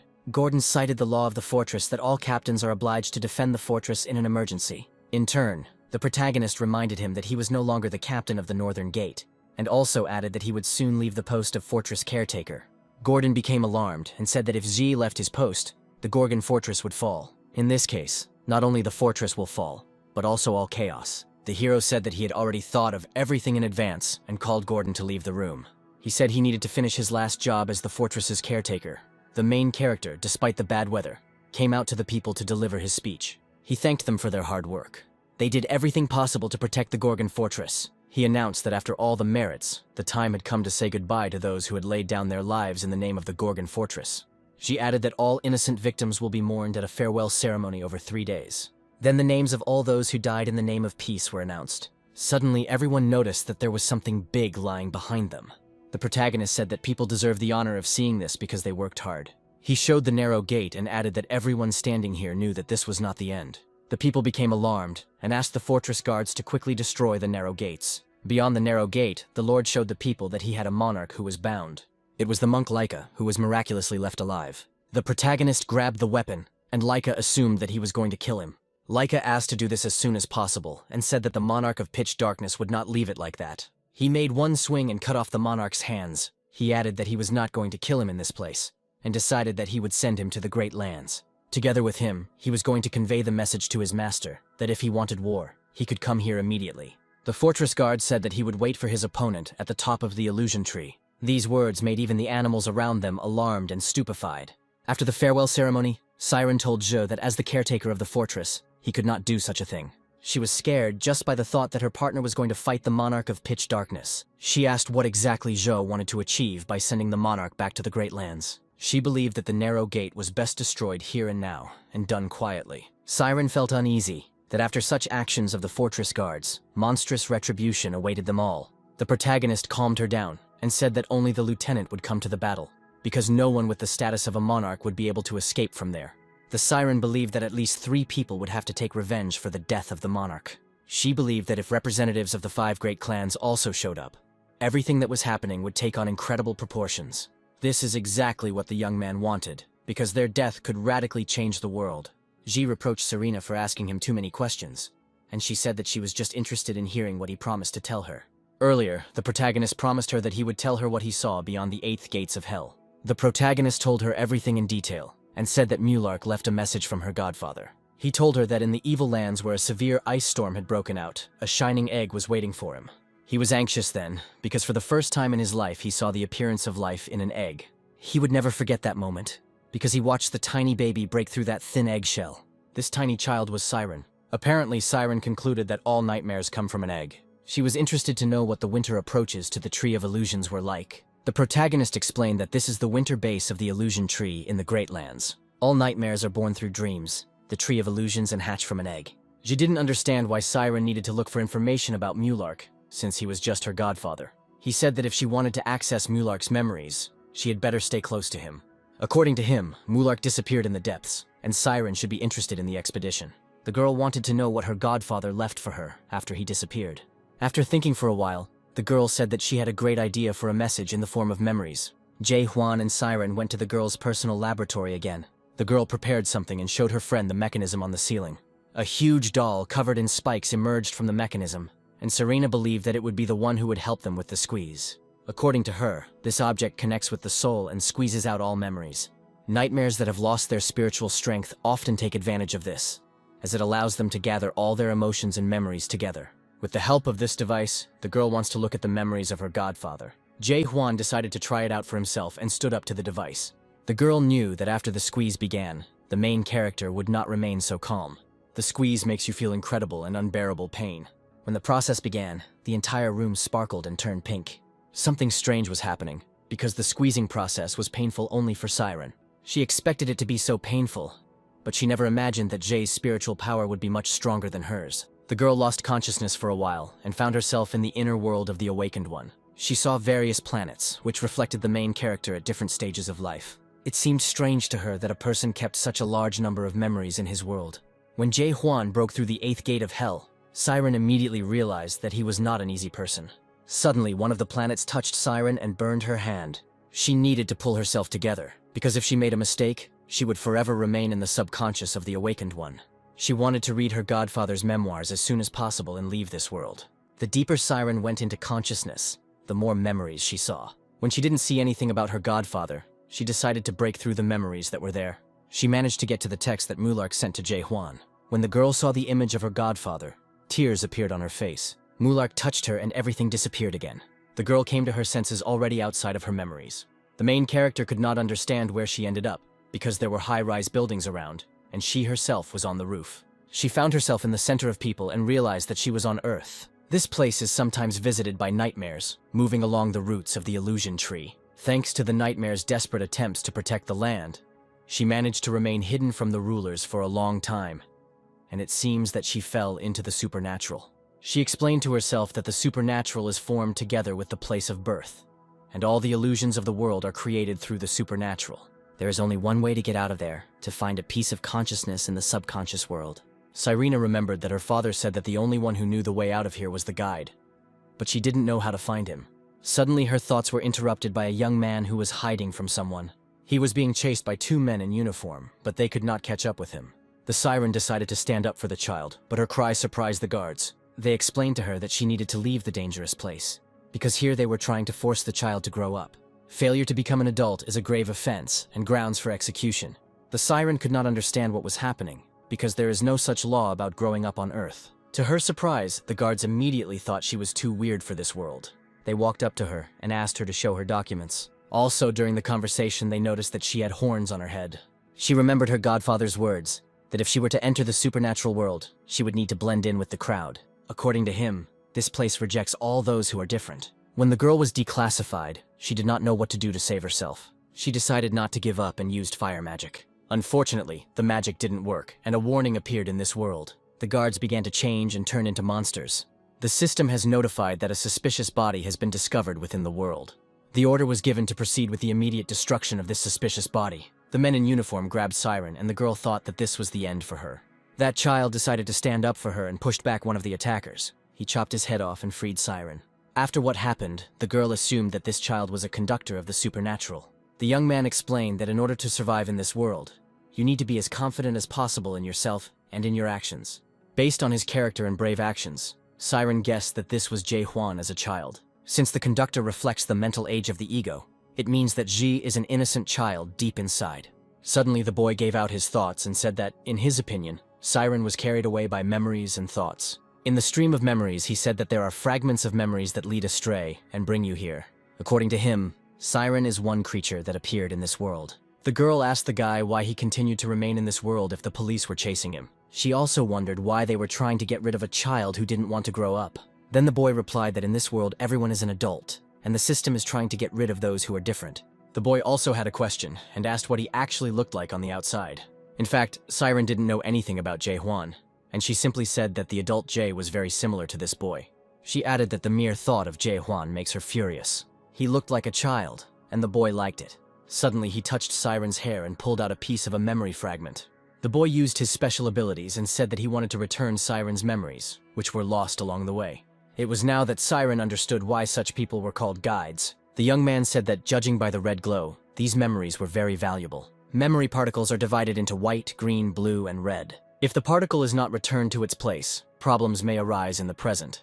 The girl asked if the boy could send her back right now, but he said that it was impossible. According to him, he can send her back along with her memories when the portal opens. The problem was that the guy didn't know when this portal would open. He suggested finishing for today and resting in the underground passage and doing all the work tomorrow. Siren became interested in how the baby would know from underground that the portal had opened.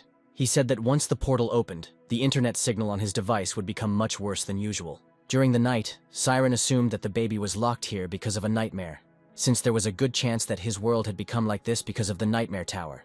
Jae-hwan did not lose heart despite the difficulties, only because this is what his world consists of. And so the morning came, and Siren and young Jae-hwan had to wait for the portal to open. When the device receives the signal to open the portal, the baby will personally go to return the memories. If he is unlucky, the police will chase him again and want to kill him. The young man said that there are moments when not all memories return to their place. He showed that memories react to finger touches and begin to behave strangely. The memory fragment spun and a normal film appeared in front of Siren's face. This tape contained various memories from Jae-hwan's childhood. The most valuable memories were those associated with my mother. A special place in the memories was given to the book The Little Prince, which is known to every nightmare. The film showed a memory of his mother teaching Jae-hwan a phrase from a book, that the most important things are not visible to the eyes. This is a story about a prince who trusts the power of his imagination and values his own innocence. The end of this story is somewhat tragic, because the little prince simply dies. Perhaps such an end is inevitable, and Jae-hwan must die so that his story will forever remain something pure. The young man interrupted Siren's thoughts and said that in fact the little prince did not die, but continued to live on Earth. It is this unlikely story from Jae-hwan's childhood that became the source of his strength. His world was born after a collision with the system. Despite the fact that the world is not realistic enough and does not have a well-thought-out system of worldview or history, it is unbending. It was unclear why a fragment of such a memory was white, since such fragments do not carry any value. Siren wanted to know what memories the protagonist had to give up in order to survive. Suddenly, the child reported that he had received a signal about the opening of the portal. At that moment, Siren raised her head and saw a huge blue portal above the roofs of the houses. The kid said that when the portal was fully open, it would take Siren out of this world. Soon, beast-like guards ran up to the young people and tried to grab them. The Siren could do nothing against them, and the brave young Jae-hwan stood up to protect her. He explained that these people instinctively want to get rid of the portal because it is a foreign object in this world. The boy was worried that the portal would only appear for a short time and would soon disappear. They needed to get to the roof before the portal disappeared. But there were monsters on all sides. One of the monsters grabbed the boy by the neck and pulled him towards himself. Then the incredible happened. This schoolboy made that famous Jae-hwan lunge. He swung his weapon from side to side and killed the attackers. Soon the passage was cleared, and the boy asked Siren to climb in as quickly as possible. When they arrived in the elevator at the right floor, they were again met by guards who looked like animals. There were so many of them that Serena stopped believing in a better outcome. While the kid was dealing with the monsters, the girl was able to find the exit to the portal. As they entered and slammed the doors, the boy said that he would distract these monsters and Siren should jump into the portal. She didn't want to do it, but he explained that the portal would soon close and she would have to wait for the next opening. Serena replied that she did not want to leave without the baby, because then he would be left all alone. She invited him to go with her, but he said that he could not do this, because he was in his usual world. He couldn't hold the doors back any longer and pushed Siren away so she would run towards the portal. When Siren was already at the portal, Jae-hwan had one last question about reality. With some childish resentment, he asked if he had any friends in reality. The girl, through tears in her eyes, replied that Jae-hwan actually has a lot of friends. After these words, the boy was absolutely happy, and he was not embarrassed that the zombies were about to kill him. Serena decided that when she returned, she would definitely tell her friend about this child. When Jae-hwan feels like he can't move on, Siren tells him that the version of the little prince he was told is very real. After all, the little prince that Siren saw continues to fight for his world. Siren stepped into the portal and found herself between Jae-hwan's memories. She decided to keep her godfather's memories because she didn't know what the time difference was between reality and the supernatural. With the memories she learned, she can create a new tower upon her return. Having experienced all the pain of Jae-hwan's ego, Siren decided that she would go on the expedition with him. This way, she will be able to gradually learn the necessary information about her godfather. Suddenly, she remembered that she had never opened the memory found in her hair. She touched the memory crystal, as the boy had taught her, and waited for some kind of reaction. Suddenly, the entire space around the girl lit up with red light. She was shocked that this special color memory was connected with her godfather. Opposite her godfather was a lonely king named Catastrophe, who was one of the awakened. Seeing this memory, Siren knew she needed to return to reality immediately. She wanted to prevent serious events at any cost. After some time, Siren was unconscious in Mike's arms. The protagonist announced that they had come to the final gate that led to the depths, which he had seen in Mulark's notes. Everywhere, everything was covered with ice, and even the plants emerging from the ground resembled blocks of ice. After walking some distance, the main character's squad came to a strange factory. The protagonist turned to his squad and said that he was no longer going to save anyone, because he was no longer the caretaker of the fortress. An expedition into the depths had been the long-standing dream of all chaos. There were too many people behind me who didn't want to listen to persuasion to stay. The main character didn't like that they continued to hang around with Siren, who was sucked in somewhere, but he understood that she could be useful to him. Suddenly, the factory opened and horned monsters appeared at its gates. The main character realized that they would not be allowed inside so easily. These creatures did not just stand at the gate, but began to move towards Jay's squad. Mike grabbed his weapon and ordered everyone to prepare for attack.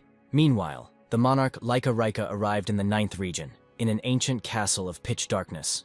His soul suffered when his arm was cut off in the chaos, but despite this, he was able to return to his body. In the Great Lands, Laika could not imagine what the monarch would do to him when he learned that he had returned. The Vargas and Masaha monarchs inquired about the last moments of Garam, who was killed by Jay Huan. In addition, Laika reported that the brothers of the 5 dragons with the rank of Major General, as well as Kanael and Mogito, were dead. Laika's pulse quickened as the monarchs questioned why an ordinary general like him could survive. They asked him to look up, and he anxiously revealed all his feelings. Laika remembered that the protagonist's gaze was exactly the same as that of the monarch of pitch darkness. However, it seemed to him that Jay Huan was significantly weaker in comparison to him. The man in front of him is a true monarch and ruler, and his name is Black Shadow strategist Sam Yun Hong. Hong said that he was at the top a couple of days ago, and was able to grab something important. It was strange, but the monarch brought Laika to a painting that depicted a coffee cup. He began to suck up to the monarch so that he would not blame him for the death of all the generals. The monarch asked Laika not to relax and to read the inscription that was at the bottom of the painting. He explained that this picture does not depict an ordinary mug, but simply an object similar to one. Laika thought that the Hong monarch had gone mad.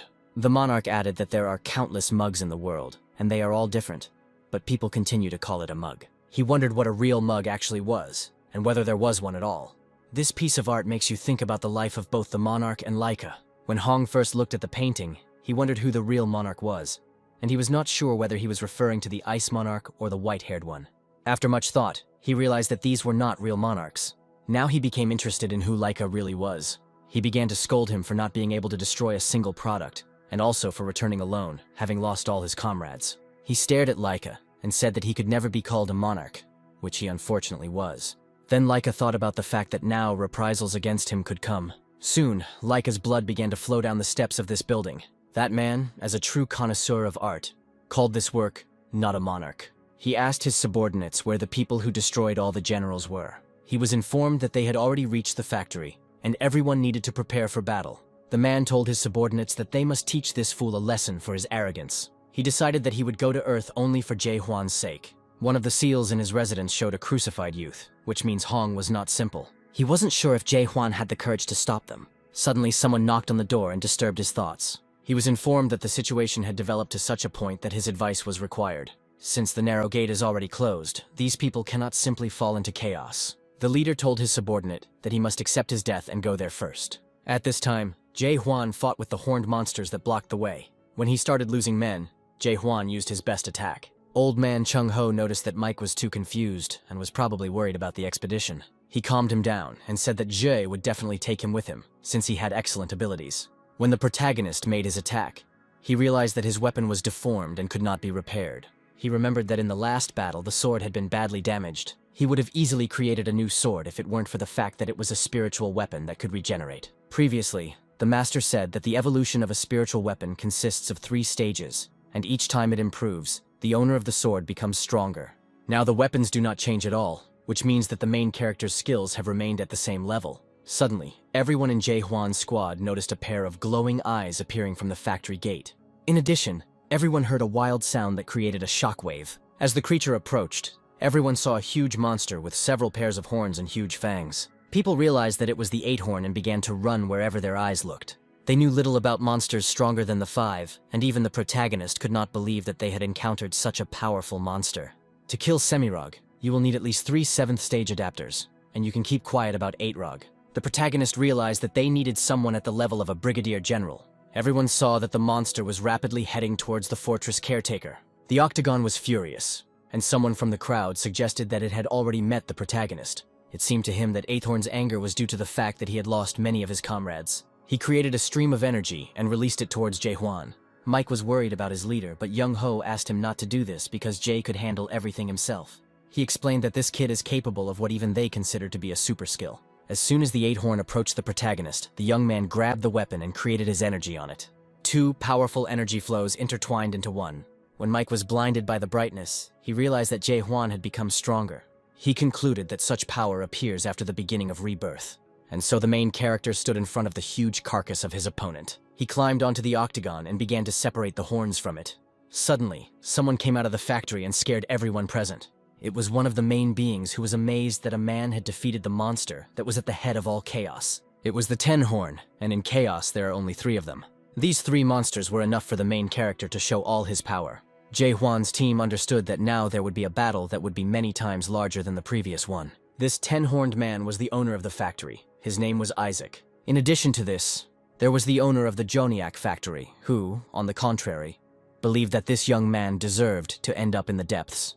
The third owner of the factory was Ias, and he was against the human world. The protagonist scanned them and realized that they were much weaker than Samyun-garam. But, as it may sound, they were much more powerful than the monarchs of Silence and Storm. The main character concluded that if these owners all attacked at once, it would not be so easy to deal with them. Suddenly, old man Chan-ho approached him and said that there was no need to fight with the owners, because they were not their enemies. Factory owner Ias recognized Jung-ho and said that he no longer thought that he would return after all this suffering. Ten-horned asked the owner of Ias to be silent, because before them were the guests of the great owner of the factory. He turned to Jae-hwan and invited him to go to the owner. Inside the factory, the squad saw that the slain Eighthorn was already undergoing recovery. Thanks to the protagonist's persistence, Chong-ho and Cardboard Gordon got inside. At the factory, the main character met a product called Joniak. He asked that next time not to destroy Ganaka, which only appears every 10 years. Hearing this, Jae-hwan concluded that there were not so many 8 horns. Unfortunately, Joniak spoke in fragments of phrases that they had to fight a dead demonic warrior. The protagonist realized that they had won the battle at the strange palace against the demonic warrior. Carton turned to Joniak and said that he recognized them as famous apostles of God. He created a special sign and asked if these creatures were the apostles of Deus. Then both sides realized that they were facing bright-minded creatures who posed no danger. Eventually, Jae-hwan's company was led to the factory owner's office. There was an incredible sight inside, and in the center was a huge ball of energy. This ball represented the owner of the factory, who immediately recognized the main character. Soon the image of the great master himself, whose name was Aniak, came out to the people. The main character also thought this name was familiar, but he didn't know where he got such feelings from. He thought about it, and realized that the names of all the factory owners sounded too familiar. These names sounded more like product names. The main character decided to ask the owner of the factory if he had heard anything about planet Earth. Aniak said that the Earth is his home, and here the Earth is called World 294. He explained that they were entrusted to be God's creations from the world of change, and it was quite possible that this world of change was Jae-hwan's home. When the owner was asked about the depths, he said that the rulers of the depths are the gods. The place for influence where the gods fight is the depths. In the depths, the gods play the role of monarchs, but their roles are not interchangeable. The main character became interested in what the gods of the depths were like. Aniak said that the gods of the depths are not omniscient and not omnipotent, and sometimes it is very easy to become such a god. Since Aniak is a creation of God, he cannot perfectly describe who he is and who God really is. He paused for a moment and told Jae-hwan that he was God. When Jae had doubts, Aniak explained that he was an awakened one who had begun to generate. According to him, the awakened ones, who have begun the birth and construction of their unique world, are like the gods of the depths. In a sense, the protagonist is even higher than these gods, because the awakened do not need representatives, unlike the gods. All the gods in the depths need a representative and can do nothing themselves. The more followers God has, the more powerful he becomes. And those gods who have few followers usually do not reveal their potential. The main character compared these words to some platform where you need to gain a large number of subscribers. In reality, people like Jae-hwan very rarely achieve deity. Most gods are created by more powerful beings by collecting karma and giving it physical form. They gain karma through control, and in other words, these are special voluntary points. Great beings who have accumulated enough karma points can become independent once they receive permission from Big Brother. Those who manage to take possession of their own unique world and become independent are the gods. From all this, the protagonist emphasized that Big Brother is the one from whom every great being must take official permission to become God. Jae-hwan didn't understand why such important things weren't mentioned in Mulark's notes. He decided to ask the factory owner who Big Brother was. Carton said it was likely the name of the organization monitoring the system. The owner of the factory said that for ordinary people like his guests, this is Big Brother. But in reality, it has a different name. After thinking for a moment, he said that he did not want to talk about it so openly. All he said about Big Brother was that he was God. He is the greatest of all the guardian gods of the system. Joniak appeared dead, and said that Big Brother had killed their god. Joniak and the factory owner agreed that they had lost their god to Big Brother.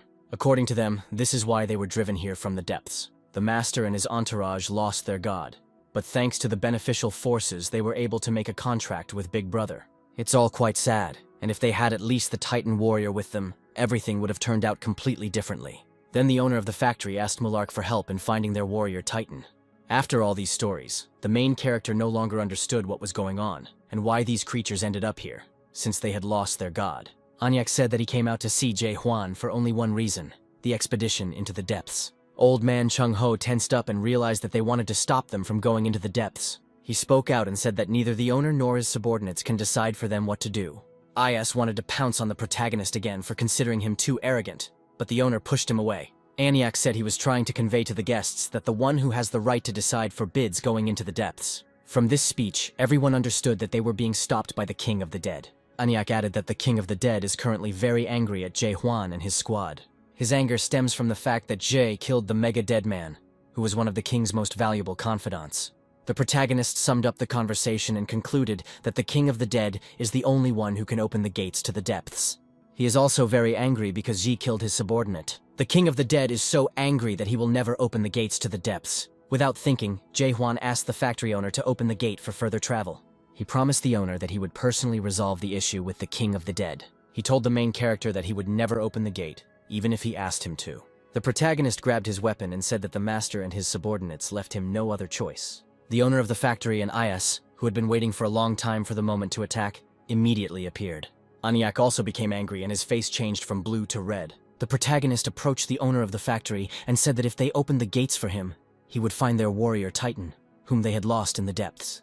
The owner found this offer too tempting, and he agreed to open the gates. Soon the main character, in the company of the factory owner, came out of the portal. Along the way, Anyak praised Jae-hwan for going too far, and he had never met people like him before. However, he still believed that Ji would not be able to convince the King of the Dead. He expressed his hope that Jae-hwan would be able to convince the King of the Dead. As he was leaving, he said that he saw the main character had the mark of a deity, but that, unfortunately, he did not use it. The young man realized that they were talking about the brand that was located on his hand. The owner of the factory said that this brand is one of the gifts that the apostles give to people, and they originally gave it along with the horned monster as a guard. According to him, when the main character uses the brand, the horned monsters will not attack him. If Zhou meets other apostles in the depths, then thanks to this brand, he will be able to become friends with them. Previously, the main character never guessed that this brand carried such a meaning. Soon the factory owner brought the main character to the right place, and then Jae-hwan had to go alone. It was a kind of bridge that was decorated with energy lanterns. The bridge connected the two sides, and underneath it was a bottomless abyss. The main character thanked the factory owner and promised that he would soon return with the desired result. Anyak said that the young man should return within an hour. If he does not return within an hour, Anyak will be forced to close the gate. So, after a long conversation, the main character went into the depths to meet the King of the Monsters. He found himself thinking that he wasn't entirely sure that he would be able to convince the King of the Dead. All he has to solve the problem are Mulark's notes. After crossing a long bridge, he arrived at the Palace of the Dead. A terrible voice spoke to Jae-hwan, and after that, the bridge that Jae-hwan had come across collapsed. The King of the Dead possessed incredible power, because just his voice made the young man feel uneasy. The king asked him how he had the audacity to kill his servant and come to the Palace of the Dead. Despite his fear, the protagonist offered to negotiate with the king. The King of the Dead seriously didn't like this, and he said that such a pathetic person didn't even have the right to appear here, let alone offer any deals. The young man started with trump cards and told the King of the Dead that he was at first a disaster, and one awakened, and now he had simply become an ordinary king. He suggested that the king think about revenge against the one who had driven him out of the depths and locked him here. Having withstood the power of the catastrophe, the young man once again declared that he meant no harm and had come to negotiate. The King of the Dead calmed down and decided to listen to the young man. He hoped that all the words of this man would live up to his expectations. He explained that only in this case would the main character be able to leave here alive. The protagonist mentioned the promise the king made to Mulark 900 years ago. He promised the king that he would take this promise upon himself. The main character decided that he would bring the catastrophe to the end of the depths. Meanwhile, Jae-hwan's detachment stood at the factory and continued to wait for his return. Siren finally came to her senses and couldn't understand where she was. She was stunned when she learned that the entire squad was located opposite the strange factory. She asked where Jae-hwan was because she needed to stop him. They explained to her that it was too late, and he went inside. Suddenly, everyone present saw strange fireflies above their heads, from which warmth emanated. One of the people touched this firefly, and immediately they grew into huge flashes. Everyone was blinded to such an extent that they could no longer see each other. The factory's tall towers cracked and began to disintegrate into particles. Following this strange phenomenon, the monarchs appeared.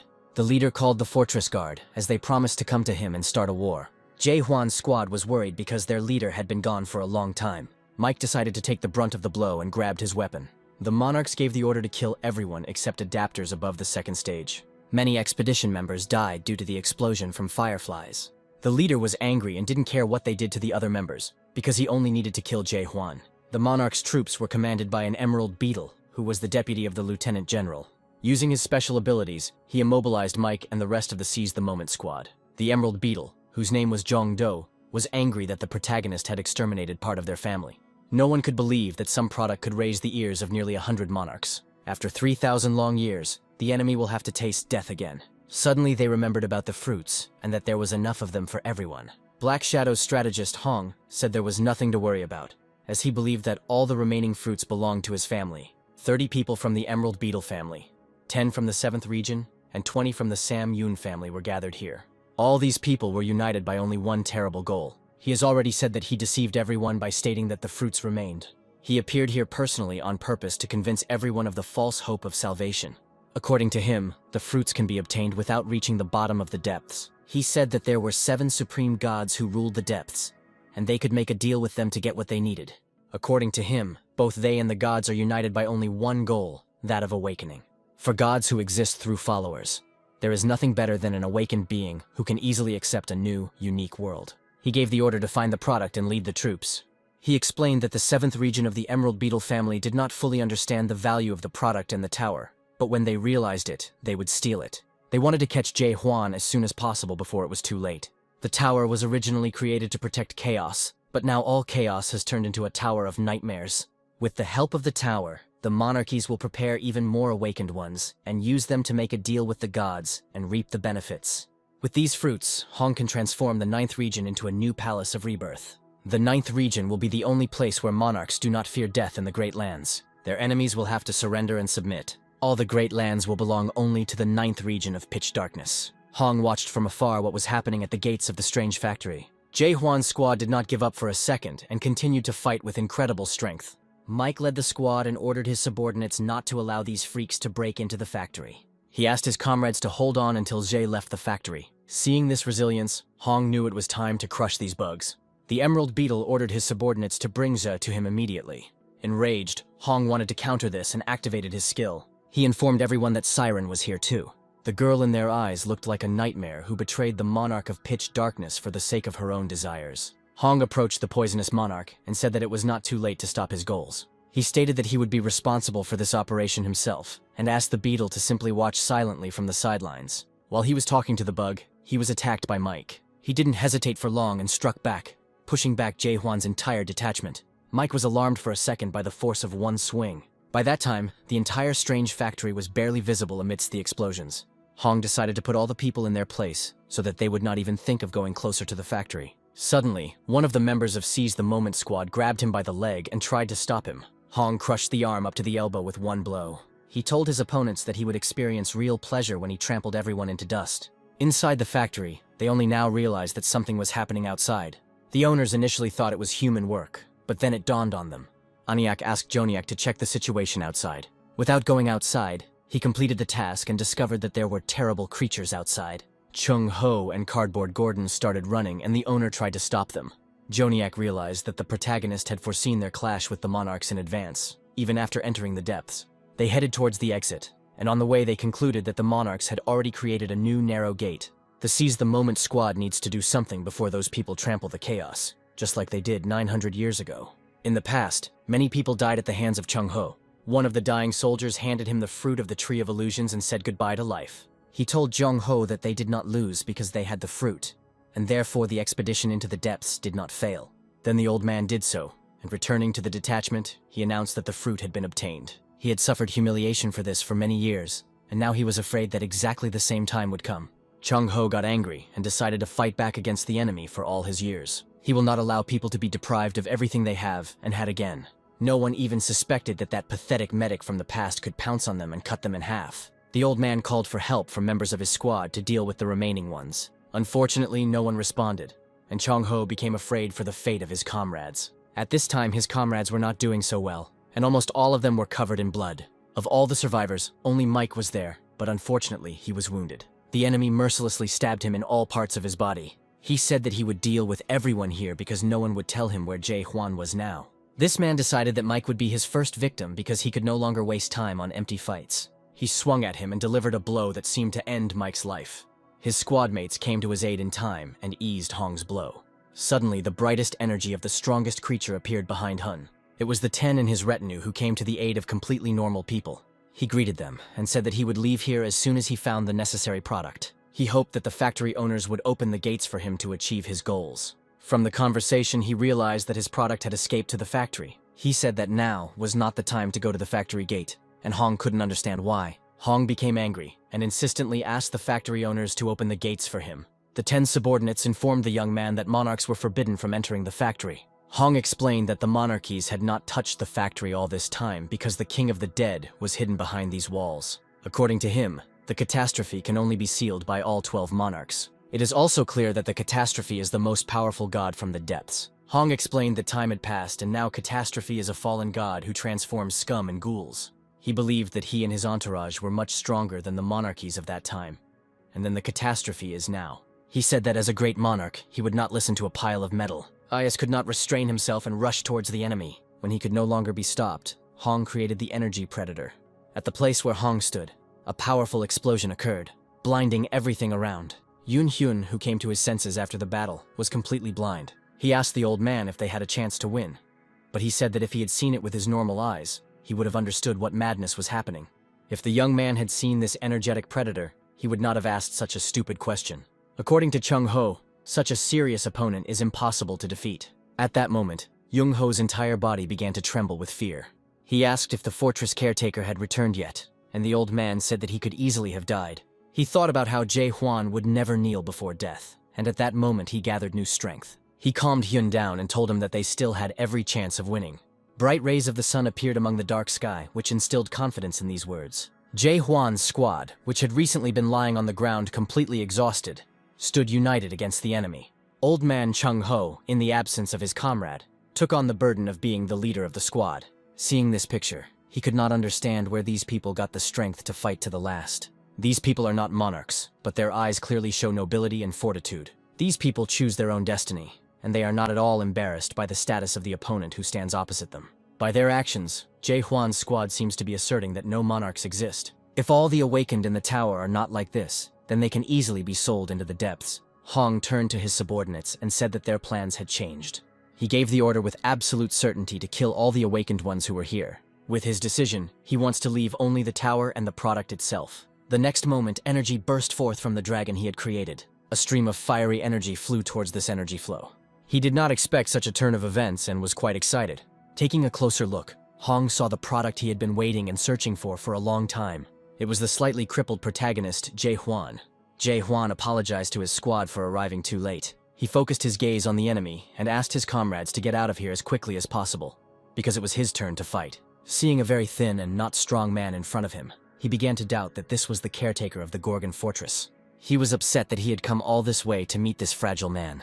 And suddenly he felt that the dark energy of the King of the Dead was flying behind the main character. For a long time, Hong, looking at Jae-han, could not believe that he was shuddering at the name of this beggar man.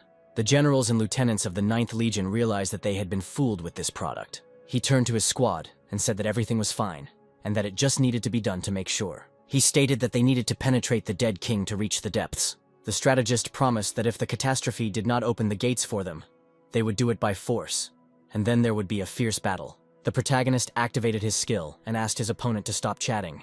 An illusion tree and an eye appeared behind him. Those present suggested that this eye was watching over a nightmare, and someone said that it represented Big Brother. Old man Young Ho knew that Jae Hwan had not yet reached the level to fight against the lieutenant generals. He assumed that his friend had his own brilliant plan. Looking at the illusion tree and the eye, Hong said that this was the most Jae Hwan could boast of. Naturally, the main character could still show his strongest attack. This attack did not affect Hong, and Hong said that Jae Hwan was nothing. According to him, the main character can only make noise around himself. At that time, Hong felt that he would definitely win this fight against the fortress warden. The beetle's subordinate asked Hong to be the one to deal with Jae Hwan alone. Hong gently pushed him aside and said that he would personally deal with this hero. Hong turned to the beetle and told him to hold back his subordinates, since only he could engage in combat with Jae Hwan. Beetle wanted to intervene and help Hun, and this angered the situation. He snapped his fingers and created a seal around himself. A predator had emerged from a similar seal before, and it was interesting to see what he had planned this time. It turns out that this seal restricts the emerald beetle, and does not allow it to engage in combat with Jae Hwan. Hong had to go into a one-on-one fight with the main character. The opponent realized that the main character would only be satisfied if he fought him one-on-one. He finished the dialogue and suggested that Hwang strike. The boy told Hong that he had just done something stupid and allowed him to attack. The blow seemed too weak to the opponent, and he demanded something more. Over the past 6 months, Hong has seen dozens of awakened ones. Jae Hwan seemed to him to be the weakest among the 4th stage awakened ones he had met. When Hong struck the boy, Jae Hwan realized that he was incredibly strong. Not a single sensible blow from the main character works against him. When the protagonist made another attack, Hong was forced to summon an energy predator. He promised that from this moment on the fight would be fun. The energy predator opened its mouth and released a powerful stream towards the main character. This stream was visible in distant corners of the city. Neither the enemies nor the protagonist's team expected that Hong's blow would be so powerful. After the blow, he told Jae Hwan that he was mistaken in thinking that he had obtained everything as soon as he began to generate. Hong suggested that they could end this fight since Jae Hwan had nothing interesting to show. He asked him what exactly he was trying to achieve, since he could have destroyed him long ago. Hong suggested that the protagonist go over to the side of the 9th Legion and take the Tower of Awakening with him. He snapped his fingers and said that Ja could not refuse under any circumstances. Energy cubes began to fall on the main character from above. There were so many of them that they filled the entire space around Jae Hwan. With these cubes, he intends to give the hero what he has lost during all this time. In front of Jae Hwan appeared young Jae Hwan, who was tied up in chains. Right here and now, Jae Hwan can make a choice and return to his old life, as well as receive the rank of Lieutenant General. John showed the planet Earth and said that he would return all the time that Jae Hwan had lost. Without thinking, the main character declared that he would never return.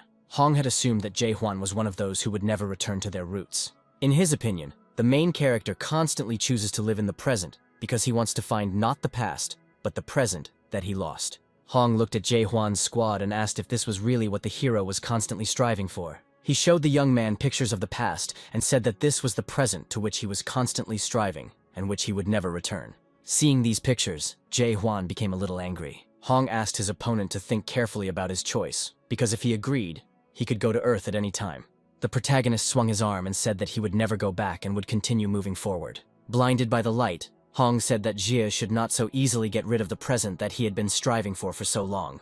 As a human being, the protagonist also has the right to experience emotions and miss the past. He would be ready to see his past friends, family, and loved ones at any moment. He thought about these things many times and decided that neither the present, nor the past, nor the future mattered in this world. Because of the negative emotions, he made an even stronger attack.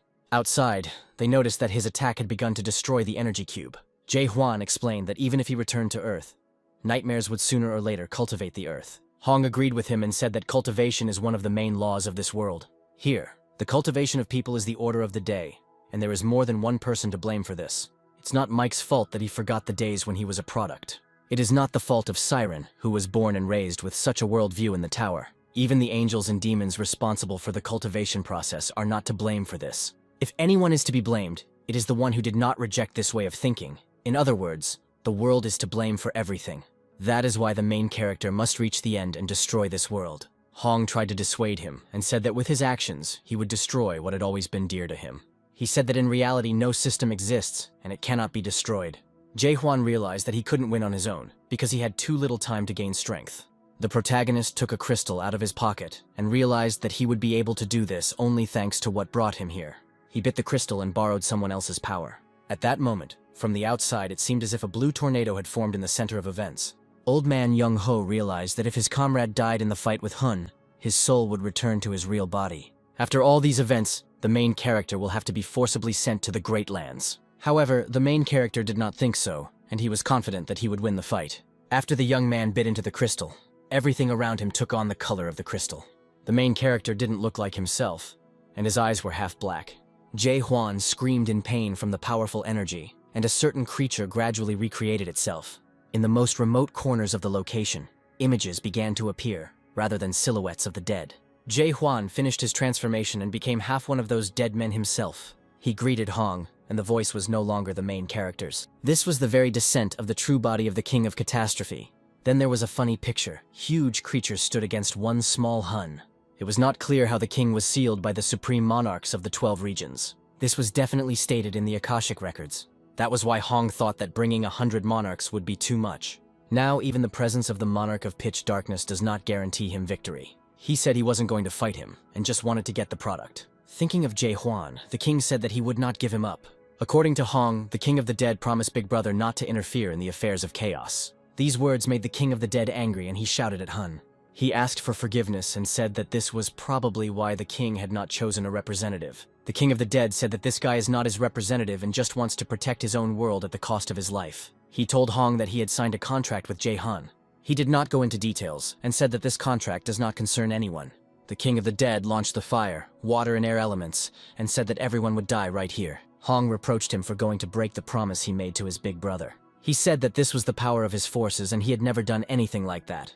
Alarmed by what was happening, Hong shouted to his men to gather together. He said now was not the time to back down, and everyone needed to join forces. The young man announced that if he and his team could hold out for another 5 minutes, victory would be theirs. The Emerald Beetle pulled him away and said that they should not fight against this monster. The dead king realized that it was the Emerald Beetle who had studied the world and created the Soul Stone. He struck him and said that he was a complete fool because he was trying to pretend to be God. In his opinion, none of those present deserved to even become dead. He spilled the waters of the river and promised that no one would get out of here alive today. Now Honggu was truly afraid for his fate. The king of the dead smiled and told his opponent that they had caused this cataclysm with their actions. Some people decided to deal with the king of the dead and rushed into battle. They believed Hong's words that 5 minutes would be enough to deal with this monster. Then Hong decided that it was better to lose a few people than to lose everything. With one wave of his hand, the king of the dead killed all those who attacked him. Then Hong and his team realized that they had no chance of defeating the catastrophe from the start. He got down on his knees and admitted that they had lost this battle. The protagonist decided to deliver a finishing blow and pierced Hun through and through. After the fight, the protagonist could not understand how his soul controlled the powers of the king of the dead. But it seemed to him that this was definitely the last stage of growth, because the king of the dead was in charge of all the chaos. The protagonist asked the king of the dead how many times he could summon him, and he said 3. The king was sure that the young man would have to call on him when he met his big brother and announced that Ju had only one free attempt left. According to the king of the dead, due to the use of his soul, due to the use of his power, the protagonist's soul will lose its power, and soon he will turn into a dead man. Catastrophe hoped that the young man would still be able to keep his word and lead him to the depths. After the dialogue with the catastrophe, the protagonist felt incredibly bad, and his mind was once again filled with memories of the past. The closer death comes, the fewer these memories become. Once the memories disappear from the protagonist's life, he will become a dead man. He feared that this was exactly the fate that awaited him. The protagonist lost consciousness and saw memories of the beginning of his journey in chaos. He saw the dialogue between Mike and Jung Ho when Mike asked what exactly the old man liked about Jae Hwan. At first, the old man replied that Jae was rude and unceremonious, who could only attack defenseless people. After thinking for a moment, he said that he had agreed to take part in the expedition, only because he did not want to leave this young man alone. After these memories, the main character came to his senses. The old man, with tears in his eyes, asked his comrade what would happen if he turned into a dead man after all his antics. The protagonist said that he was sure that the old man would be able to awaken him with a blow from a dead man. Standing up, Jae Hwan saw that all these battles were behind him. The detachment managed to survive considerable losses, but many members of the expedition still survived. Now the squad will always have new awakened ones, so after Jae Hwan leaves, everything will be fine. The balance of power in the Great Lands has been disrupted, so all monarchies will not stick their noses into the chaos and will direct all their efforts to solving the problems that have arisen. Chaos has finally found the freedom that has been talked about for a long time. When the main character was coming to his senses after the battle, one of the ill-wishers approached him, who was angry, and immediately returned here alive. Old man Jong-ho explained that the fortress caretaker risked his life for the sake of all the people. The man said that all the souls in the chaos were dead, and most likely, Jae-hwan used the last opportunity to bring himself back to life. Mike stood up for him and wanted to make it clear that he would never do such a thing for his own good. Then someone present asked where all the fruits had gone. Seeing the abilities of the fortress caretaker, people followed him in the hope of bringing themselves back to life. They were not at all interested in the world that Jae-hwan wanted to achieve. Everyone demanded an explanation from Jae-hwan about the lack of fruit. At this time, Hong was still lying on the ground and was conscious. He wanted to use his strength and anger to fight back and thwart Jae-hwan's plans. The protagonist grabbed his weapon and, without any fear, announced that he had destroyed all the fruits. The people became alarmed and concluded that the fortress caretaker did this because he was a human being.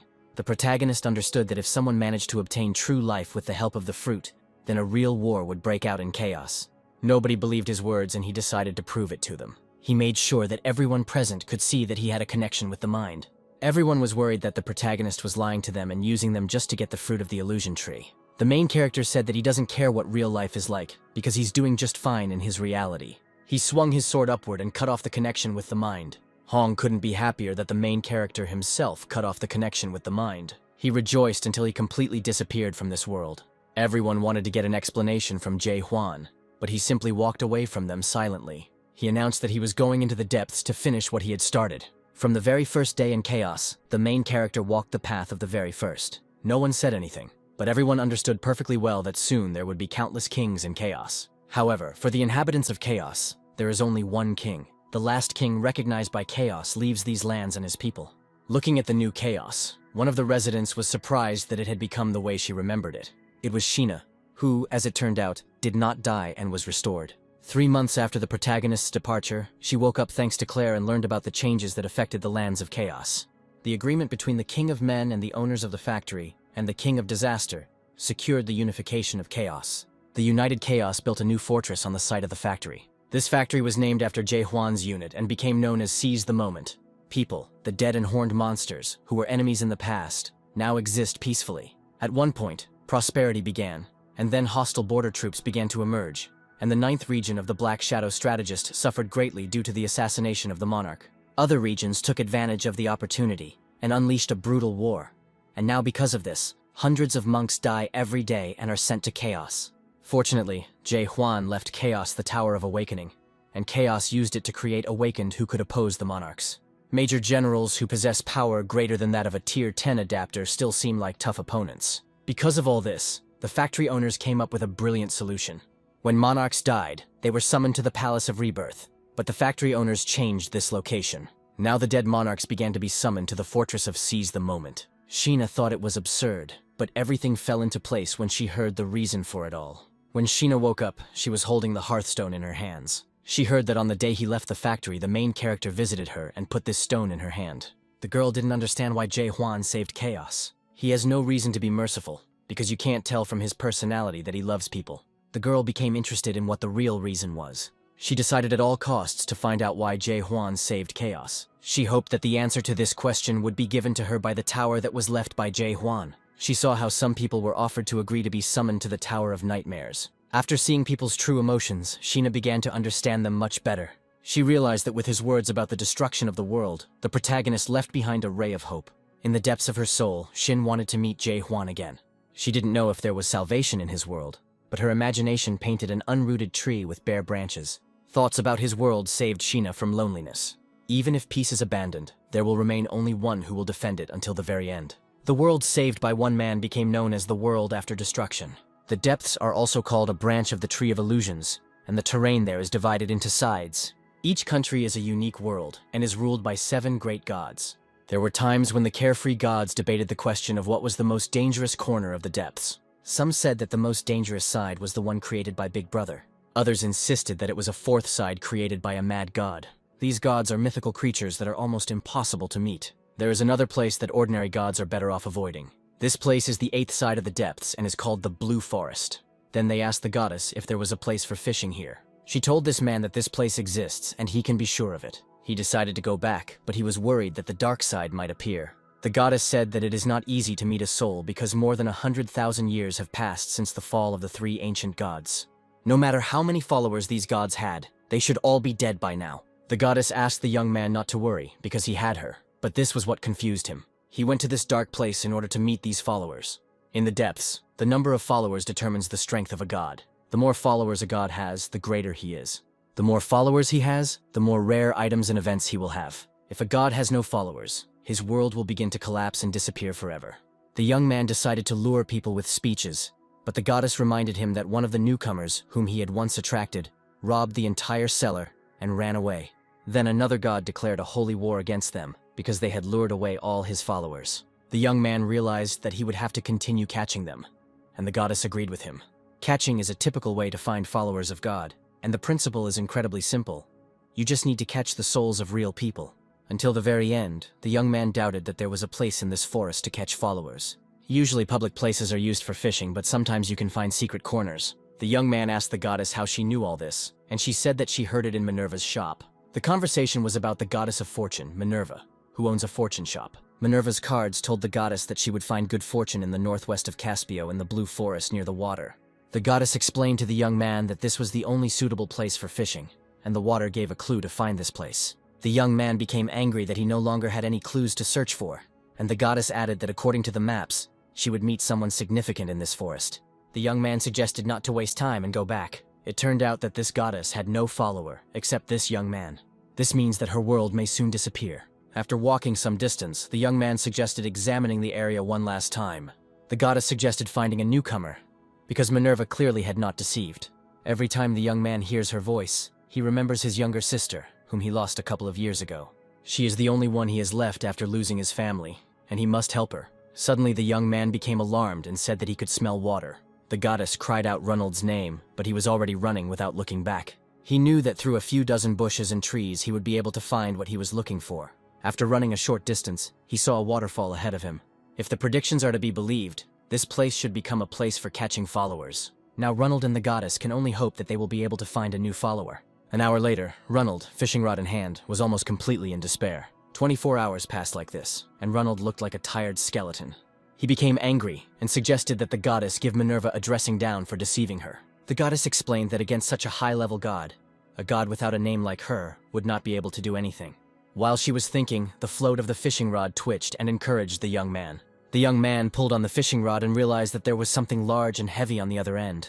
The goddess exclaimed that something was wrong here, and this soul was not from the border, but from chaos. She told Roald to take off his clothes and immediately connect her story. With the help of the goddess's abilities and skills, the young man began to catch the newcomer. He was able to pull a fairly large man out of the water. The goddess had almost no words, and she only reported that this creature possessed incredible power. After thinking for a moment, she said that they had managed to catch the god himself. Ronald understood that this could not be, because there are no gods with souls. He explained that all gods exist through faith and can only manifest through an avatar or follower of the god. But the goddess stood her ground. Suddenly, the young man noticed a strange energy emanating from Jae Hwan. If this god with a soul is from chaos, then all the accumulated knowledge about followers and avatars loses its meaning. The goddess remembered that there was a god in chaos, and a rather frightening one. But he couldn't have an avatar, so he could be ruled out. She swore on her name that this soul was indeed from chaos. Since this is not an avatar or followers, it means it is God himself. Ronald compared this to the principle that everything is a cat that is not a rat. The goddess decided to use history as an example to tell the young man what was happening here. Once upon a time, there lived a unique rat, and it was really very strong. This rat did not eat leftovers, but hunted and got its own food. Thanks to this, the rat learned its strengths and weaknesses, and realized that it could resist even its main enemy. She was still a rat, but inside she was something more, and when the other rats realized this, they began to fear her. The only animals that saw rats as equal opponents were cats. The goddess calls such rats awakened, and these creatures were able to surpass themselves and reach the rank of a god. These are creatures that go against the system, capable of resisting the main predators on their own, as well as creating and spreading their own unique world. The goddess explained to the young man that this was perhaps an awakened one who was able to gain divine power without losing his soul. In order to avoid unnecessary actions, she suggested first figuring out whether it was God or not. Either Jae Hwan will become their comrade, or they will have to absorb him. They wanted to make sure before the main character came to his senses. Ronald hoped that this was not a god, because if he was a man, he could become a new follower. He decided to check whether he was a god or not. Ronald promised that if Jae Hwan became an avatar, he would be his follower. He is sure that an avatar with such power would be chased everywhere. With both hands on the protagonist, Fiery golden energy poured out from Jahan's body. The young man became alarmed and asked the goddess for help because something was clearly wrong. The goddess did not respond, which meant that the connection with her was lost. The young man began to wander through the forest in order to establish contact with the goddess. Eventually, late at night, he realized that it was not just a disconnection, but that he did not feel the goddess at all. The protagonist, in an unconscious state, remembered that the king of the dead told him to follow the corridor to reach the depths. The depths into which the protagonist went are a place that monarchies fear so much because the gods live there. He remembered that Huang's entire team, except Mike, was with him. He stepped into the portal and immediately stopped feeling people. He realized that he was absolutely alone, and the energy of the disaster was also not felt by him. Suddenly Assel appeared in front of him and greeted him for the first time in a long time. The young man remembered that this was Assel, the captain of the Rift, and her rank was definitely no lower than Lieutenant General. The girl explained to the boy that she had deployed the barrier to meet him, and the assistant told her that it would not be for long.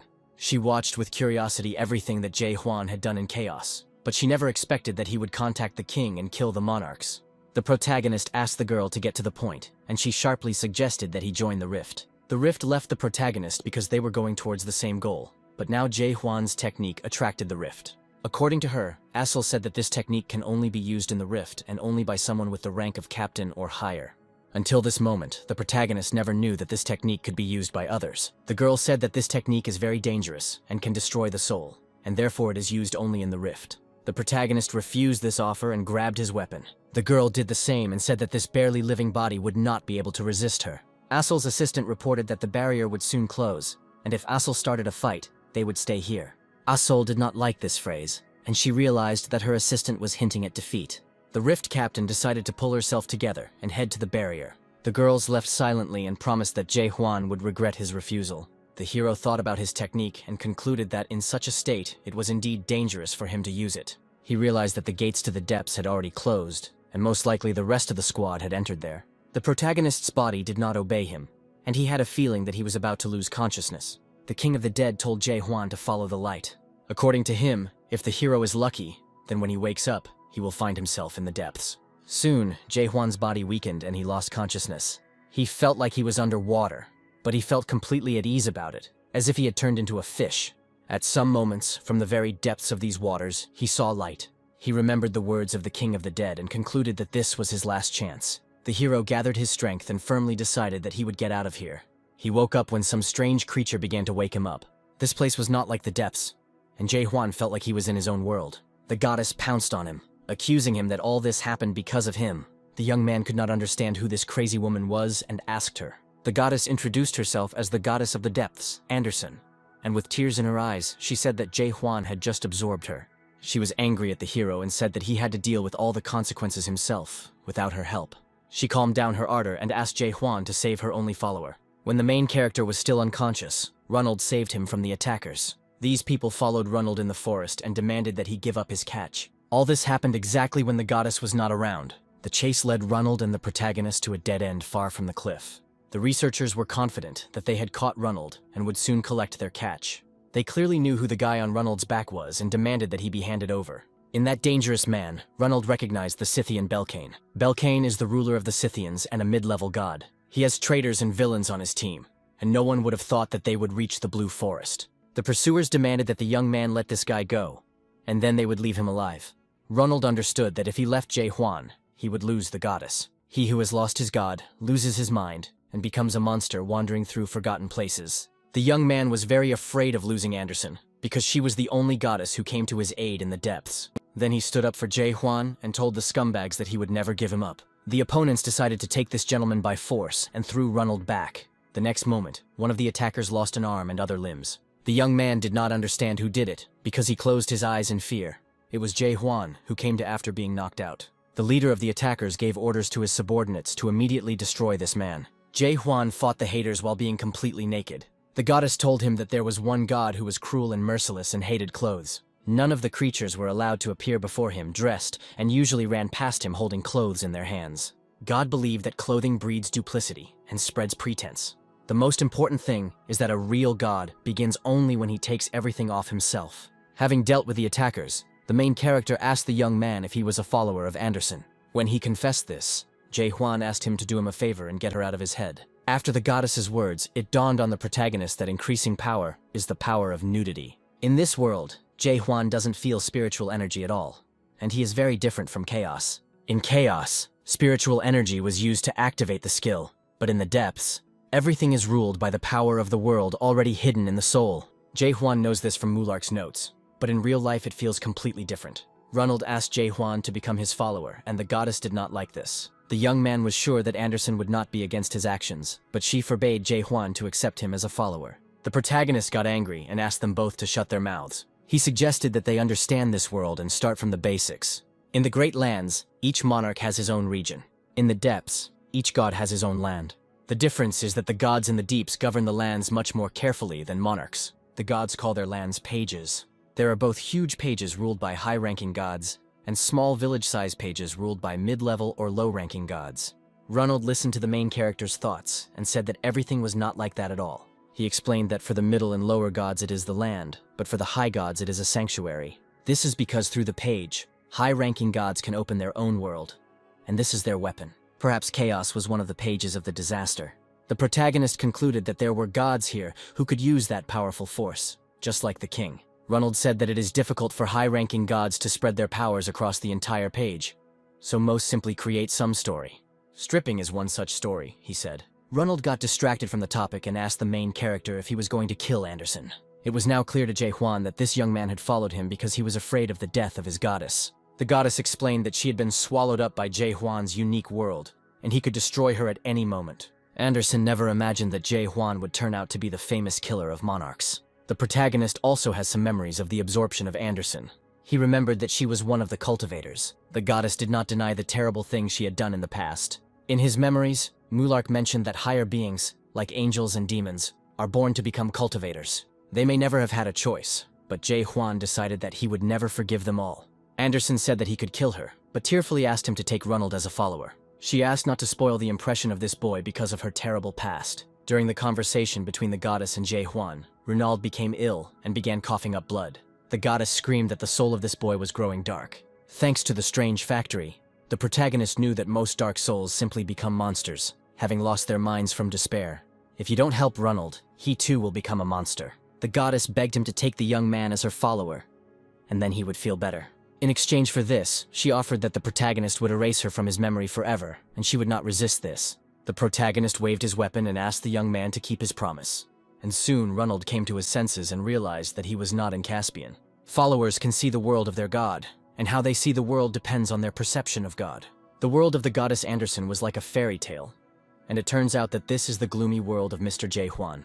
It dawned on the young man that this god had taken him as his follower and saved his life. Suddenly he raised his head and saw above him a tree of illusions and an all-seeing eye. The young man fell into a stupor from such images and later lost consciousness. He was still too young for such horrors. The goddess said that because of the huge eye, the crows and the graves, no one would want to adopt such a view of the world. The protagonist raised the young man to his feet and said that it was his own fault that he wanted to become his follower. He decided to go on a journey with him, and the goddess reminded him that he wanted to get rid of her. The protagonist told Anderson that he changed his mind about getting rid of her, because she might be useful to him. He turned to the goddess and said that she must prove that she deserved to live. The goddess promised him that she would soon prove it. The Caspian is part of the depths and is called the 84th Gate. On the way, Ronald told Jae-hwan that in the depths, any stories are respected, even walking around naked. Jae-hwan was glad that there was no cardboard Gordon here, who constantly inserted his laws into every dialogue. It was much simpler in this world, because everything here was within the norm. Soon the company found itself inside the building and entered into a dialogue with some strange man. The interlocutor said that walking around naked was a rather strange story, and the main character promised the goddess that he would kill her for deceiving her. Suddenly another man appeared in the room and said that the guest was telling the truth, and the story dated back 2,000 years. According to him, it used to be the story of a high-ranking god. After some dialogue, the group of young people somehow managed to get out. Jae-hwan thanked the young man for helping him get in and out without any effort. Anderson got angry at him and said that it was all done thanks to her, and without her help, Hwang would have simply disappeared. She said that he is not a real god, and that such gods are those who are not in Big Brother's Akashic records. Usually, after becoming a god, registration happens automatically, but Jae-hwan had a different case. A group of young people noticed that there were noisy groups of people walking ahead of them. Some of them started beating the man in the center and said that the slowest people would be sold into slavery. The young man asked who these people were, and Ronald said that they were caught fishing and would have to serve some time in prison. The goddess also added that if the newly captured souls do not find God, they will go crazy. Usually the souls that emerge are those who have been wandering around the illusion tree. In rare cases, souls that died in the Tower of Nightmares emerge. Jae Hwan stopped and remembered all those who died in the Nightmare Tower, including Kim Yun Hwan's suicide. In one of the people he saw Kim Yun Hwan. The other people were saying that all these people would most likely end up on the market at auction because they looked pathetic and no one would notice them. The main character asked Anderson how many followers he could take for himself. The goddess replied that the god could take as many followers as he wanted and immediately understood what Jae Hwan was getting at. She concluded that her master wanted to save his former friend. Yun Hwan couldn't understand why he was in the isolation ward, but he remembered that he had been there a week ago. He tried to figure out what had happened, but he couldn't remember anything. It turns out that the world was not destroyed. Yun Hwan was attacked by the cold of the depths and now he can't remember anything. Not even the name of his best friend Jae Hwan. The fragile anxiety in the air seemed to be about to crumble, and Yun Hwan was like an insect waiting to explode at the epicenter of chaos. He couldn't help but whisper Jae Hwan's name. He seems to be repeating the name of the god who can save him over and over again. Suddenly, a warden approached the young man and said that God was calling him. The girl who was sitting behind him was also invited to the conversation. When the young people were taken out of the cell, someone said that they had come here from the Tower of Nightmares. According to them, the guy got to the 99th floor and the woman only got to the 70th, but she was very nice. Yun Hwan felt uneasy when he heard talk of buying them. The buyer was hesitant to make his choice because only these two had memory problems. But he still approached the young man, said his name and invited him to follow him. Seeing this picture, the main character decided to take up arms and fight back his friend. The goddess asked him not to do this because she understood that with his actions he would now destroy the isolation ward. She explained that there were too many high-ranking gods here, and there was even a World Energy Suppression Bureau. This bureau was created to ensure the security of the pages. That is why no creature will be able to use their skills and strength in the center of the Caspian. The guard stopped Huang, saying that peaceful entry was prohibited. Jae Hwan had no intention of leaving and announced that he had come here for a friend. The warden realized that his interlocutor would only understand him in a bad way. The protagonist sharpened all his strength, grabbed his weapon, and asked the warden not to interfere with him. He explained to the goddess that Yun Hwan was his comrade who had reached the 99th floor with him. He wants to know why he didn't go back to the past like everyone else. Unfortunately, Jae Hwan was unable to feel the energy of the world, and this made him extremely upset. He assumed that someone was bothering him, but there was no one around. After seeing his antics, the warden thought he was another madman and gently asked him to leave. The goddess reminded Jae Hwan again that in this world, one cannot fight or use one's various abilities. If Jae Hwan tries to use the power of peace, the big story created by the Suppression Bureau will leave a seal of energy on his powers. Jae Hwan asked the goddess how to help his friend, and she found only one way. She suggested that they go to that big building first, and assured them that after that they would be able to save Yun Hwan. She believed that these actions would be clearly smarter than breaking into just anywhere. Meanwhile, the Caspian Suppression Bureau began to bustle. The assistant called the director so that he could see what was happening with his own eyes. When the director looked through the door, he saw that there were people lying on the floor who were completely immobilized. The assistant reported that more than half of the followers had disappeared, and strange energy had been noticed near the isolation ward. The Seal of the World's Energy is a story maintained by hundreds of followers serving various gods. Since the creation of the Bureau, there has never been a case where history has been so seriously disrupted. The assistant pointed out the danger level, which was at the extreme values. The system showed the 8th level and warned of danger. A month ago, something happened that caused half of the followers to lose consciousness, and it was a fight between the avatars and high-ranking gods. Things weren't that bad back then, but this time the director ordered reinforcements of an entire battalion. He explained to his assistant that help should be sought from the highest-ranking gods. The goddess, Ji and Ronald arrived at the building she indicated. She said that this was the auction house and most likely Jae Hwan's friend was there. In order not to attract unnecessary attention to himself, Ronald began to communicate with customers. It turned out that the company was banned from entering the building because the goddess's ID was out of date. The protagonist remembered the words of the security guard that gods without identification were prohibited from entering the auction house. The goddess told Jae Hwan that if he had 5 followers, he would receive a temporary certificate. In this situation, the main character realized that Ronald was much more useful than Anderson. The young man explained to people that if they became followers of this god, they would receive quite a lot of goodies. The interested people were confused by the fact that the avatar was completely naked, and Ronald could not explain it. In addition, one of the people asked what the history of this world was, and Jae Hwan decided to personally show him. He extended his hand to him, and at that moment they both found themselves in the unique world of the protagonist. The man, like Ronald, became alarmed when he saw graves, crows, and a tree around him. After traveling to a unique world, the man lost consciousness. The protagonist realized that they would definitely not be able to recruit followers this way, and would have to make their way by force. Anderson said Jae Hwan can't do that, and he just needs to change his view of the world. According to her, Jae Hwan's view of the world is too gloomy, and none of his followers would want to complicate their lives so much by getting into a unique world. Anderson asked the young man to make his world more joyful and offered her own view of the world. She calls her world the world of nakedness, and in this place all the followers are completely naked. Jae Hwan said that he would not change his view of the world, and it was clear that he would not gain followers that way. The main character decided to simply observe Ronald for now, and if nothing changes, break through by force. Suddenly, people came out of this building and discussed that the souls chosen as followers had disappeared. In their opinion, now is the week of the metaverse, and all souls will end up there. Jae Hwan followed these people so that they could explain to him in more detail where all the souls go. Soon, Ronald and Jae Hwan arrived at the right place and went inside the building.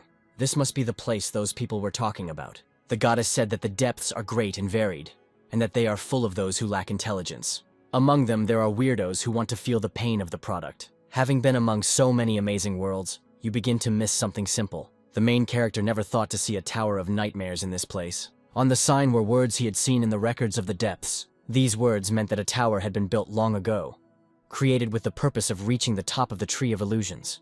It was created specifically to make the old nightmare challenge the end of the world. Jae Hwan asked Anderson what she knew about this tower, and she said that the worst gods live here. When Anderson went there, she lost everything she had before. Not far from him, the main character noticed a group of people who were tied up. The young man guessed that his friend Yun Huang might be among these people. The goddess told the protagonist that all these souls would most likely become puppets in the hands of the gods. Puppets are avatars that have lost their souls. All the puppets in this tower lose their minds and become toys of the gods. The gods that live in this tower simply cannot stand followers. The hero decided to use all means to save his friend, and the goddess said that he would die if he went there. Anderson said that Jae Hwan needs to take part in the events of the metaverse and reach the 7th floor, where the puppet auction begins. Ronald told the protagonist that he needed to buy a ticket to get there. At the entrance, Jae Hwan was told that he needed to buy a ticket for a week, and it would cost 250 currencies. Ronald explained that this is a special currency that only applies to the depths. Anderson shared all her savings with the main character, but it seems that this was not enough. With this money, Jae Hwan was only able to purchase 2 tickets for 2 days. A warning appeared that if the paid period comes to an end and is not extended, the visitor becomes a puppet. After purchasing a ticket, Jae Hwan was advised to go through the main gate, and if he tried to go through the upper gate, he would immediately be struck by lightning. Ronald was here for the first time because the goddess had always forbidden him to approach the tower. Among the crowd of people, Jae Hwan noticed a familiar face. The young man decided that he would compete against those monsters, but the goddess tried to dissuade him. It was unclear why the cultivator from the past, Anderson, hated this tower with all his heart. A moment later, he remembered that she had mentioned that she had lost everything because of that tower. He decided that the time had come to return the loot.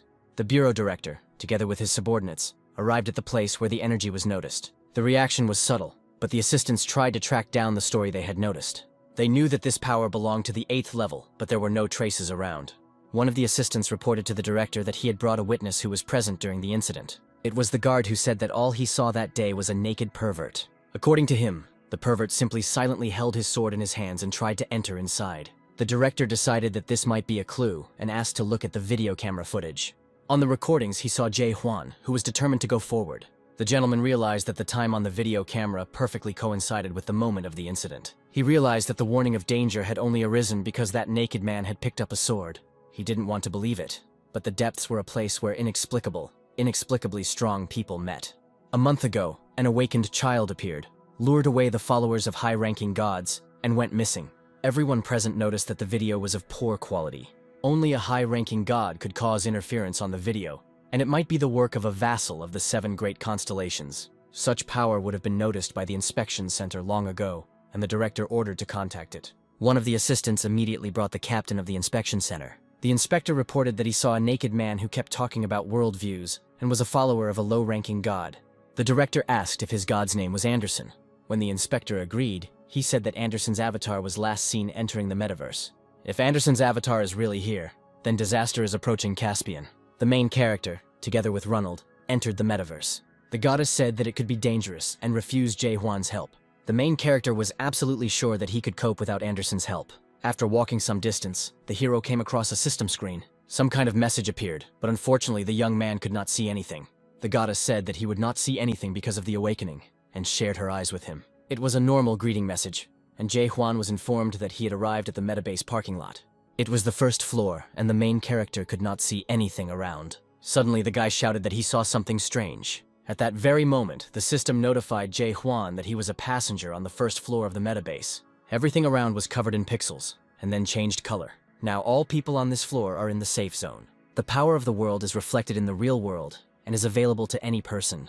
The protagonist has not yet had a rank, and it is necessary to assess the strength of his world. The system reported that it was not possible to measure the power of the world, and most likely it was due to reincarnation. The metabase rules appeared on the screen, stating that the first floor was divided into 10 floors, and that the heroes could move to the floor above if possible. Everyone can earn and spend funds to buy items through quests, or by enhancing their worldview. Passengers can use the parking lots to move to lower floors, but moving more than one floor will incur a fine. Each floor has a boarding bell that can be activated by pressing, but using it below the 6th floor incurs a penalty. Only 9 people can be on the 9th floor, and only they will have the right to challenge the final floor. The passenger who reaches the top floor will be able to request anything from the owner of the metabase. There was nothing special about the rules for Jae Hwan, and he only had 3 important things to do. First, he wants to save his friend. Second, use the various techniques of the gods. And third, learn how to get to the top of the illusion tree. He will be able to find out how to get to the top of the illusion tree by finding the clue left by Mulark at the end of the tower. According to Mulark's notes, he had been here before. After the rules, the main character saw an overly active girl next to him. She announced into the microphone. Her name was Renee, and she announced to everyone that she was trying to climb to the top of the metabase again. She spoke to her followers, who said she looked a lot like a siren. She thanked them and said that she was a fan of the siren. She told her followers that she had a newcomer in mind for them today and pointed to Jae Hwan. They immediately caught her attention, and she decided to talk to them. When the girl approached him, the hero saw that she had given him 100 viras. She said that she would give him more money if he answered all her questions. Anderson told him to agree because he had to return the money to her. The main character was not interested in money, and he agreed only because it could help him find a friend. In an interview, the hero reluctantly revealed that his name was Jae Hwan, and that he came here to save his friend. This story touched Rennie's heart, and she offered to join forces with the hero, but was almost immediately refused. She said she could be useful because there were too many dangerous places here. Without seeking the protagonist's attention, she told him to be careful with weirdos who kill for pleasure. According to her, they are very dangerous and no one can stop them from killing. The main character asked the girl how she was different from others and why he could trust her. Rennie began to prove her identity and said that if the gods asked her to betray him, she would do it. If they unite, she will be faithful to him and help him find his friend. The tower notified that the first floor of the metabase would open in 5 minutes. The young man told his companion that his friend was on the 7th floor and had become a puppet. Then Rennie asked if Yoon Hwan was handsome, which confused the protagonist. According to her, beautiful puppets can break through to the 8th and even the 9th floor. She advised the boys to definitely take her with them on the team, because without her, they wouldn't be able to cope on the 8th floor. Jae Hwan asked Anderson when she was last here, and she said 500 years ago. Renee and Anderson discussed, and the girl gave Ronald a valuable gift and some funds. Anderson told Jae Hwan that Renee's energy was very strange, and that she was most likely a girl from another universe. Ronald begged the protagonist to take the girl into his team, because she could help them. A few minutes later, the system notified that the entrance to the first floor of the metabase was open. It was said earlier that this place is loved by all nightmares and it is a planet outside. Inside, everything seemed normal, as there were tall buildings and people around. The main character realized that this was ordinary Earth, and it became the setting for the first floor. Yoon Hwan had been to this place before when he was studying the worldview, and he said that in this world, you become a hunter and exterminate monsters. It seems that the protagonist heard about such hunters from Yoon Hwan, but unfortunately, he doesn't remember anything. The difficulty of this location depends on the monster you encounter along the way. Everyone present in the location thought that this task was too easy. As the people rushed at the goblins, Jae Hwan simply looked at them silently. Renee suggested that the protagonist go kill monsters, but he said that he did not want to rush. He explained that he was on the same floor for the same reason as she was. The girl understood what Jae Hwan was getting at and advised him not to act rashly before the rules were announced, before the floor assignment was announced. The rest of the people killed goblins and spent the money they earned on various improvements. The system has informed us that the gods are enjoying this spectacle and are asking for more active action from the players. The girl explained to Jae Hwan that the goblins had caused trouble for everyone, and that was why people were trying to kill them as quickly as possible. Soon, the system notified that the first floor mission was ready, in which it was necessary to earn 10 tokens in 10 minutes of hunting goblins. Renee said that this was not what she expected, because previously such tasks had a trap behind them. She suggested that the heroes split up, because with such a mission it was better to hunt separately. They left the main character alone and wished him good luck. Jae-hwan was worried about Ronald, but the goddess reassured him, saying that he was an excellent runner. The main character decided to find the goblins as soon as possible, in order to complete the task and go to the second floor. With the help of the awakening stages, Jae-hwan discovered goblins near him. He had to hurry because the active participants were killing everyone in their path. One of the participants received 10 tokens and completed the task. After that, the system notified that a goblin worth 10 tokens had appeared. A crystal appeared above the head of this participant, indicating that the youth had become a goblin. Looking at his reflection, the man saw that his face was a nightmare.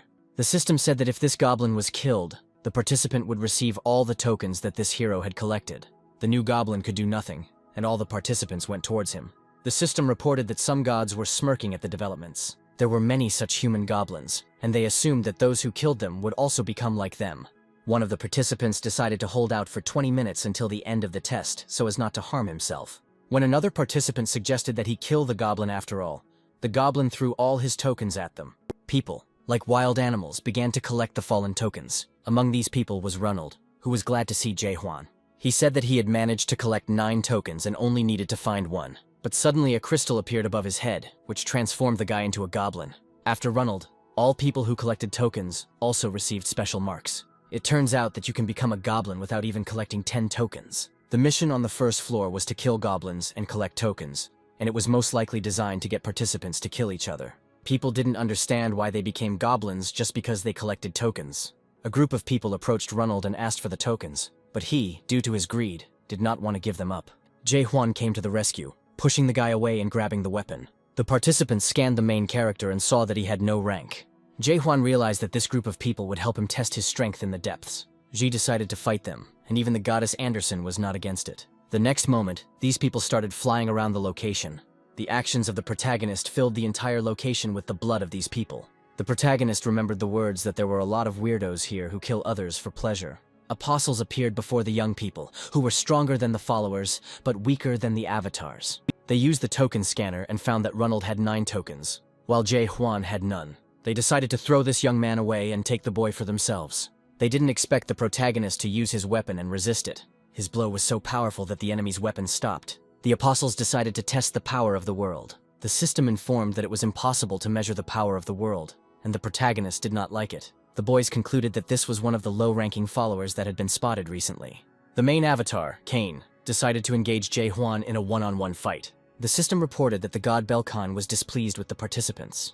The goddess said that the main avatar can use 90% of his god's powers, and it is better to avoid fighting him. Anderson said she was eager to see Ronald's abusers suffer. Even more, she wants to see how strong the awakened one she has chosen is. Suddenly, a message appeared above the heads of the apostles that the new god was supporting Belkan. The leader of the group ordered his subordinates to kill Jae-hwan no matter what. One of the blows almost killed the main character. Diner is the avatar of Belkan, and people call him the avatar of advancement. He leads a death squad, and there are people there who are always out to kill. Renee watched what was happening and found these gods disgusting. The system told her that this guy was hiding his powers. She saw that Jae-hwan was surrounded and was about to die. Rennie decided that the time had come when her help was needed. But as soon as she approached the main character, he made his incredible attack. The entire location was covered in his energy, and everyone who was there was blinded. The impact sent Rennie flying backwards, and the glass of the buildings was blown outward. When the girl came to, she saw that all the apostles were lying on the ground unconscious. She couldn't believe that just one blow from the main character was able to hit them all. Both Ronald and Renee realized that Jahan had indeed been hiding his powers. There were 10 minutes left in the trial, and the battle between Jae-hwan and the apostles had only just begun. The chief of the gods present did not want to spend so much energy on the first floor. He was ready to retreat, but Belkan would not forgive him for this. The man asked the main character what he was doing on the first floor. He asked to tell him the truth, and then he would spare his life. The system notified that some gods were interested in Jae-hwan's identity. Jae-hwan asked his interlocutor how far one could go with such abilities, and he replied that he had reached the 6th floor. The protagonist laughed at the fact that his opponent had only reached the 2nd floor. Then the apostle became furious and rushed at Jae-hwan. Then there was a powerful blow that cut the building into 2 parts. The man promised that with exactly the same blow he would cut Jae-hwan's body into pieces. Jae-hwan wanted to see how strong someone was who could reach the 6th floor. He decided to wait until his opponent fully revealed his potential. Because the man could not leave even a scratch on Jae-hwan, The Scythian god was furious. The apostle grabbed his pendant and threw it into the air. He wanted to prove to Jae Hwan that there was a big gap between them. The system reported that Diner's avatar was using a skin. The skin increases defense, agility, speed, and attack power. The system reported that this is the skin of Sam Garam's secret scent. Jae Hwan became curious about how his opponent managed to take on such a form. He understood that he had no chance of winning. Goddess Anderson was angry and told Jae Hwan to use her power immediately. She believed that without her strength, the young man would simply lose to this Scythian. Ronald realized that this could have been avoided if he had simply handed over the tokens. The opponent made one hit and destroyed the building. He was sure that Jae Hwan couldn't survive given his skin and history. He decided it was time for him to move on to the next stage, because he had left too much energy here. Suddenly, the main character called out to him, mocking his blows. Jae Hwan realized what level the 6th floor was. Diner couldn't believe his eyes as Jae Hwan rose to his feet as if there had been no blow. Jae Hwan announced that the major generals of the Great Lands had repelled his attack 4 times, and he wondered how long Dinar would last. Dinar became alarmed and decided to ask his god for support. With the support of the god Beeline, his subordinates are able to establish a sanctuary. Nothing stopped the main character, and he rushed towards his opponents. Then he launched a worldwide attack, the shockwave of which reached distant houses. The lunge was so powerful that all its power and strength was directed, reaching up to the heavens. The test time was up, and the system notified that several gods wanted to accept Jae Hwan as a follower. Goddess Anderson asked Jae Hwan how he did it, how he achieved such a result. It turned out that with his attack, the hero destroyed everyone who was standing nearby and fulfilled the conditions of the test, receiving 86 tokens. Thus, the young man took first place in the number of tokens. The girl didn't think that this man was just showing off and was worthless. She decided to stay close to this amazing man. Jae Hwan called out to Ronald, who had already forgotten about his existence. With his attack, the main character broke through to the 5th floor, and he realized that something was stopping him on the 6th. There is something on the 6th floor that can block his powers. He looked up at the hole in the ceiling and a bright flash came out. The system notified the protagonist that he had been called by the conductor of the 1st floor of the metabase. The protagonist and Ronald stepped into the elevator and followed the call. On the way, the protagonist saw the 1st floor of the tower, where everyone was fighting, and he realized that the nightmare that created this tower pursues the same goals as the Siren and Mark. On the 1st floor, everyone becomes a goblin, and no matter what, everyone sacrifices themselves for the sake of the tower. Jae Hwan heard that everyone who wanted to experience the pain of the product had gathered here. The souls of the deep have either never climbed the Tower of Nightmares, or they have tried and failed. If someone manages to see the end of the tower even once, he will never want to get there again. Soon the elevator with the heroes arrived at the right place and stopped. The goddess said that this location is a stop and is often requested by guides. The guides are located here. Suddenly, a strange stone with a golden glow appeared next to the heroes. The stone had a rating for the 1st floor, and the main character's name was not listed there. Ronald asked his god why his name was not there. A voice from the void replied that Jae Hwan's name would soon appear there. A goat-like creature appeared at the location and thanked Jae Hwan for setting a new 1st floor record. Ronald was stunned by the real goat, and the goddess asked Jae Hwan to use his body to talk to this creature. It was clear to everyone that she had already known him before. The girl turned to the goat named Virtus and asked how he was doing. From the aura, the goat Virtus realized that this was the goddess Anderson. Soon, the young people went with the goat to talk. "Goat," Anderson said. He missed her and never thought she would come back here. The goddess asked him how he managed to become a guide, since he was previously an avatar of the god Savel. Virtus said that Savel is no longer alive, and it is not easy for an avatar who has lost a god. Virtus decided to become a slave of the tower. Otherwise, he would not survive in this world. The goat decided to change the subject and reminded the goddess that after certain circumstances, she should not have returned here. According to him, Anderson could die because she promised the association. The goddess became angry and said that the association also did not keep their promise, and she saw what they were selling during her ascent to the tower. She pointed to the screen and asked Virtus why these goods were being sold in the tower. The goddess pounced on the goat and asked what he had done to her followers. She remembered that he had promised to save them all. Virtus said that enough time had passed, and it was time to become a low-ranking god. Anderson became angry and used Jae Hwan's body to release her energy. She promised that she would immediately destroy everyone in this tower. She dreams of destroying this damned association of all traitors. The goddess overexerted herself, and soon Jae Hwan's body lost consciousness. The main character forbade the goddess to use her body and came to his senses. Due to the lack of peace power, Anderson overexerted herself and fell asleep. The main character asked Virtus how well he knew Anderson. He began his story by saying that 500 years had passed since they met. After the story, Jae Hwan asked him who was at the top of the tower. He said that at the top, there is a metabase driver who is the guide of 10,000 gods. According to Virtus, The tower's master is the only one who knows how to reach the Tree of Illusions. These words shocked the young man, and he remembered Mulak. According to the source, Jae Hwan might meet him if he reaches the top floor. Virtus begged Jae Hwan not to destroy the tower. According to him, the hero will pay if he destroys the playground of the unfortunate gods. At the end of the conversation, he mentioned that he heard that Jae Hwan came to save his friend. He said that the gods above must know where this man is, but they will not approve of Jae Hwan's actions. Virtus said that the hole in the ceiling would indeed surprise everyone, but something like this had already happened a couple of hundred years ago. He said that the Rift did the same thing here as Jae Hwan. He heard that someone from the Rift squad was involved this time. Suddenly, a message appeared in front of Virtus's face that the god had paid for everything and was asking the main character to go upstairs. Jae Hwan was of interest to many gods, and he received an offer from his superiors. They want to use Jae Hwan for advertising so that he becomes the symbol of the gaming season. Young people are offered 2 million for advertising the company, but the main character doesn't think to agree. According to Virtus, dozens of depth souls flock here because of Jae Hwan. He said that the Flame Union is introducing various products, and there is currently an event for obtaining skins. Skins are costumes, and the appearance changes according to the skin you choose. The owner of the skin can use the abilities embedded in it. Virtus showed a card of a skin that is currently popular. This was the ugliest king, Kim Dokja. At that moment, the goddess Anderson woke up and realized that something monstrous was happening. She insisted that they did not need the help of these creatures, and that she could earn money with her own mind. The main character announced that he would not buy anything and would simply leave here. The goat agreed with Jae Hwan's opinion and asked him to at least not destroy the tower. The young man agreed to this, because it was not worth incurring the wrath of the gods until he knew where his friend was. Virtus decided to thank the player for being the best at level 1 and give him a reward. As he held out the card, the hero's appearance began to change. It was a level 5 combat uniform set. As an additional reward, Kozel sent 2,000 up. Since some of the gods bought passage for the young man, he can go straight to the 6th floor. At parting, Virtus asked the guest to take care of the goddess Anderson.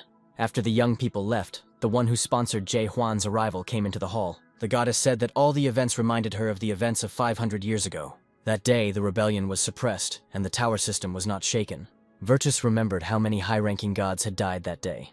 This time, the girl decided to try something different, and that's why she helps Jae Hwan. The goat told the goddess that Jae Hwan had no chance of reaching the top floor. However, the girl did not think so, because this young man set a new record for the 1st floor. This record remained unchanged for hundreds of years after Declan set the record.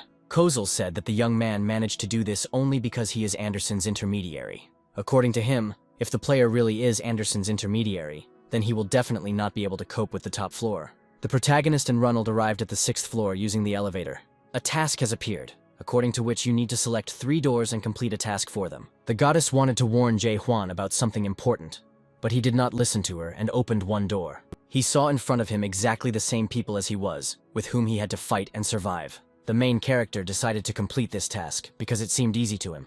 Stepping through this door, he found himself in darkness. Ronald asked the hero if he had a special plan to pass the test, and he said that everything would be fine. At that moment, a pack of unknown predators was already moving towards them. Jae Hwan decided to fight them with just one lunge, which had never failed him. He will cut the predators with a lunge until there is not a single living spot left on them. The next moment, the heads of the predators separated from the body and flew in different directions. Ronald was surprised by such power, because he had never been able to see it before. But soon the doors of the location opened, and Ronald flew out, and the main character calmly followed him.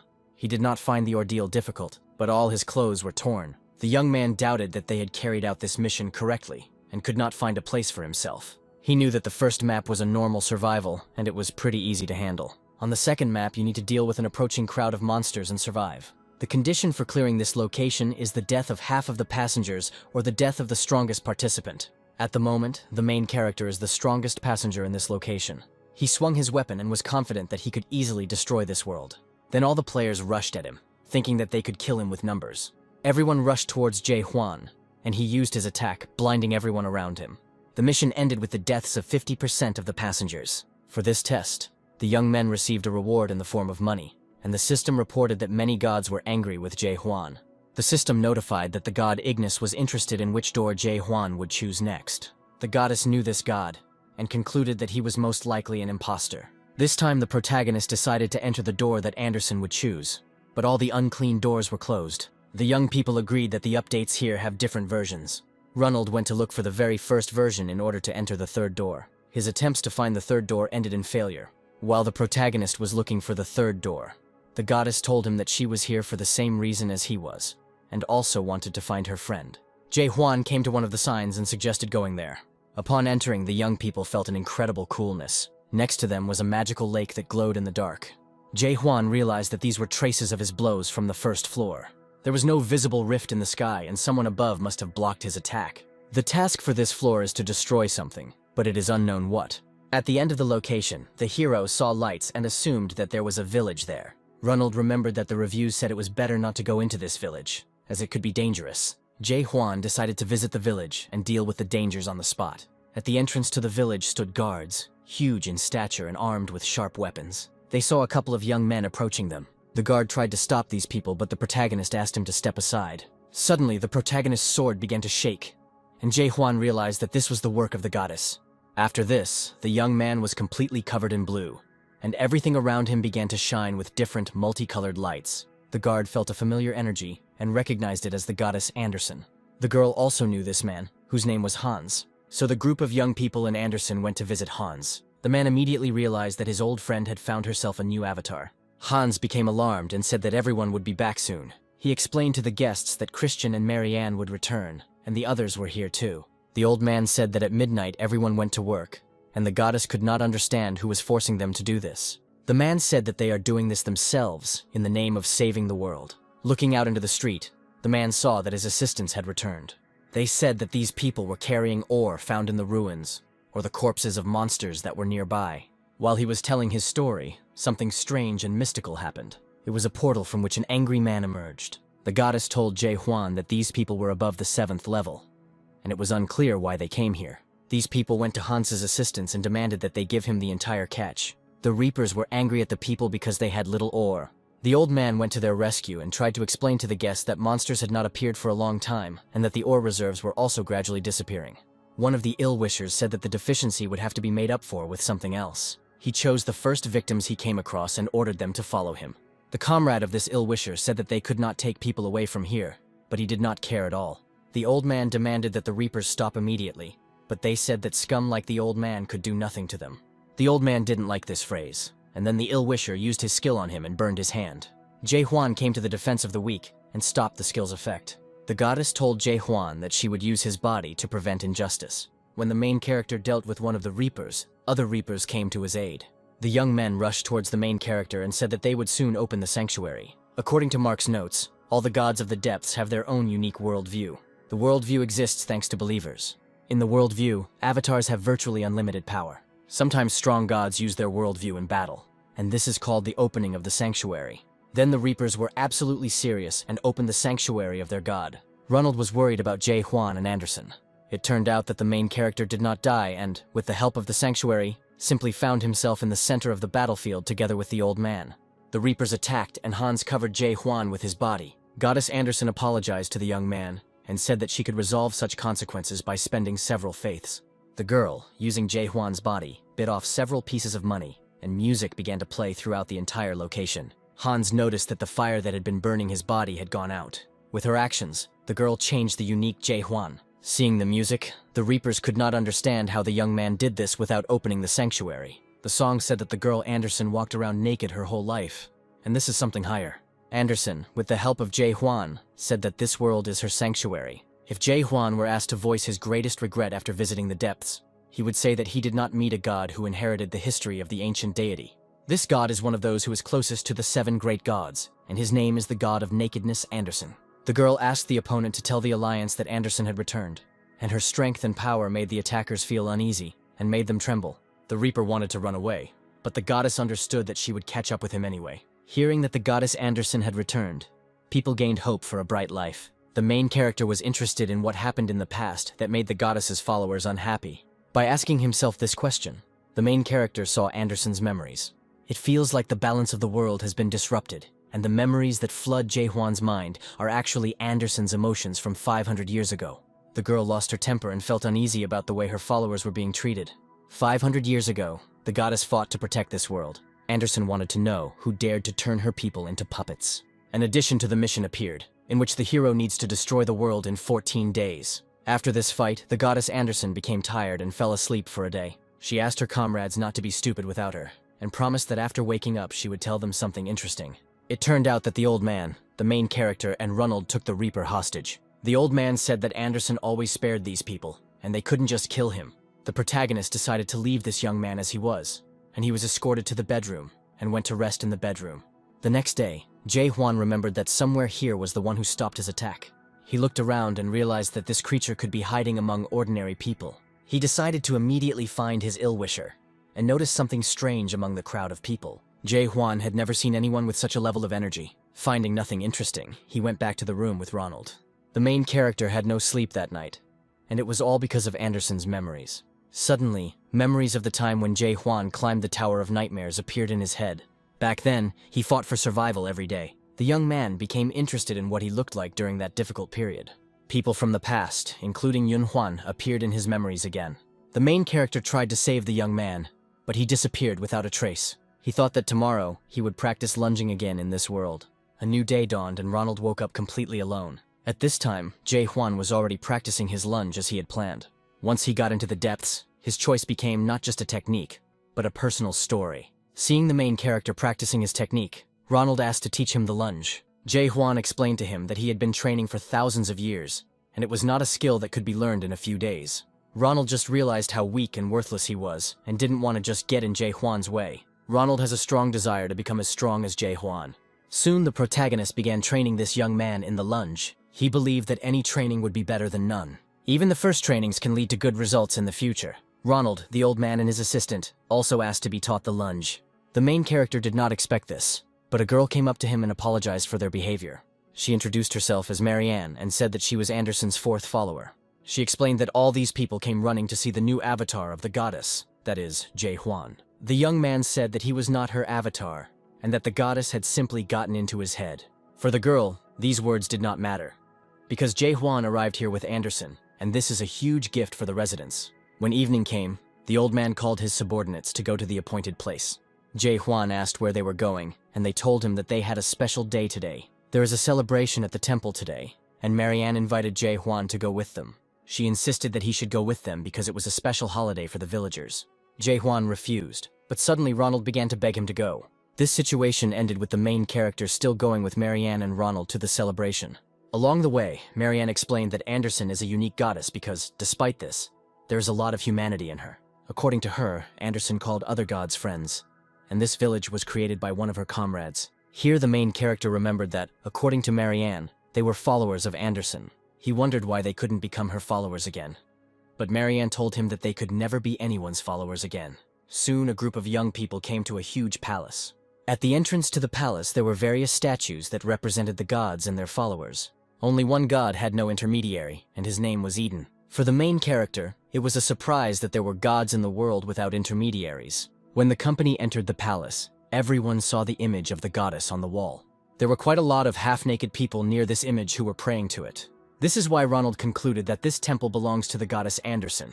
Jae-hwan decided to show respect and take off his clothes. When everyone was naked, Jae-hwan turned to Hansu, who was supposed to show them their place of prayer. Hans began to scold the main character for completely undressing, because in this place people were in their underwear. According to him, Anderson has a naked worldview, and you just need to have a naked soul, but not strip naked.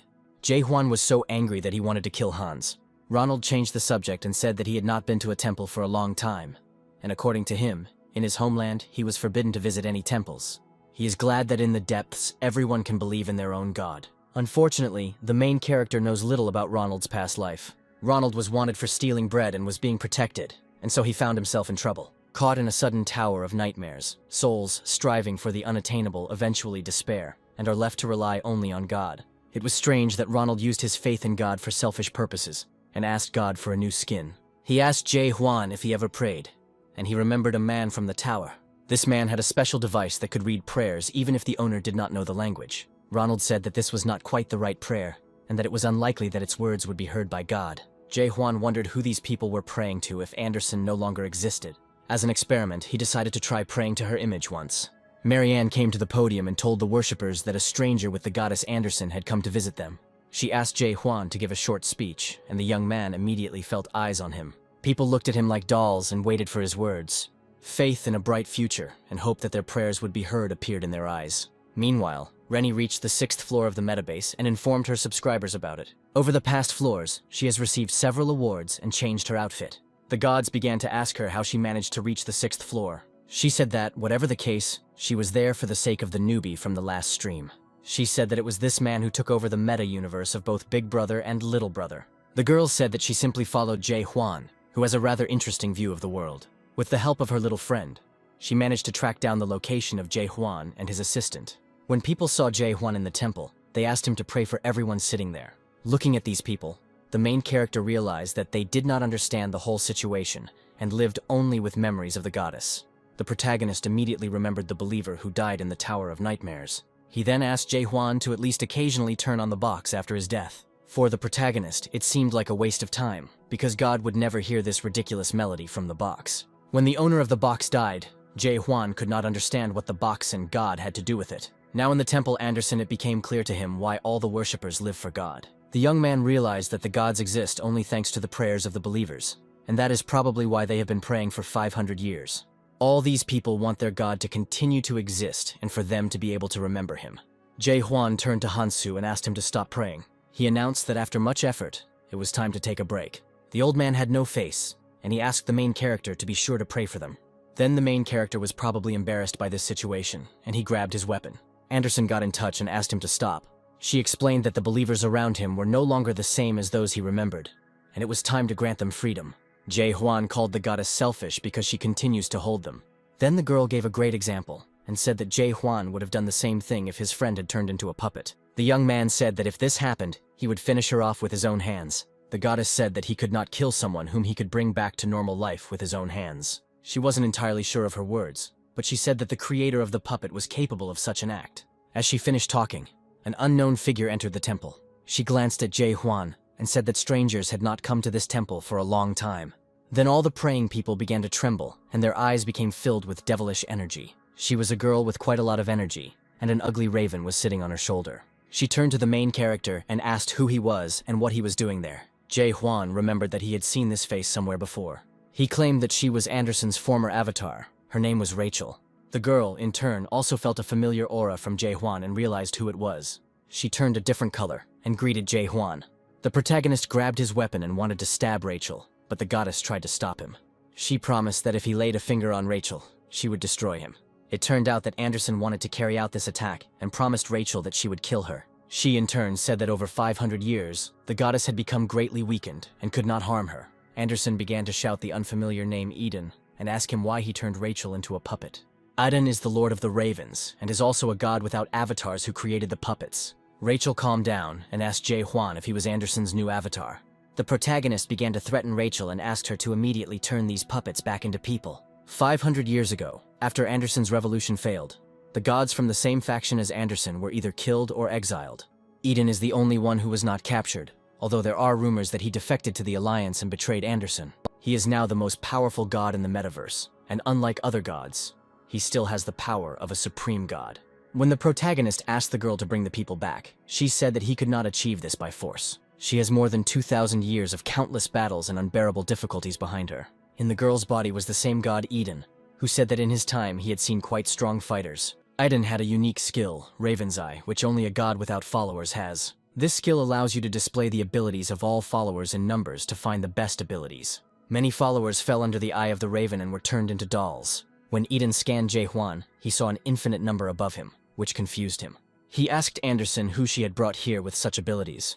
The protagonist realized that it was this god who held back his attack. The marks on Eden's blade could only have been left by Jae Hwan's blow. The main character heated up his weapon and decided to kill this god and immediately move on to the 7th level. Eden laughed and said that this young man would not be able to resist the power of the world. At that moment, the entire palace lit up with Jae Hwan's energy. The protagonist warned Ronald to be careful because he was still too weak. Eden asked Jae Hwan to attack immediately and not be afraid that his strike would be blocked again. When the situation escalated, all the puppets fled the temple. Eden concluded that Jae Hwan was simply waiting for the moment when only the two of them would remain in the temple. Before he could think about it, Eden received an incredible flow of energy directed at him. He couldn't believe his eyes that someone like a human had such incredible power. When the protagonist was about to attack, Eden asked him to stop to talk. The main character did not stop and made a series of powerful attacks towards Eden. His blows created such a powerful explosion that it seemed as if the palace was about to collapse to the ground. After the attack, Eden used the Raven Armor skill and asked Jae-hwan his name. When the protagonist introduced himself, the goddess warned him that Eden rarely asks the names of his followers. According to her, when Eden asks for a name, it means he wants to take possession of a new puppet. Eden thanked Anderson for bringing a beautiful avatar, but the protagonist immediately denied this fact. He proudly announced that he was an ally of Anderson. Then Eden shouted Anderson's name to the whole world and asked her if she really still had allies. He knew that all her allies had died 500 years ago. He was clearly angered by the fact that an ally of someone he didn't like was standing in front of him.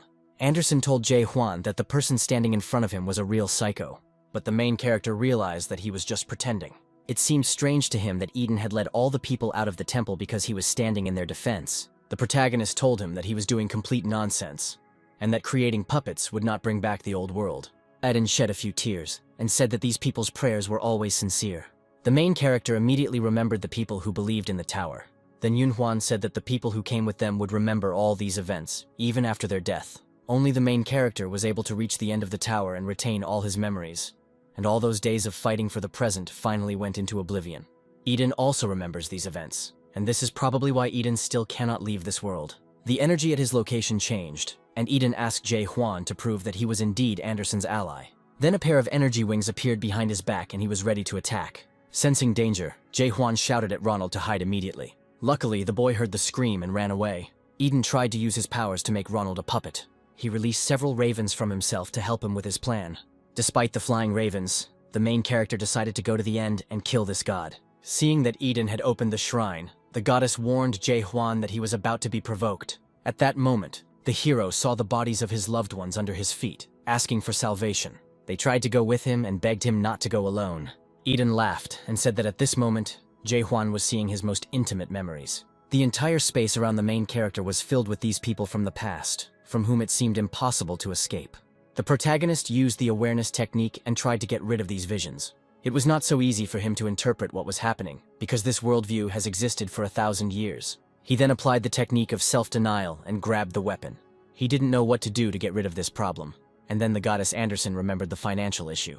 She said that the only thing that would work in this situation was a shrine that could be purchased with faith. The only difference between the sanctuary and the world is the use of physical force. Jae-hwan realized that if he added a little embodiment to the world, everything would work out. Incarnation is the 4th stage of awakening. When the protagonist used all 4 stages of awakening, Eden saw a bright flash of light. He became alarmed when he realized that his sanctuary had been destroyed. All of Jae-hwan's memories that were everywhere gradually began to disappear. Eden told Jae-hwan that the shrine was only accessible to the gods, and this shrine was not like Anderson's shrine. Eden asked what kind of trick this was. According to Eden, this sanctuary is God's view of the world. In other words, the sanctuary is influenced by history and the imagination of God, and this world is an early figment of Anderson's imagination. The protagonist discovered a new sanctuary called the World after the destruction. Enormous trees appeared throughout the area, and Eden was transported to the unique world of Jae-hwan. Seeing the illusion tree above his head, Eden became alarmed. As the protagonist rushed towards him, Eden gently agreed to accept defeat. After the fight, Eden was restricted in his outlook and was attached to a restraining chair. The protagonist wanted to kill him immediately, but Anderson insisted on listening to him. She explained that Eden is not so simple, because he is the 6th god of the metaverse. It was difficult for the young men to guess Eden's intentions, since he gave in so easily. Marianne entered the destroyed temple together with her entourage. She asked not to kill Eden, and the protagonist did not understand why she was asking this, because he turned them into puppets. She explained her request by saying that this god had done them a favor. Hans intervened in the conversation and said that they themselves asked Eden to make puppets out of them. Anderson said that it was most likely done in the name of saving her, because all forgotten gods die. The support of any god is an idea. Any forgotten idea disappears, but Anderson did not disappear. According to the goddess, all believers were afraid of becoming puppets, but Eden did not force anyone. Anderson added that Eden only transforms those puppets who are about to die. The main character did not understand why Anderson then rushed to kill Eden. The goddess said that Eden had crossed the line by contacting her avatar. Hearing this, Ronald said that it was not Eden who attacked, but Jae-hwan. The tied-up Eden said that they could ask him any questions, and Jae-hwan remembered Yun. Eden said that creating a puppet was a completely normal thing, but Jae-hwan insisted on finding his friend. The 6th god of the metaverse explained that he does not buy souls in order to make puppets out of them. She said that if he didn't find Yun, he would kill him. Eden said that when he died, his dolls would die too. Suddenly, the men shouted that a fire had broken out nearby. Everyone moved to put out the fire, presumably in the warehouse area. Even the puppeteer found the appearance of the fire strange. When everyone arrived at the scene, the heroes saw charred bodies. Jae-hwan asked Anderson if she had any guesses on this matter. The goddess was absolutely sure that this was the work of the Union. She confirmed her suspicions by the fact that one of the injured men was wearing a Union sign. This sign means divine punishment, and Anderson saw it half a century ago, when all the marked villages burned down. She said it was punishment for daring to challenge the Union. Eden became angry and blamed Jae-hwan for almost destroying his village. According to him, the Union will arrive here within 2 weeks, and then the village will end. The protagonist interrupted him and remembered that Eden was one of the strongest in the tower. Jae-hwan concluded that this god would help win the fight with the Union. Eden said that he would have been in the Union long ago if he were so strong. Suddenly, he changed the subject and said that he had found Kim Yun-hwan's archive. He confirmed that the young man had been transferred from his original place of detention. If nothing has changed, then Yun-hwan should be sent to the tower. The protagonist was worried that Hwang was no longer there, but Adan said that he had become just a doll. Toys from the higher floors still have a soul. Eden looked through the archive and said that apparently Yoon had not yet become a puppet. He showed Jae-hwan a list of all the puppets, but he couldn't find Kim Yun-hwan's name there. The hero calmed down, but Anderson returned him to his previous state, saying that Yun-hwan would no longer remember Jae-hwan. Jae-hwan thought about it and decided that he did not live to remain in someone's memory. The main character and Ronald decided to leave. Eden tried to stop him, but Jae-hwan still had something to do. He must destroy this place, because that is the task of the 6th floor. Eden asked Anderson to get out of here with her assistance, because she herself knows very well the strength of the Union. Anderson did not answer him, and Jae-hwan said that she could only speak with his permission. Eden completely agreed with him, because the main character is not its representative. Especially for Jae-hwan, he took out the item he had created, the cute crow. According to him, this crow will help the young man not to give up his body to Anderson. To set it in motion, it was necessary to wind it with a special key. The connection was established, and Anderson is now sitting in this crow. The goddess and Eden were glad to see each other after so many years. On the 7th floor of the metaverse sat one of the main people, whose name was Barris. He observed the various skins of the participants, and noted that legendary skins have not been released for a long time. He decided that he would destroy everyone who got the best skins. The gods asked this young man to spend as much money as possible on new skins. Barris had already given up hope of getting the legendary skin. The gods told him that there was one who struck without clothes. Barris was sure that this man would not be able to defeat him. One of the gods sent him an offer, and he accepted it. He saw Jae-hwan's face in front of him, and it surprised him. The god of flame asked Barris to find this naked man. The young man agreed to do this for a fee. It seemed strange to him that a naked man could strike such blows. What caught his attention the most was Jae-hwan's attack. He wanted to get the same skin as the main character to throw back enemies in droves. Because of this video, some gods asked Barris to take off his clothes. Barris was also worried that Jae-hwan had many more views than him. The young man's phone rang, and it was Gallatin on the line. After some conversation, the gods who were watching Barris's broadcast turned away from him. After this conversation, Barris was sure that the list of gods on the 6th floor would soon change dramatically. Meanwhile, Eden sat alone and drank coffee. Anderson flew to him for a conversation and told him about her life story. She said that when everyone in the tower was already dead, she managed to meet Ronald. Thanks to him, she managed to survive, and then she met Jae-hwan. Together they wandered everywhere and suddenly found themselves in the metaverse. Eden was not interested and simply asked what happened to his village. Anderson did not understand the gist of the question and said she had nothing to do with it. To declare war on the Alliance, Anderson sent the puppet back.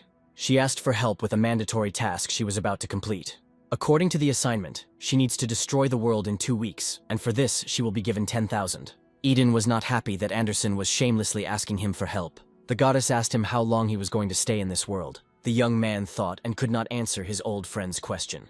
Anderson thanked him for taking care of her former followers and not letting them disgrace themselves. She informed him that he should understand perfectly well that he cannot hang around in this world forever. Eden asked the goddess to abandon the mission and leave the tower, and he in turn would help her do this. The goddess said that she was not going to leave the tower yet because she needed to help that strange guy find his friend. After these actions, she plans to take revenge on the Alliance. Eden reminded her of the previous defeat and said that even the two of them would not be able to defeat the Alliance. According to him, no one in this metaverse can defeat that guy from the Alliance. The leader of the Oblivion Alliance is the strongest of the 6 gods of the metaverse. After his appearance, the place of the strongest man was never taken away, and it was the same as being at enmity with one of the 7 great gods. Anderson asked if it was possible to turn all of her previous followers into puppets, but Eden said it was impossible. She insisted that in the metaverse everything is possible, because everything is in the hands of the driver. The rules of the passengers state that there are things that are known to everyone, but they are impossible, and therefore useless. According to the 7th point of the rules, passengers who reach the top of the tower can ask the driver for one wish. Eden told Anderson that times had changed, and now she had no allies or believers. The goddess assured her old friend that she had one ally and pointed to Jae-hwan. Besides Jae-hwan and Ronald, she has an ally in Eden. Jae-hwan didn't understand where his friend got such a positive attitude, and why she believed in ghostly changes. He didn't understand how a goddess could look at the world with such pink eyes. Anderson said there are people in this life who dream of more absurd things. After thinking for a bit, Eden still agreed to help Anderson. Now Jae-hwan, Ronald, and Eden were sitting at the negotiating table. A notice has been issued that the metaverse is currently owned by the Alliance, and all passengers are advised to leave the map within 3 to 5 days. This news did not please Eden and Anderson at all. Everyone was worried after the news, and Eden originally planned to make sure that Anderson was alive and wanted to leave this world with the puppets.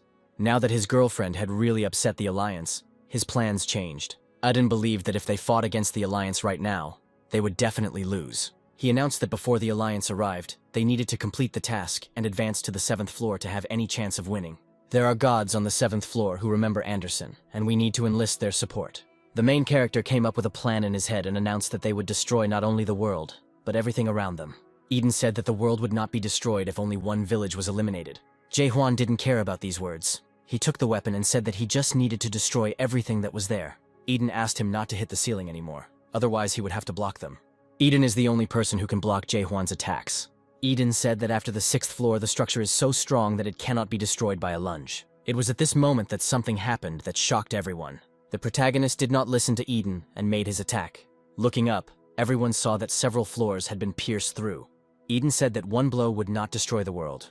Despite the force, the hole created by the protagonist quickly closed up. The young man needed to find another way to destroy the world as quickly as possible. Eden said that this world was destroyed 500 years ago, and in the center of the map there is a volcano. Simply put, if the heroes can awaken this volcano, the world will be destroyed. According to Eden, there is a possibility that an entire chunk of the world's power could fall into the crater. Jae-hwan looked up and saw something incredible happening in the sky. Eden exclaimed that this young man had managed to break through the ceiling after all. At that moment, Barris finally recognized the naked destroyer. Then all his close associates moved from above towards Jae-hwan. The main character was already ready to meet them with his weapon. He used his history and strength and pushed back the first attackers. Those who were thrown aside could not understand the power of this destroyer. Eden informed his partner that his strength was running out. Despite this, he was able to open the Raven's grave and also open the shrine. The attackers saw that Eden was transforming an entire village and decided to rush towards him. The main character had no choice and decided to use the last option. Barris went on stream with the gods and announced that his opponent was a naked destroyer. He reminded them that Anderson, who had killed 6 gods in the metabase, was also present. According to Barris, the naked destroyer is now her avatar. He revealed rumors that the Raven King was in cahoots with Anderson and Jae-hwan. The gods were confused that this evil gang was once again plotting to plunge the meta-universe into chaos. In reality, everything was far from the nonsense that was spread by rumors, and the Alliance does not consider the situation serious. The Alliance did not see Jae-hwan as a true enemy, and believed that only the Raven King was to be feared. The leader of the Death Squad managed to warn Barris and sent troops to the Raven King to avoid a repeat of the revolution. The gods considered Barris's actions ridiculous and thought the Alliance was behaving pathetically. Barris ended the stream in anger because the gods were acting too powerful. He asked his assistant if the man with the diamond spear, the avatar of the god of the whirlpool, had come to their aid. Khan said that he was meeting with the other 6 gods. The assistant added that for the gods, the name Anderson sounded too strange. Anderson killed 3 of the strongest gods in the metabase and almost passed through the gate of the 10th floor, guarded by the Alliance. If Anderson returns with her former strength, even the Death Squad won't be able to stop her. Barris was alarmed by this story, but the assistant said that Anderson was now just a low-ranking god. After some time, it was reported that the Diamond Spear said to wait for its arrival. It seemed to Barris that everything should happen in 5 days, because the day of the attack had already been predicted. However, he decided to launch the attack earlier, as that gang had been given a warning to leave this world. Barris has prepared countermeasures that will help him achieve the desired success. Anderson sensed their combat skins and told Jae-hwan and Aiden to leave immediately. The main character's company rushed forward, and the enemy barely managed to catch up with them. Suddenly, Ronald informed Jae-hwan that they were almost caught up. Without thinking, the protagonist turned around and fought off several attackers with a normal blow. Eden became alarmed and told the boy that they had a plan in which they would not kill everyone they met. Anderson asked him not to worry, since there were still too many attackers. She realized that they had all come running to catch her. Soon the main character's company arrived at a place from where the volcano was visible. Aiden believed that they needed to lure the enemies to the crater. but Jae Hwan understood the seriousness of an accidental volcanic eruption. On the other hand, he understood that if the volcano suddenly erupted, Jae Hwan would be able to instantly destroy this world. The pursuers noticed that the company was running towards the volcano and followed them. At that time, they did not yet understand that a trap awaited them. Having climbed the volcano, Eden began to open his sanctuary. The unique world of Jae Hwan and the Eden Shrine repelled the attackers. Noticing their actions, Barris said that they did not have long to live, as a cleanup squad would soon arrive. He didn't understand what Eden and his assistants were counting on when they jumped into the volcano. He was sure that there was not a single place on this map where this company could escape. Barris's friend said that we need to call on as many helpers as possible, and not be afraid of their death. Suddenly everyone heard something strange. The system notified those present that a volcanic eruption had begun. It then became clear to the attackers that Eden's company wanted to use the volcano against the Alliance members. The protagonist used the attackers as a catalyst for a volcanic eruption. By working together, Eden and Jae Hwan caused the volcano to erupt. Ronald had a hard time dealing with his pursuers, as there were an incredible number of them. Everything was happening much faster than Jae Hwan expected, and the volcano was about to erupt. Having secured himself, Barris used the skin of the ugliest king. In addition to Barris, Khan also joined the main character's company. Eden never thought that his alliance would be the one sent to solve this problem. Khan's entire entourage was ready to deal a good blow to the enemy. Barris reproached Eden for constantly contradicting the alliance. He threw his power towards Eden's company and promised that she would die at that very moment. Luckily, the protagonist managed to make a light lunge and push back quite a few of the attackers. Barris couldn't understand where this idiot got such strength and speed from, because he didn't have a single skin. When Jae Hwan attacked him, he said that he had a legendary skin that could not be destroyed. However, the main character was not so simple, and he grabbed the guy by the mouth and threw him to the ground. The system notified the young man that his durability had been reduced to a minimum. One of the aides reported to Han that the reinforcements had run out and the alliance had become much weaker. At that very moment, a real war broke out between the Idan and the assistant. Not only they themselves suffered from their actions, but also the remaining support. Khan betrayed the one for whom he was a beloved follower. During their actions, the young people did not notice how the Raven's sanctuary opened. From this sanctuary emerged a huge creature that made the enemy fearful. There were so many of these creatures that the enemy was unable to escape from them. Khan decided to counter this and took out his props. One of the ravens shouted to the main character's company to be wary of this cube. The main character did not understand what these experiences were connected with, and at that very moment he lost his hand. An incredible energy was coming from Khan's cube, destroying everything around it. Khan said that even the sixth god of the metaverse would not be able to escape from this time cube.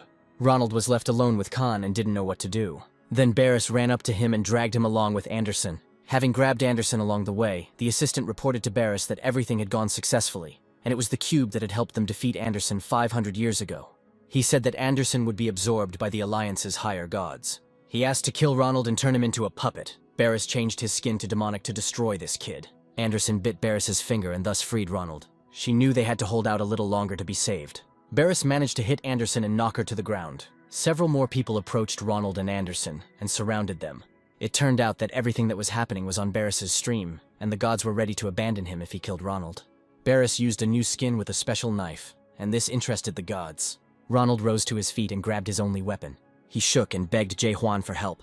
Rennie decided to volunteer to help Ronald and called upon the gods to help her. The only one who agreed to help was the Siren. Serena tried to find her man, who was lost in an accident, and 2 years after the expedition, she became a pirate. In the 5th zone, she sat on a luxurious chair and watched the events taking place. She was informed about the problems that had arisen, but the girl was only interested in when the old man would return. She was worried that if they hung around here for too long, they would be caught by high-ranking gods. According to her, her company is constantly running away from pursuers, and therefore she cannot even broadcast. She decided to spend a little time and see what streams are currently on top. On one of the streams, she saw Rennie's channel, which copies her manner of speech and clothing. The lady finally decided to watch her stream, and saw that the main character was looking for a naked destroyer. Among those fighting, she saw a familiar silhouette from the past. Both Cardboard Gordon and Siren instantly recognized him as Jae Hwan. Old man Jong Ho burst into the room and watched the video with tears in his eyes. Gordon said that they can't interfere with Jae Hwan because he started a war with the Alliance. At that moment, Rennie asked the gods for help to save Ronald. Siren told her friends that they had to get there immediately and save the boy. The company had only one problem: they would not be there for at least 15 days. It turned out that Siren had been looking for Jae Hwan for 2 years. She stole the treasures of the 7 great gods, created an airship, all in order to find Jae Hwan. She was glad that she had found her friend, but she was sorry that she could not do anything to help him. Suddenly Chung-ho said that he knew of a place where they could help their old comrade. He took out a coin with a scale depicted on it. This symbol belongs to the most terrible squad, which is called the Rift. At this time, Ronald continued to fight with Barris and was all cut up by his knife. All his attempts at attack ended in disaster, and Ronald was barely breathing. Barris' assistants had already captured Anderson and placed her in a cage. It was incomprehensible to everyone present how God could choose such a weakling as Ronald. Ronald was always so weak and defenseless. Ronald himself believes that his weakness does not mean anything, and he is able to prove his strength. He lunged towards Barris and cut him. He did this only because his God, whom he serves, believes in his powers. Ronald performed a light lunge that Jae Hwan himself had taught him. The cut on his body sent Barris into a wild rage. After a short fight, Barris threw the boy to the ground and was about to kill him. He wanted to cut off his limbs, but suddenly something from the side interfered with him. Someone's voice interfered. An unknown guy approached Ronald and said that he had come to save him. It was Jin Si, who belonged to the Rift Squad. After the appearance of this character, all the gods were confused. Khan shouted to his subordinates to prepare for battle immediately because this guy was strong enough. As he screamed, Jin appeared next to him and struck him. Barris and Khan's subordinates did not understand what the people from the Rift were doing here. The young man used some of his best skills and significantly reduced the enemy's combat readiness. He believed that the Alliance did not pose a threat to the Rift in any way. Khan believed that he could handle Jeans quite well. Jeans said that even the 12 monarchs and the 7 great gods fear them.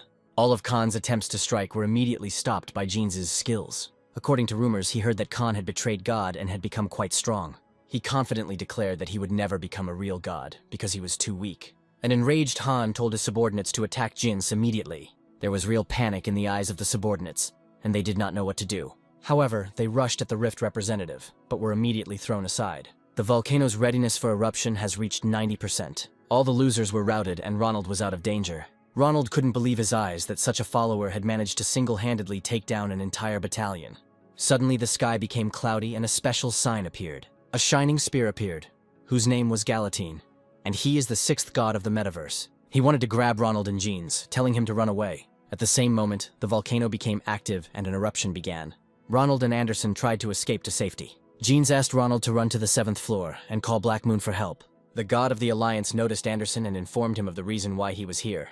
He said that he needed a time cube, and then all the followers of the goddess would remain safe. Barris tried to intervene in what was happening, but the god of the Alliance destroyed him. He said he needed the guy who was here. He wants to absorb him and become a new follower. He said that earlier he learned from the Raven King how to create puppets and more. He assumed that the follower was in the cube, and that in the cube was the follower he wanted to absorb. Jeans tried to intervene, but the god threw him back. He realized that God realized that this young man was trying to buy time for Anderson to escape. He added that he was not the only one of the 6 gods who had arrived here. Suddenly, an energy flow appeared behind the god, which confused him. The arriving gods realized that Gallatin wanted to get rid of the puppet Barris and hide the Alliance cube.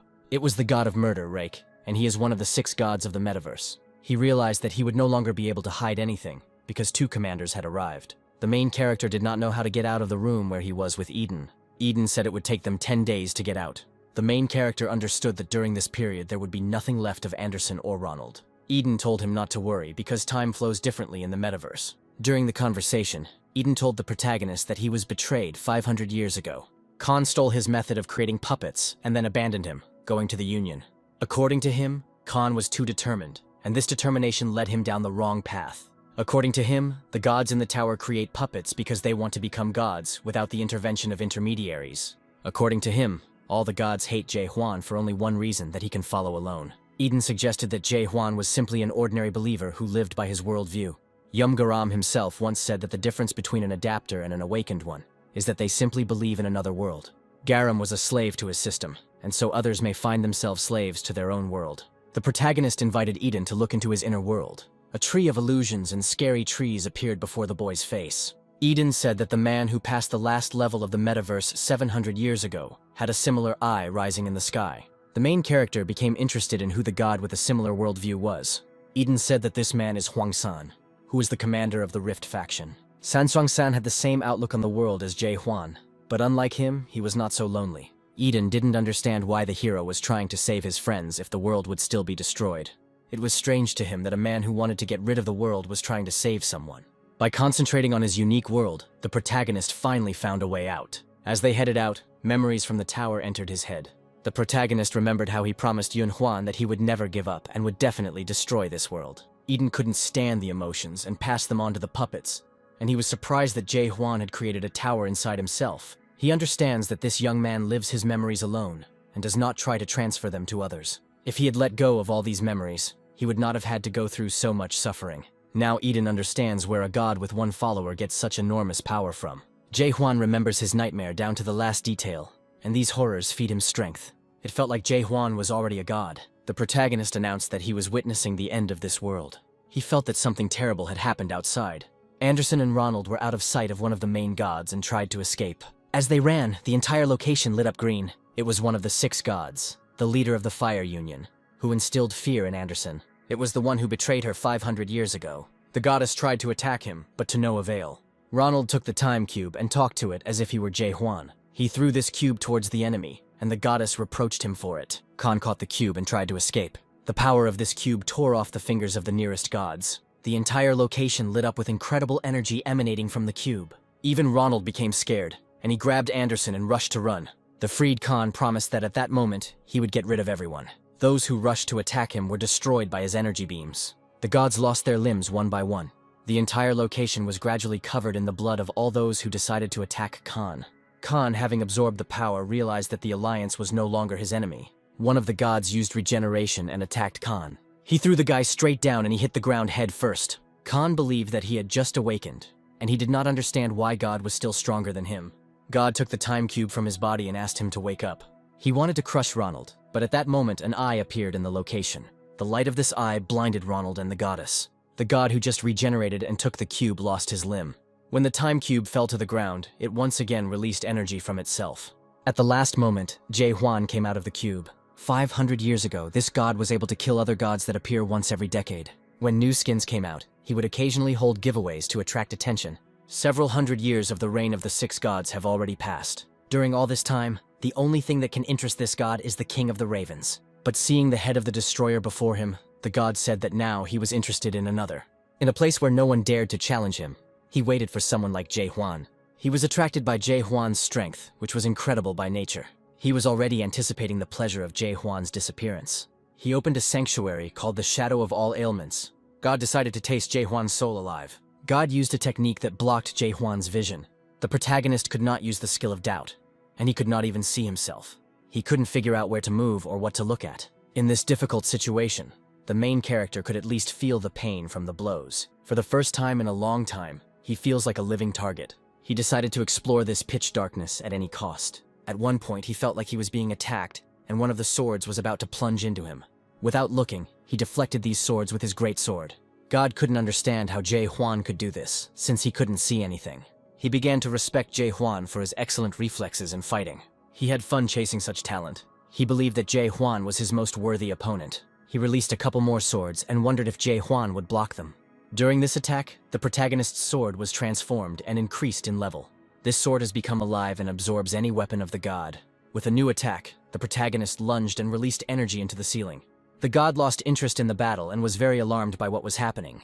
Ultimately, the protagonist managed to defeat the god and see his Ronald. Most of the gods were watching this stream, and they were wondering what would happen to this 6th god now. They decided that the god of murder was so pathetic that all respect for him was lost. God wanted to open the sanctuary, but it seemed to be afraid of this guy. Suddenly, he remembered the words that once every few years a real monster appears in the metaverse, shaking the tower. The legendary nightmare appeared here 900 years ago and destroyed the 9th floor, getting rid of the 6th god. The leader of the Alliance created it after receiving support from the 7 gods of the metaverse 600 years ago. He thought that no one would appear in 2,000 years, because 3 such monsters had already appeared in 2,000 years. Now he understands that in front of him is a real monster, and not a toy for fun. The defeat of one of the 6 gods by a newcomer means the further collapse of the Alliance. 5 of the 6 current gods are members of the Alliance. The stream host announced to viewers that something incredible was about to happen. Jeans continued to fight his opponent and completely forgot about the volcano. The system notified that the destruction of the 6th floor was beginning, and the world would soon disappear. Jeans decided to give in to his opponent only because of the volcanic eruption. Rennie told followers that she had discovered a crack in the crater. She understood that if an eruption occurred, the outcome of the entire battle would be terrible. The gods announced to Jae Hwan that they had returned with renewed strength, and the battle was just beginning. From some tremors of the earth, the main character realized that an eruption would soon begin. The heroes realized that Jeans had lost to these people. During the negotiations, Jae-hwan asked the gods to bring his puppet friend to him. He said that if the gods did this, he would spare their lives. The gods were interested in this proposal and asked for the name of Jae-hwan's friend. Unfortunately, Yoon-hwan was not on the list, and the caller said that perhaps he was already registered as a puppet or was waiting for his turn. The protagonist realized that he was being deceived and declared battle. He promised that he would go up to the floor himself and find out what happened to his friend.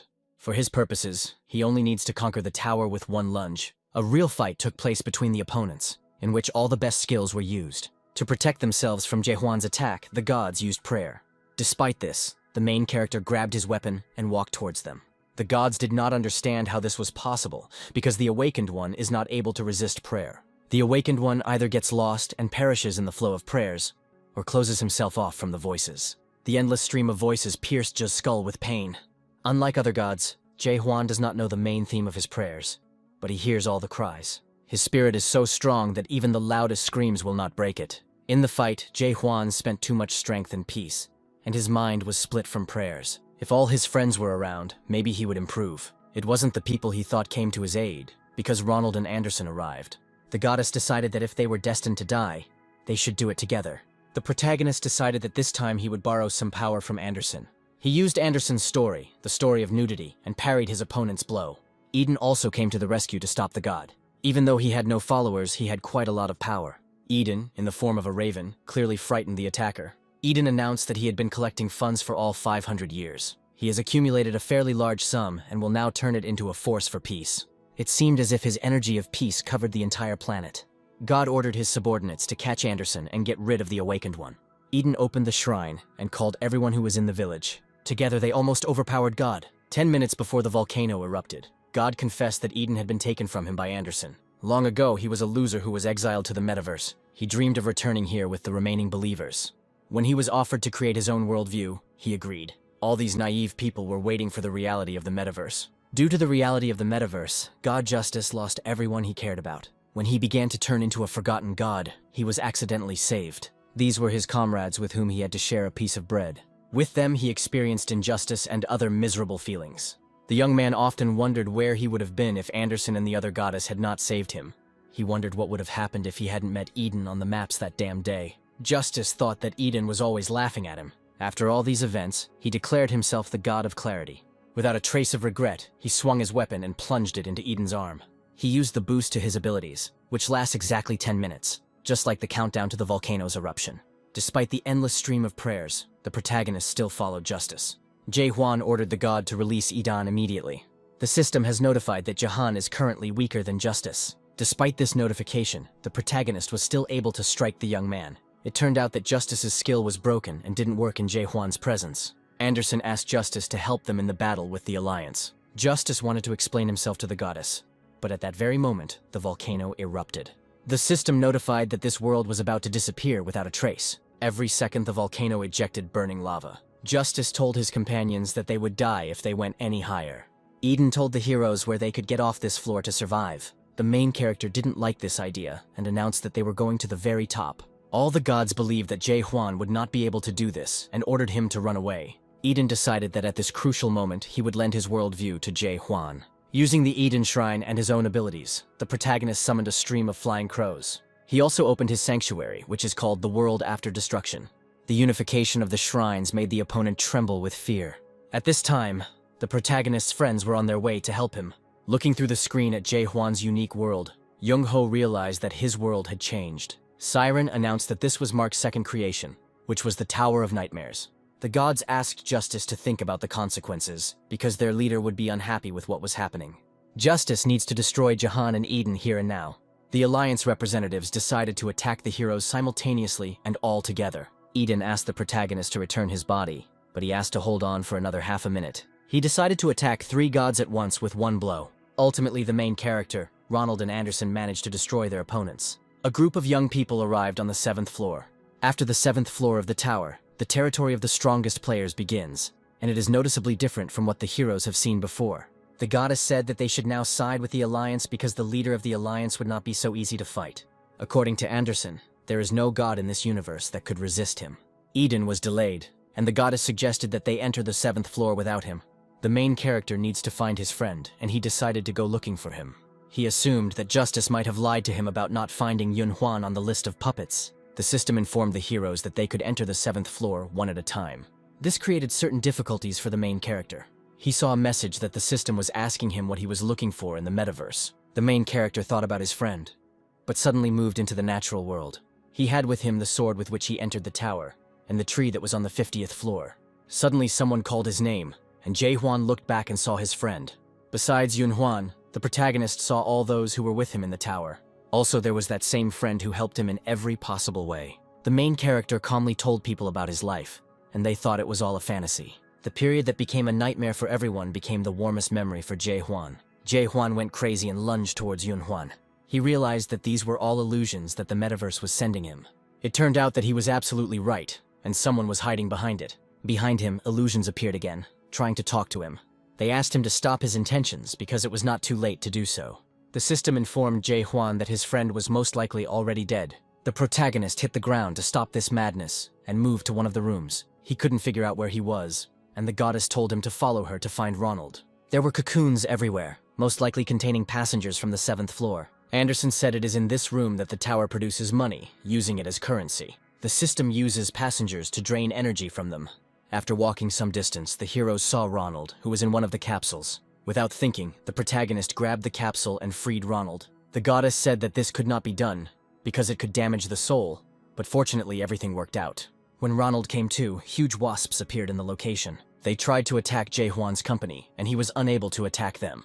The heroes managed to find an exit to the safe zone. Since the company couldn't run far with Ronald, they had no choice but to fight. All these wasps were attacked by strange rays, after which Rennie appeared.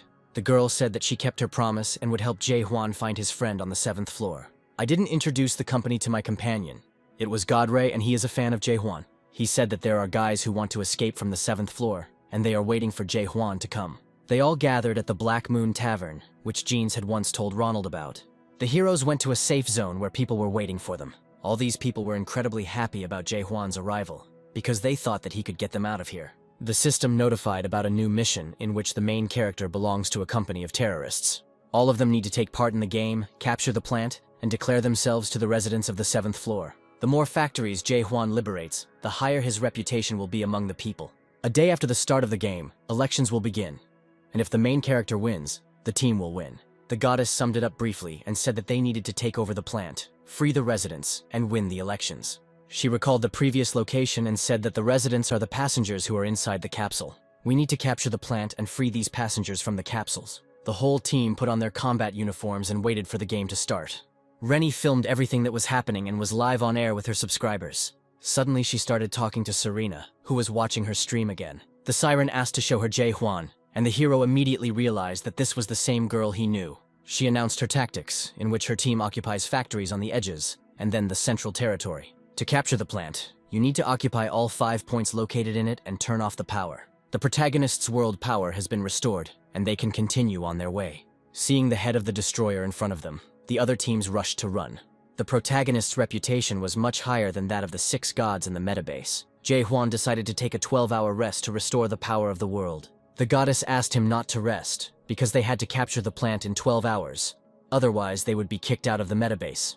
The main character's team had an unbearably hard time capturing the plant and freeing the residents. Previously, they tried to reach people, but they did not want to change anything. The gods who were watching what was happening asked the girl to leave alone those who did not want to change anything. Her team immediately realized that the Alliance was going to expel her from the tower. The girl filmed broadcasts for a long time in order to expose the Alliance. Now that she had a naked destroyer next to her, they had every chance of taking the 7th floor. If the heroes capture this place, then the extermination of the Alliance will no longer seem so unrealistic. The system notified that there were only 10 minutes left to capture at least one plant and remain in the metabase. One of the players suggested killing all the inhabitants since they do not want to wake up and be freed. Previously, this was forbidden because if they hurt the gods, all the forces of the 7th floor would move against them. If they turn all the gods against them, they will not be able to win the elections at the end of the game. Ray said there was one way to avoid exile. He noticed that there was some small text next to the game notification. Anderson checked this text and noticed that with additional means they could increase the time by 12 hours. The Alliance is convinced that no one can change this place, and it looks like they were making money and extending time. This has been the Alliance's strategy for the past 500 years, as the Alliance has used the tower to delay the revolution. Eventually, the gods simply grew tired of it, and so the Alliance took action. Suddenly, Anderson saw a notification that her team had managed to capture the plant. This notice was followed by several more notices of factory seizures. People who weren't even planning on leaving the capsule didn't understand what was happening. Coming out of the capsule, they saw in front of them a naked man who was obeying someone. There were several such people, and they all obeyed Jaehwan. The protagonist gave these freed people 3 seconds to join their team. The excited people realized that they had no other choice. The conditions for freeing factories for the elections have been met, and the number of residents supporting Jaehwan's group has exceeded a certain mark. The team moves on to the second phase of the trial and participates in the elections. The system offered Ronald to become a candidate because he had shown himself to be quite good. Terrorists who gain enough influence during the first stage can participate in the elections for the king's place. The whole team headed to the large podium, where the candidate's election speech was to take place. One female candidate, whose name was Arterina, said in her speech that she would turn the 7th floor of the metabase into a real paradise. For gods who do not wish to work, she will provide excellent service. Those who have worked all their lives for the sake of their followers will be able to find what they lost on the 7th floor of the metabase. Anonymous gods began writing on the airwaves and said that the king had already been determined. Rennie also gave a similar campaign speech. Other players believed that one should say what people want to hear, because all the gods could turn away from the truth. The speech was not so truthful as to cause discussion among the gods. The pilgrim player now has a speech that will lure the gods to their side. His speech was not to the gods' liking, and Ray spoke next. He didn't say anything important and just stuttered. All the candidates had spoken, and the last to speak was Ronald, who declared that during his reign he would give the gods 1,000,000 faiths. The election speech was over, and all that was left was to wait for the results of the gods' vote. She did not suggest that they could combine their votes in the elections. The first results were announced with Arterina winning, which meant that the gods did not want changes. The system notified that another candidate had appeared, and everyone saw Jaehwan. The main character had a cube that made him look like a tower of nightmares. The ratio of time in this cube is 10 years for every 10 minutes. The main character destroyed the 7th floor, which was created by Arterina. Through his actions, he gradually rose in the election ratings.